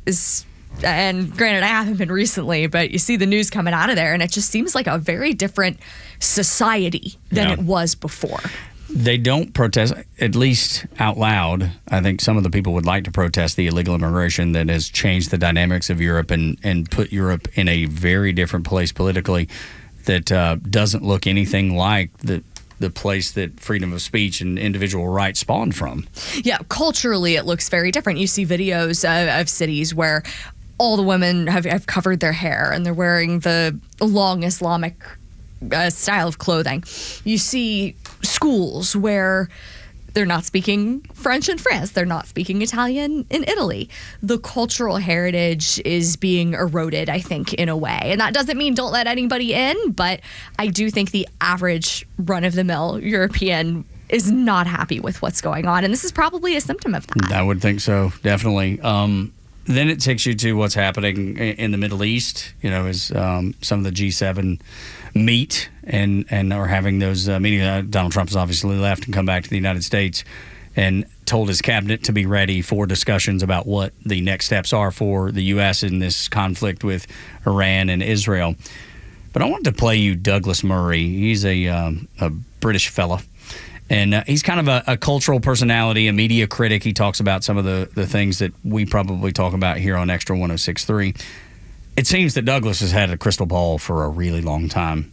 He knew what was coming 13 years ago. I had no idea about this video until yesterday, but I said Friday, and I think I even brought it up with you yesterday, Angela, that the folks who are condemning Israel's aloud are quietly thanking God that they acted, that Israel is doing the things that's the reason the Saudis have just released a statement on social media, and that's it. They've been quiet. They've been the Israelis have been able to use Syrian airspace, and the Lebanese have just said, we're not involved. This is not our thing. There's been a whole lot of people that are probably very happy that this is happening because they know the craziness that is the regime in Iran. Taking out the Iranian military generals and nuclear scientists. As I've said, I'm not in favor of military involvement with us at this point, but I'm fully behind the Israelis. The USS Nimitz carrier groups headed to the Persian Gulf. They're protecting the U.S. interest in the region. Donald Trump told the world, we do not want to be involved with this war, but if there's any attack on our bases or our personnel, that would be an act that was responded to. And I believe even the Chinese would love to see us overextend ourselves. Yeah. Because, that's our greatest enemy on the face of the earth, without question. I was talking to my son about this late last night. Because he calls and he asks after his baseball game, he's like, all right, what's going on? Okay. Help me understand what's going on. Help me digest what's happening. And we had a really good discussion about it. Because the Chinese, they have designs on toppling the U.S. They want to destroy the U.S., weaken the U.S. any way they can. They see this next generation, if you will, as their time. Mm-hmm. President Xi is buying up our farmland. Absolutely. They're buying up ports in Africa and to a lesser extent in Europe. Their plans are thinly veiled, but we can tell what they're going for, and that is total control. The rare earths conversation that's getting looked over. Ford Motor Company is having to stop some production on their cars because they don't have the rare earths that come from China. That deal that Donald Trump made with the Chinese that was supposed to open that flow again because we rely on them. They controlled 90% of that market. Now Donald Trump is saying, okay, there's places in the U.S. because we are rich with rare earths. Okay.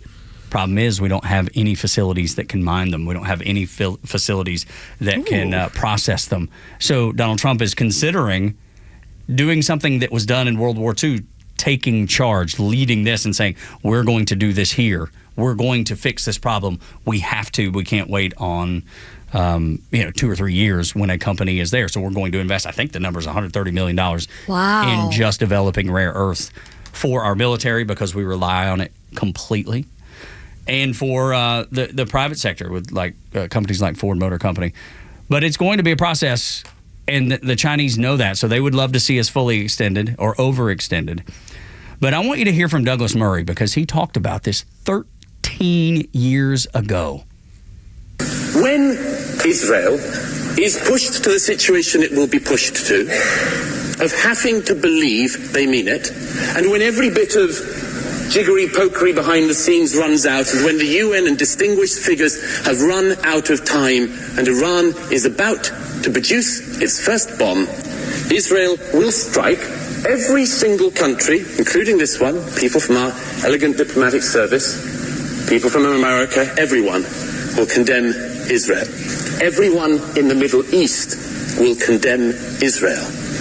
And they will go back to their homes and they will say in private, thank God for Israel. The Saudis, the Bahrainis, the Egyptians, the Libyans, the Lebanese, everybody will say, thank God they did it. I've said this over and over again, having no idea that this piece of tape existed until I saw it last night, and I was like, my heavens.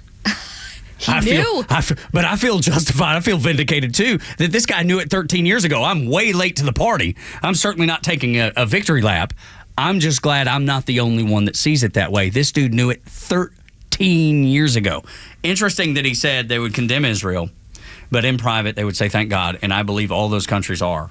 There's no doubt those countries around Iran know the danger of what the Ayatollah and that government can do. They know if they have a bomb, they will use it, especially on Israel. They fund terrorism around the world. They funded the October 7th terrorist attack, the horrible attack on the Israeli people. And interestingly enough, he said the Americans, and we are divided in this country. Even in the Republican Party, we're divided. You have Tucker Carlson that says, no, we should get out of this. If Donald Trump gets into this at all, it will end his presidency. I don't know that I believe that. I don't think that I would take it quite that far. But I am on the side that I don't want to be involved unless it's a necessity, unless there's some intel that tells me that we have to do this. And right now, I don't see it. Right now, I understand the nuclear site, the Fordo site that has to be taken down. But I do believe the Israelis, because we know Mossad is on the ground. Yes. And so we know some people that are in the IDF. And my son was texting back and forth with them last night. And they're all in great shape. They're all safe, which is fantastic. Oh, good. I'm glad to hear that. We know 3 kids over there that are involved in the IDF. And I've learned, not through them, I've learned that Mossad, we know they were on the ground. The intel service for the Israelis were on the ground, and they set up a bunch of the sabotage operations that really set this attack in motion. Those same Mossad agents, some have been caught, unfortunately, and I can only imagine what's happening. I think there's 10 or 12 of those that have been caught that I've read this morning. But the ones who have not, and I would imagine there are many, they're cornering up those Iranian officials and basically giving them the opportunity. Either you help us destroy Fordow, or we're going to take you out. Like right now. Wow. So they have these people pinned against the wall, gun to head, saying, okay, take us, we're going to destroy this facility, and you're going to help us, or you're going to be in another world very soon. And this is war. It's what it takes. These are the brave soldiers that do this kind of work. These are the brave soldiers that, like our Navy SEALs. Think of our Navy SEALs or our Army Rangers. The best of the best. The best of the best. And they're on the ground. So if they can take it out that way, again, it would take an act of retaliation against the United States to change my mind and get me to even consider, the United States being involved. I understand why people want it, but let's let the Israelis, knowing what you know now, knowing what I just told you is happening, that gives me the belief that the Israelis can fix this problem.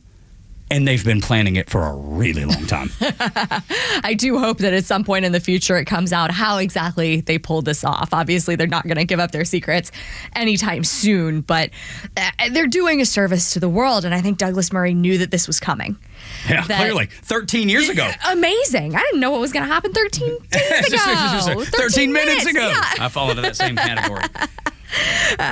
But he saw that the world would see what Israel is doing as a public service, but they would be held back from saying, oh, this is great. Nobody wants to cheer for war, but I do give Israel a lot of credit in that they're trying to do this as peacefully as possible. You don't see them bombing civilians. No, of course not. Now, the leftist media would probably paint it that way, just like they would, paint Donald Trump taking advantage of people and being a dictator. Of course, there's no evidence of it, but they would say it nonetheless. And they're going to say those things about the Israelis as well. It's their narrative. I wish we could ask those college kids and the Hamas campouts on the front lawn, like, are you on Iran's side here? Because I'm genuinely afraid of what they would answer. Well, your fear is, I think, your fear's right. Because they're so brainwashed. They have no idea. And that they don't have a frame of reference. They don't have a life experience that will teach them. Because life experience is going to teach you much more than anything you can learn at a book. At least in college, because life experience, it takes what you've learned in the book and then applies it. It makes it real. It makes it real. They don't have the life experience to go along with what they've read in the book. And the things that they learn at those universities, you would know better than anybody working in the Department of Education in that first Trump term. What is being taught at those universities. So they are not always being told the truth. Or ever. I'm not sure they're ever being told the truth. Or that they're willing to hear it. I mean, you could take any of those pro-Hamas protesters that we saw in the aftermath of October 7th. You could sit them in a class and teach them, no, this is what's real. And they will go, oh, no, because they are locked in to their beliefs. So much so that they're not willing to listen to facts. I've got an Aunt Peg that falls into that same category. And then, unfortunately, she's got the life experience to know better. Oh. And it's still but it's that same, I'm la, la, la, la. Yeah. I'm not listening to what you're saying. It doesn't matter that what you're saying makes sense. It doesn't matter that you have the life experience or you've been through this, you've lived this. It doesn't matter because what I know as a 20-year-old kid is so vastly more than you, or I'm so much smarter and you can't convince me of anything. I think that's a disease in and of itself. I think so, Closed-mindedness is a disease inside itself. And we talked about it Friday. We talked about it a little bit yesterday. And the availability of thought in the conservative movement. The fact that our tent is so big, we have people that are discussing, and I think it's a good thing. Just like when Jennifer called earlier, we're discussing the immigration thing. She sees it very differently than I do, and I understand, and I'm willing to listen to her. For sure, there's room to disagree on the right in a way I think there is not on the left. And just like you played the clip earlier of the independent voter saying like, the left doesn't have anything holding it together. Like he's not really seeing a cohesive set of beliefs over there. I don't think the pro-Hamas protesters have a cohesive set of beliefs either, because what are they going to do? Say everything's going great in Iran? No. Maybe they might try. Yeah, I don't think many people are going to listen to them or believe what they've said. But I would dare any of them differently to think seriously about whether or not a nuclear Iran is good for the world. Because I think, just like Douglas Murray said, right, anyone in their heart who looks at this rationally knows that it's not safe and it's not right. No question about it. Let's continue the conversation about those students next. And Angela has such a wealth of knowledge working in the Department of Education under Betsy DeVos in that first Trump administration, being the press secretary there.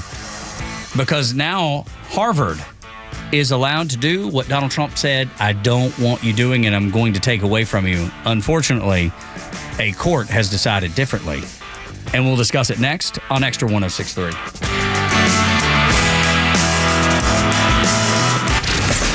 Live and local news talk continues at 3 p.m. with Kimmer, Pete, and Flounder.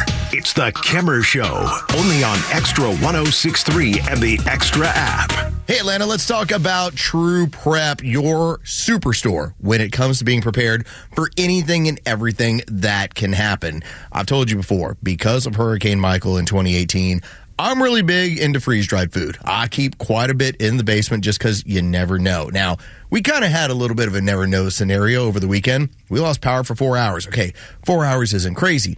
What if it was 4 days? Like, what would you do? This is where I tell you about True Prep and being ready for these scenarios. Also, when it comes to personal security, they have everything you could want at the best prices in the area. Use guns and gear. You can go to their website, trueprep.com, where they have sales and clearance hot deals every single day. And those update throughout the day, so you can always check out. Also, events and workshops. Every single month, True Prep has different stuff going to help you. Maybe it's an introductory to preparedness. Maybe it's a weapons safety course. In this case, they've got one coming up that's going to be open this weekend. That's going to be a handgun care and maintenance class. These are things that True Prep offers on a regular basis to help you be prepared for whatever could possibly happen.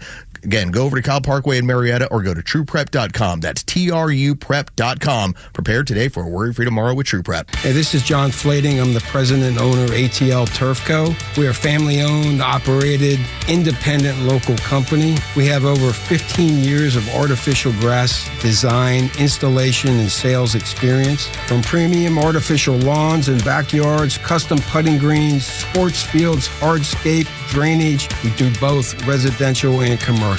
If you can dream it, we can build it. Just go to atlturfco.com to schedule an appointment. Hey, it's a Kimmer. Okay, you're driving along. Suddenly you hear that horrible sound of metal and crunching. It's an accident. Even if it's a little minor fender bender, man, that could be a nightmare. First, obviously, take care of yourself. But before you make a deal with an insurance company or anybody else, call David Van Sant with Van Sant Law. You know why? Because he used to work for the insurance company, so he knows how to get the right settlement and right away. Van Sant Law. Don't forget, if you don't get paid, they don't get paid. Protecting your interests. Insurance is great, but it's complicated. 855-GA-INJURY or vansantlaw.com. When you enter the financial red zone, it's time to start rethinking your financial strategies and protecting what you've built. Coach Pete, what should we consider in the financial red zone? As we enter that financial red zone, which is over age 50, we must have some money put aside that's going to give us a guaranteed lifetime income. Without income, you don't have a retirement. Now, you get your Social Security, so work on maximizing that, but then you've got money in 401ks, 403bs, TSPs, IRAs, anywhere you have money, and it's a nice lump sum. But we need to figure out how much income you can get from the lump sum you have that's guaranteed for life. That takes all the worry out of it in retirement. If you already know, you've already got the money put aside. You don't have to get a checkbook out. The money's already there. Just make sure it's in the right place to give you and your family that lifetime income you can never outlive. For a comprehensive and customized retirement review, call Coach Pete's local trusted advisor, Craig Chandler of Chandler Wealth Management. 800-419-6164. 800-419-6164. Join the free smoothie party at Tropical Smoothie Cafe on Saturday, June 21st for National Smoothie Day. Tropic Rewards members get a free smoothie with bowl or food purchase. Terms and conditions apply. Hey, this is Tom from The Honest Car Guy. We help you buy your next pre-owned car or truck honestly. We guarantee each vehicle we sell will come with a copy of the bill of sale showing what we paid for it. You pay what we pay, plus an honest fee. Guaranteed. Honesty is the best policy, and we guarantee it. Finally, a pre-owned car and truck buying process that you can trust. Get an honest car buy from the Honest Car Guy. Call 844-SHOW-ME-1. That's 844-SHOW-ME-1 or visit honestcarguy.com. Hey, Georgia neighbors, it's time to expect more from your Medicare Advantage. Discover Sonder Health's custom plans tailored just for Georgians. Saunders offers unique benefits, including special plans for those living with chronic conditions. Some plans even come with grocery or gas benefits to support your overall well-being. Sonder Health makes it easy to get the coverage you need. See for yourself what today's Medicare Advantage can do for you. Visit SonderHealthPlans.com, a healthier state of life. Sonder Health Plans is an HMO and PPO with Medicare contracts. Enrollment in Sonder Health Plans depends on contract renewal. The stories that matter to you.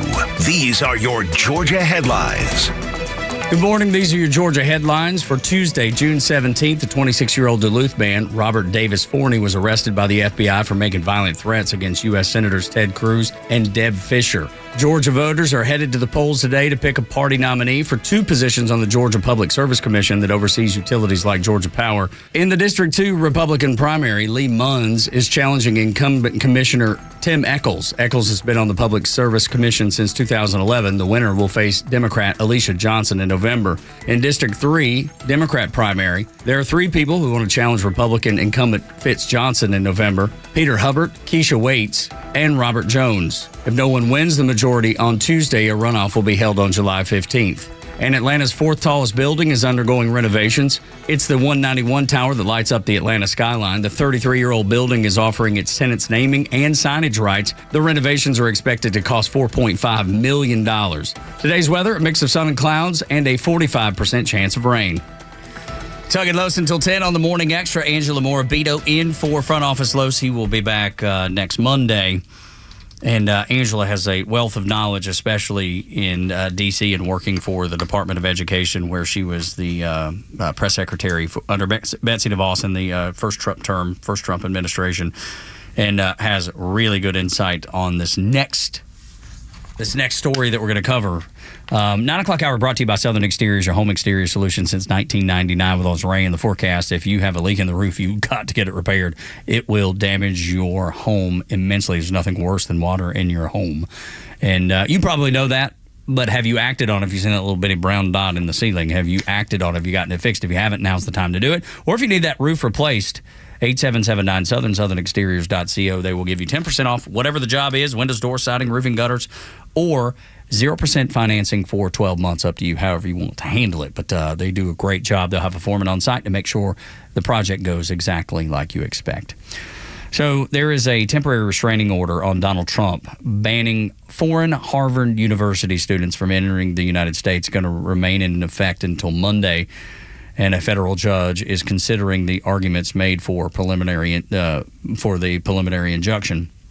This was set to expire on Thursday, but now is extended through Monday.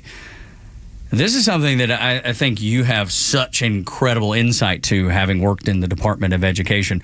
I understand why Donald Trump did this, and I understand the importance of it. I'm surprised that a federal judge wouldn't, and not.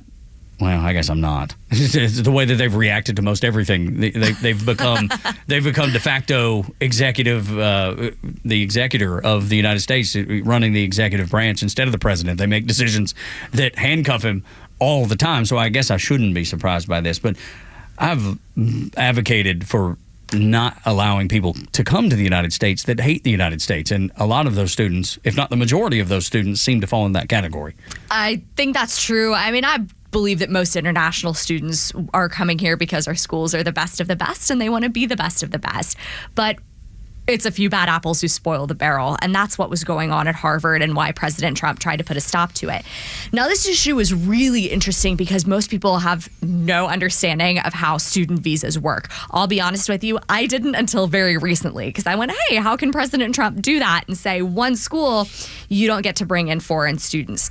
Well, it works like this. The Department of Homeland Security has something called a Student Exchange Visitor Program. And schools, universities like Harvard, get certified through the Student Exchange Visitor Program to essentially help get these students visas to come study in the U.S. So what happened was President Trump said, Harvard, you are no longer certified for the Student Exchange Visitor Program. You can't bring people in on these visas because we don't think you're doing a good job of vetting them. I believe that's valid. I also hope that we work toward a future where schools vet their students properly, and the best and the brightest from wherever they are in the world still want to and are able to come study in the U.S. But what we saw with Harvard was they were not bringing in the best and the brightest. They were bringing in people who often did not have America's best interests at heart. And I say it over and over again that if you want to hate America, that is a work from home job. Yeah, no doubt. We will not bring you here to do that. But a judge has decided apparently otherwise. Well, the decision isn't final, but she's extended that preliminary injunction. So we're not going to have a final answer for a little while now. But I think this is a really important signal that the Trump administration is saying, no. Homeland Security decides who gets to come here. Individual universities cannot do that unless we trust them to do that. And we don't. You can't. I don't trust any of them. I really don't. I have a struggle to trust any of those, especially the Ivy Leagues. But when you think about those students that they want to bring here, not only are they bringing in people that don't love America, and you're very generous by saying that most people do, and I don't know that I believe that. Really? I don't. I wish I did, because I see those kids out front protesting. That's a lot of people out there. You know what I mean? It is. It's a lot of people, but a lot of that is homegrown. Now, I also don't think an elite institution should be allowing in someone who is so clearly misguided and so hateful and is going to trample on other people's civil rights. But they're private institutions, and they can choose who to admit to their school from America. They can't choose who they admit to America from the outside world. That's right. And it boils down to dollar bills, right? Those international students pay full freight. That's right. They are not eligible for Title IV federal student aid dollars. So no federal student loans if you are not a U.S. citizen. And then those institutions take a lot of money from the Chinese and a lot of money from foreign governments. That's why I don't trust them. And they're not always honest about it. No, of course. They cover it up. They push that under the rug. They don't want you to know that. Oh, and the past administration tried to help them. This is one thing I learned at the Department of Ed that completely blew my mind.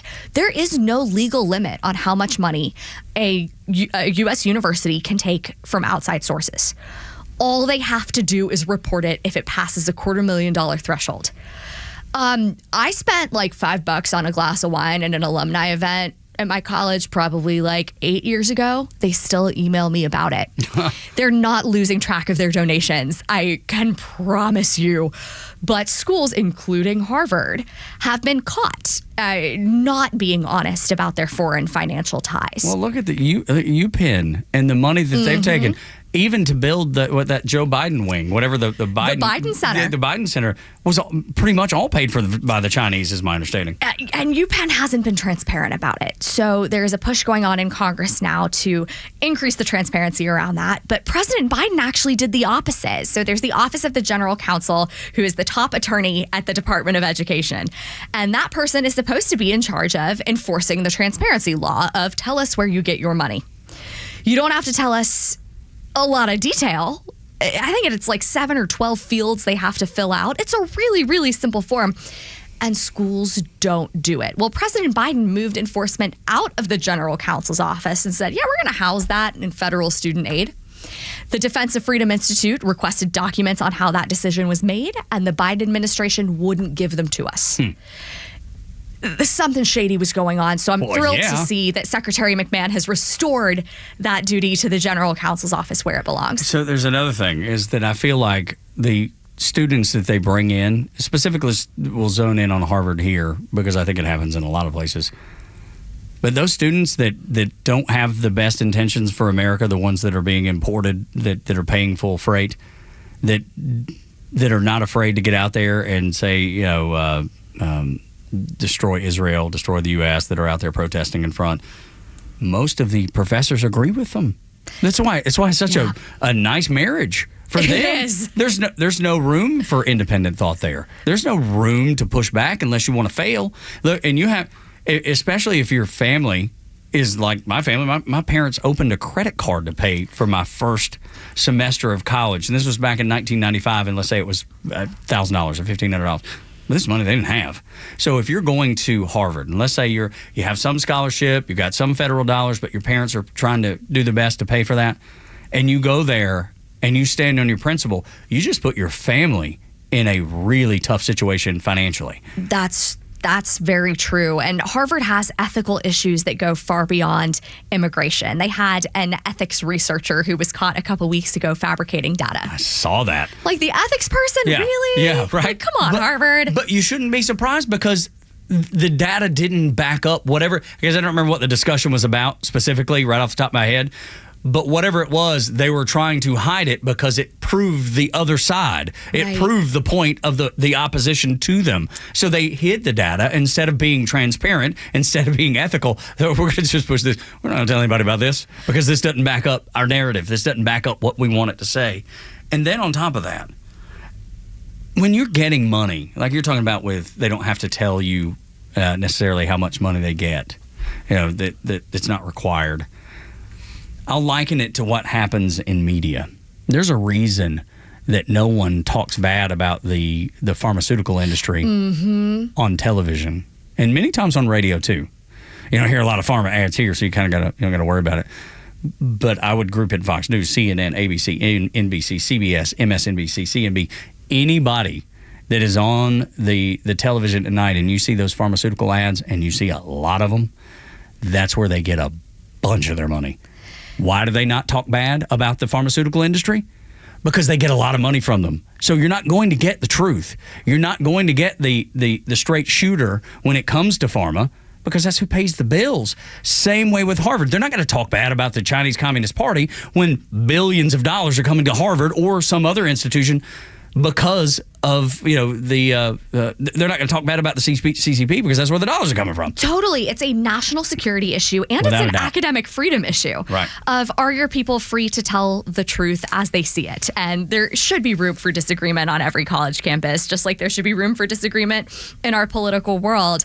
I don't believe that there needs to be some sort of affirmative action at Harvard for, we have to bring in all of these conservatives. I think that Harvard needs to open up its, kind of widen their horizons a little bit, for lack of a better term. I don't know if it's salvageable, though. They're not going to do that on their own. Sure. They just lost a president to plagiarism. Right, yeah. If you're a freshman and you plagiarize, you ought to get kicked out. And what do you know what the rule would be for a student that plagiarized something? It is up to and including they give you the boot. Yeah, okay. So you could get more punishment as a freshman than you'll get at most universities. This person had to resign in disgrace for plagiarizing. I remember the story when she stepped down, and you're thinking, what kind of example are you setting for these kids that are coming in working really hard, or at least some of them working really hard, others busy protesting, I suppose.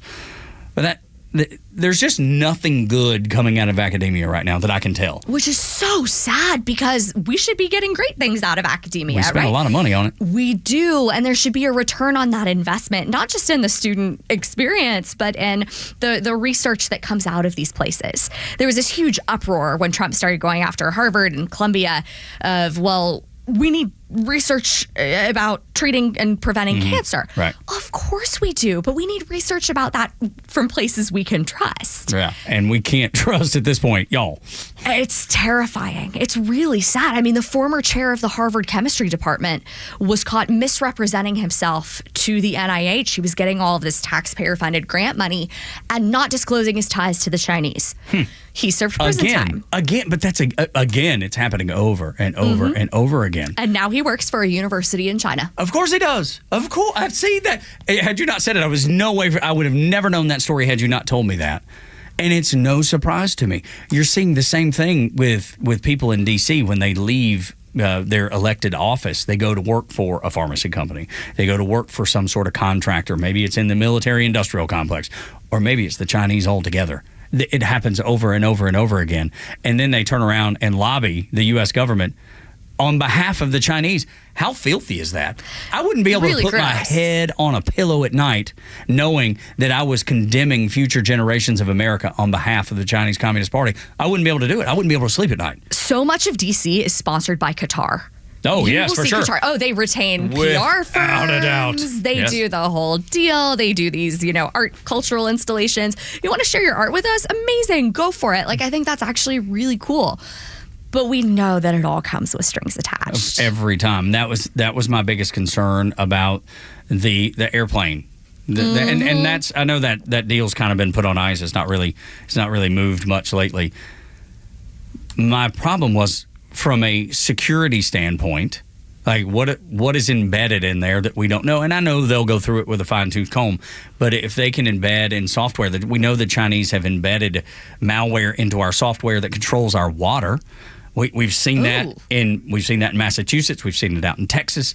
We've seen the Chinese embed software so they can turn off, the grids in cities, in small cities. They've tested it out, and we've seen that. So if they can do that, what makes you think it won't happen on Air Force One, supposedly the most secure airplane in the world. So that part scares me a little bit, and then always the strings attached that come with it, right? So again, I'm not saying that we shouldn't do it all together, but I think we really need to think things through before we do some of that stuff.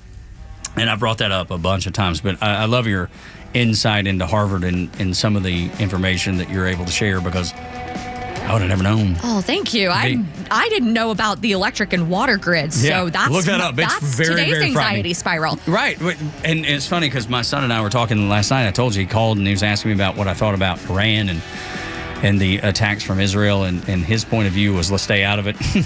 and it's interesting, the younger generations like that. They're not like Lindsey Graham, like, all go to war. Let's go to war right now. He's banging the drums of war. I just love that he's engaged and thoughtful about it. That's really cool. Me too. I'm very proud of that. But about 20 minutes into the conversation last night, I was like, hey, let's talk about baseball. How's your game tonight? That's what I wanted to talk about. I want to leave you as we wrap up the show. Greg Gutfeld is so funny on Fox News Channel. It's always on too late, so I never get to see it. But I do see some clips on social media. You can find me at Tug Cowart. You can find Angela at Angela L. Morabito and at Xtra1063 across the social media platforms.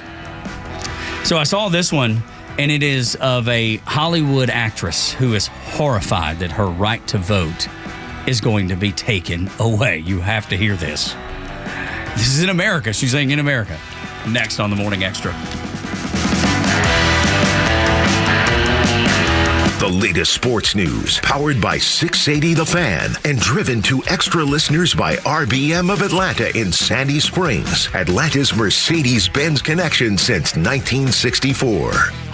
Good morning. These are your sports headlines on Extra 106.3. My name is Tug Cowart. The Braves welcome the East Division leading Mets to Truist Park. The Braves' Spencer Swellenbach will square off against the Mets' David Peterson. You can catch the game on our sister station, 680 The Fan, or on the free 680 The Fan app. Download it and listen to the Braves all season long. Also, Braves superstar Ronald Acuna Jr. is named NL Player of the Week. Last night's FIFA experience at Mercedes-Benz Stadium was a little underwhelming. Only 22,137 fans showed up for the match in a stadium that holds 71,000 fans. Chelsea beat LAFC 2-0. And finally, Oklahoma City takes a 3-2 lead over the Indiana Pacers in the NBA Finals. Game 6 is Thursday night in Indiana. With your sports headlines, I'm Tug Cowart on Extra 106.3. Hey, it's Front Office Lowe's here to tell you about a new company that is changing the way people buy their next pre-owned car or truck. At The Honest Car Guy, they offer a completely transparent way to purchase a vehicle. You pay what he pays, plus a small, honest fee. You can choose any make or model. He will search the country for the best deal out there. He'll handle the paperwork, your trade-in, shipping, and even give you the bill of sale. Friends, I've done the research, and this is a buying process that you can trust. Call 844-SHOW-ME, the number 1, or visit online at honestcarguy.com. It's that time of year again. Chuck, the owner of Central Heating and Air Conditioning, is bringing back the 5th annual Christmas in July benefiting Skyland Trail, a nonprofit leading the way in mental health wellness right here in Atlanta. Skyland Trail provides expert, evidence-based treatment to help people facing mental health challenges find a path to recovery. Central Heating and Air Conditioning is proud to support this mission. As one of the few second-generation locally owned HVAC companies in Atlanta, Central knows what it means to give back. Here's how you can help. Just sign up for a maintenance agreement with Central Heating and Air Conditioning, and $10 from every new agreement will go directly to Skyland Trail, providing life-changing mental health care for adults and teenagers. Central services all makes and models, and with them, you're never just a number, you're part of the family. Call 770-GET-HEAT or visit centralheat.com to sign up and help Central Heating and Air Conditioning give back. Carrier products, carrier warranty, carrier peace of mind. Central Heating and Air Conditioning, your Atlanta carrier experts. We're smart, we care. We're Central Heating and Air. Your Atlanta Braves are celebrating family, freedom, and fun this summer, June 27th through July 6th. First up are the Phillies, June 27th through the 29th, presented by Schumann Farms. On Sunday the 29th, the first 3,000 kids will receive a Spencer Strider growth chart. And then the Angels and Orioles come to Truist Park for Independence Week, July 1st through the 6th. The week includes 2 gate giveaways featuring a ceramic coin bank presented by Invesco QQQ and a kid's blinged out A-chain. Plus an epic fireworks show on July 4th and a post-game concert on July 5th featuring popular music music artist Chris Tomlin, presented by Chick-fil-A. And fans can enjoy any of these games with the T-Mobile Value Pack, which includes a ticket, snack, and a drink for as low as $30. You can't find a deal better than that this summer. Visit Braves.com/value to purchase your tickets today. Atlanta Braves baseball. We are Braves country. Gentlemen, listen up. When it's not hard, it's really hard. Did you know that 50% of men over 50 have some form of ED? It's true, and I'm one of them. ED followed me everywhere. Heck, even my initials are ED. I'm Dr. Eric Deal from Total Body Therapy of Georgia, and I know ED. It can lead to feelings of embarrassment, stress, and sadness. But there's good news. I can fix it.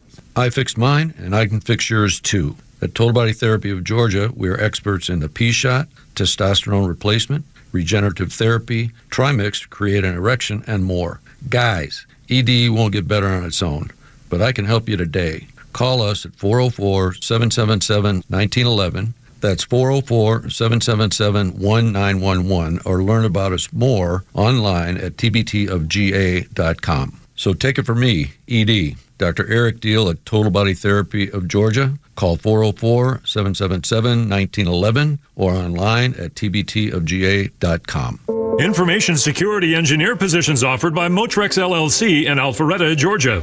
Responsible for providing technical guidance within an enterprise's information security and compliance environment and recommending security and compliance measures to safeguard its valuable information assets. Domestic travel required up to 10% of working time. Submit resume and transcripts to talent.acquisition@motrexllc.com and reference ID 8491342. Attention warriors, are you a veteran ready to navigate to success after service? Tune in to the Warrior Alliance Network. Join us as we spotlight inspiring stories, provide essential resources, and connect you with a community dedicated to empowering veterans. From career advice to health and wellness tips, the Warrior Alliance Network is your go-to hub for post-service success. Tune in Saturday mornings at 11 a.m. on Xtra 106.3. Join us on the mission, the Warrior Alliance Network, where warriors thrive together. Visit us at thewarrioralliance.org for more information.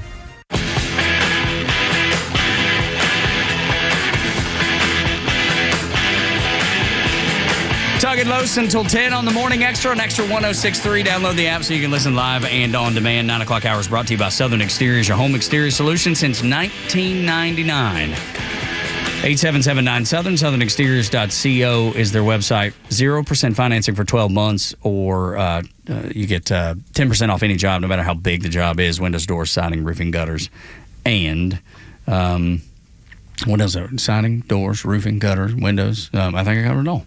Yeah, they do anything to the outside of your home to make it the envy of the neighborhood. I want to take just a second to point out today is Officer Joe Burrison End of Service Day. That's the day that an officer dies in the line of duty, and 4 years ago, Officer Burrison did.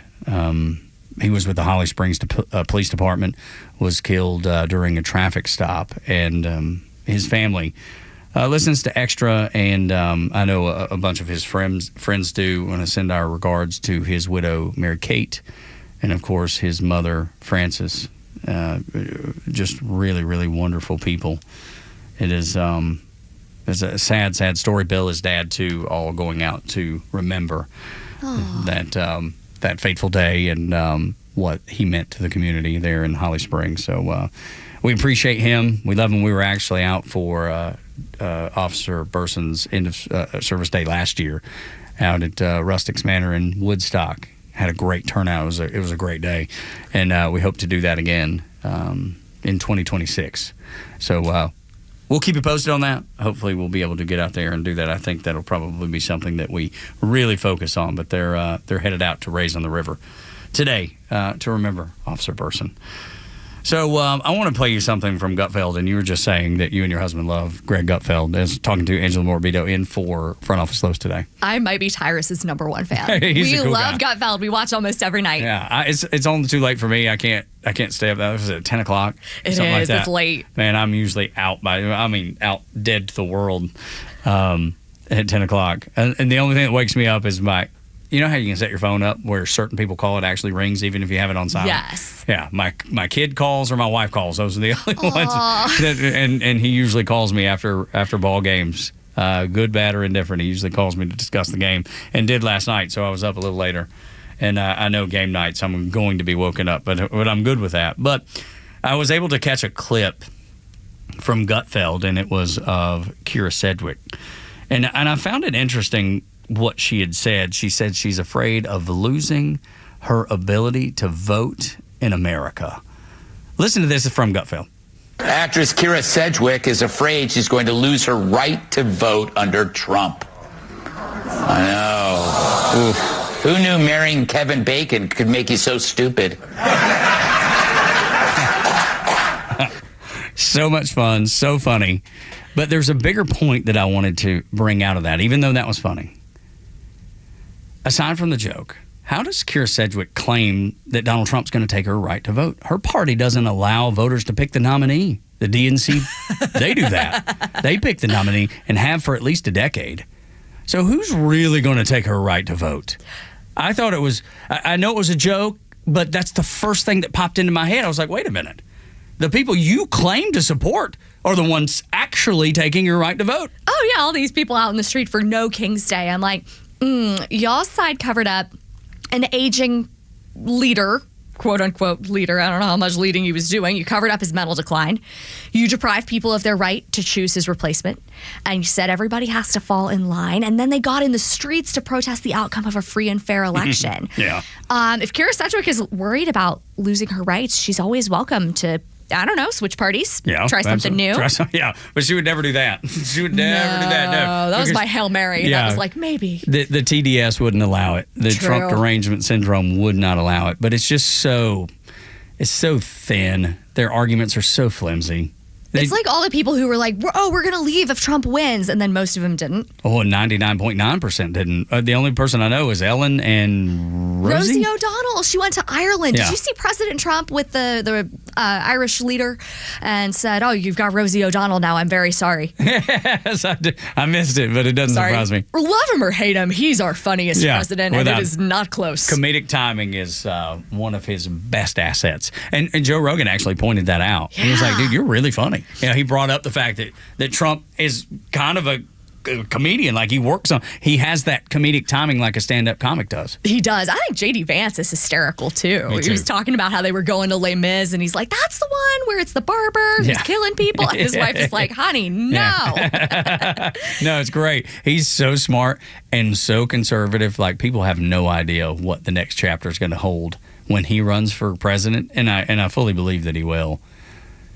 Donald Trump's not super conservative. He's really moderate for the most part. And there's things about conservatism that I believe in that he doesn't subscribe to. And that didn't make me dislike him. It just makes me disagree with him on that. Yeah.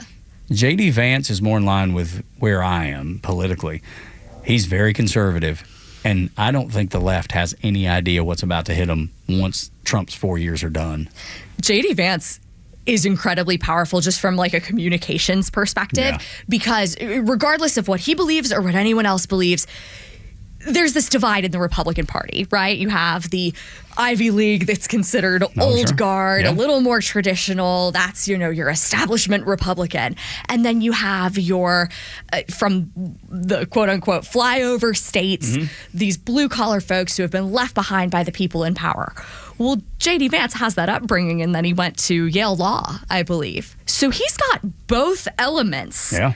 He understands both sides of the coin. And he knows how to speak to both sides of the coin in a way I don't think I've seen anyone else do. No, it's impressive. But how conservative he is that's the fight that the Dems don't know is coming their way. That's the fight that the left don't know is coming their way. He's going to punch above his weight class. He is going to knock people out. And you think TDS is bad, Trump derangement syndrome? Oof. Wait till it's JDDS. JD. Dementia, whatever it is. Derangement syndrome, sorry. This is going to be an interesting election when we get to that point in 28. It's going to be so interesting to see how the left, because they have no message at this point. Maybe they regroup during the midterms. Doesn't seem like they're going to. Seems like they'll fumble through that. If history repeats itself, we'll lose one, either the House or the Senate, right? Mm-hmm. That's what history says. But I don't know. I wouldn't put money on it that we lose, meaning Donald Trump or the Republican Party loses either house. Could it happen? Sure. Will it happen? Is a very different story because the Democrats don't have anything to offer. They have nothing to offer. They're lost. Yes, they are. They are. And I don't know they're going to find themselves in the next 18 months to figure it all out. No. It doesn't seem like that. And then fast forward to 2028 with J.D. Vance. I think we're in for a potential of 8 years of Republican leadership that I believe in, that I've hoped for, and that I'll turn over to my kids and grandkids one day. And hopefully it really sets the tone for the United States. It's a generational opportunity. No question. There you go. All right, that'll do it for us. We're going to turn this thing over to the Glenn Beck program. After that, Clay and Buck, biggest show at all the conservative media, and the local afternoon show with the legendary voice of the Kimmer. Angela, thank you so much for being here in for Los for the rest of the week. So for Angela Los, we're thinking about you, and our buddy Chris running the board today. I'm Tug. Y'all come back now. You hear? Live and local news talk continues at 3 p.m. with Kimmer, Pete, and Flounder. It's the Kimmer Show, only on Xtra 106.3 and the Xtra app. It's June 17th, and this is your Fox Daily Snapshot. Today is Tessellation Day. Even if you don't know what it means, you have most likely seen it many times. Tessellation is an arrangement of shapes closely fitted together, especially of polygons, in a repeated pattern without gaps or overlapping. The earliest known example being used from the Sumerians in about 4000 BC, who made snazzy wall designs using repeated patterns made from clay tiles. Also on this day in 1994, O.J. Simpson leads Los Angeles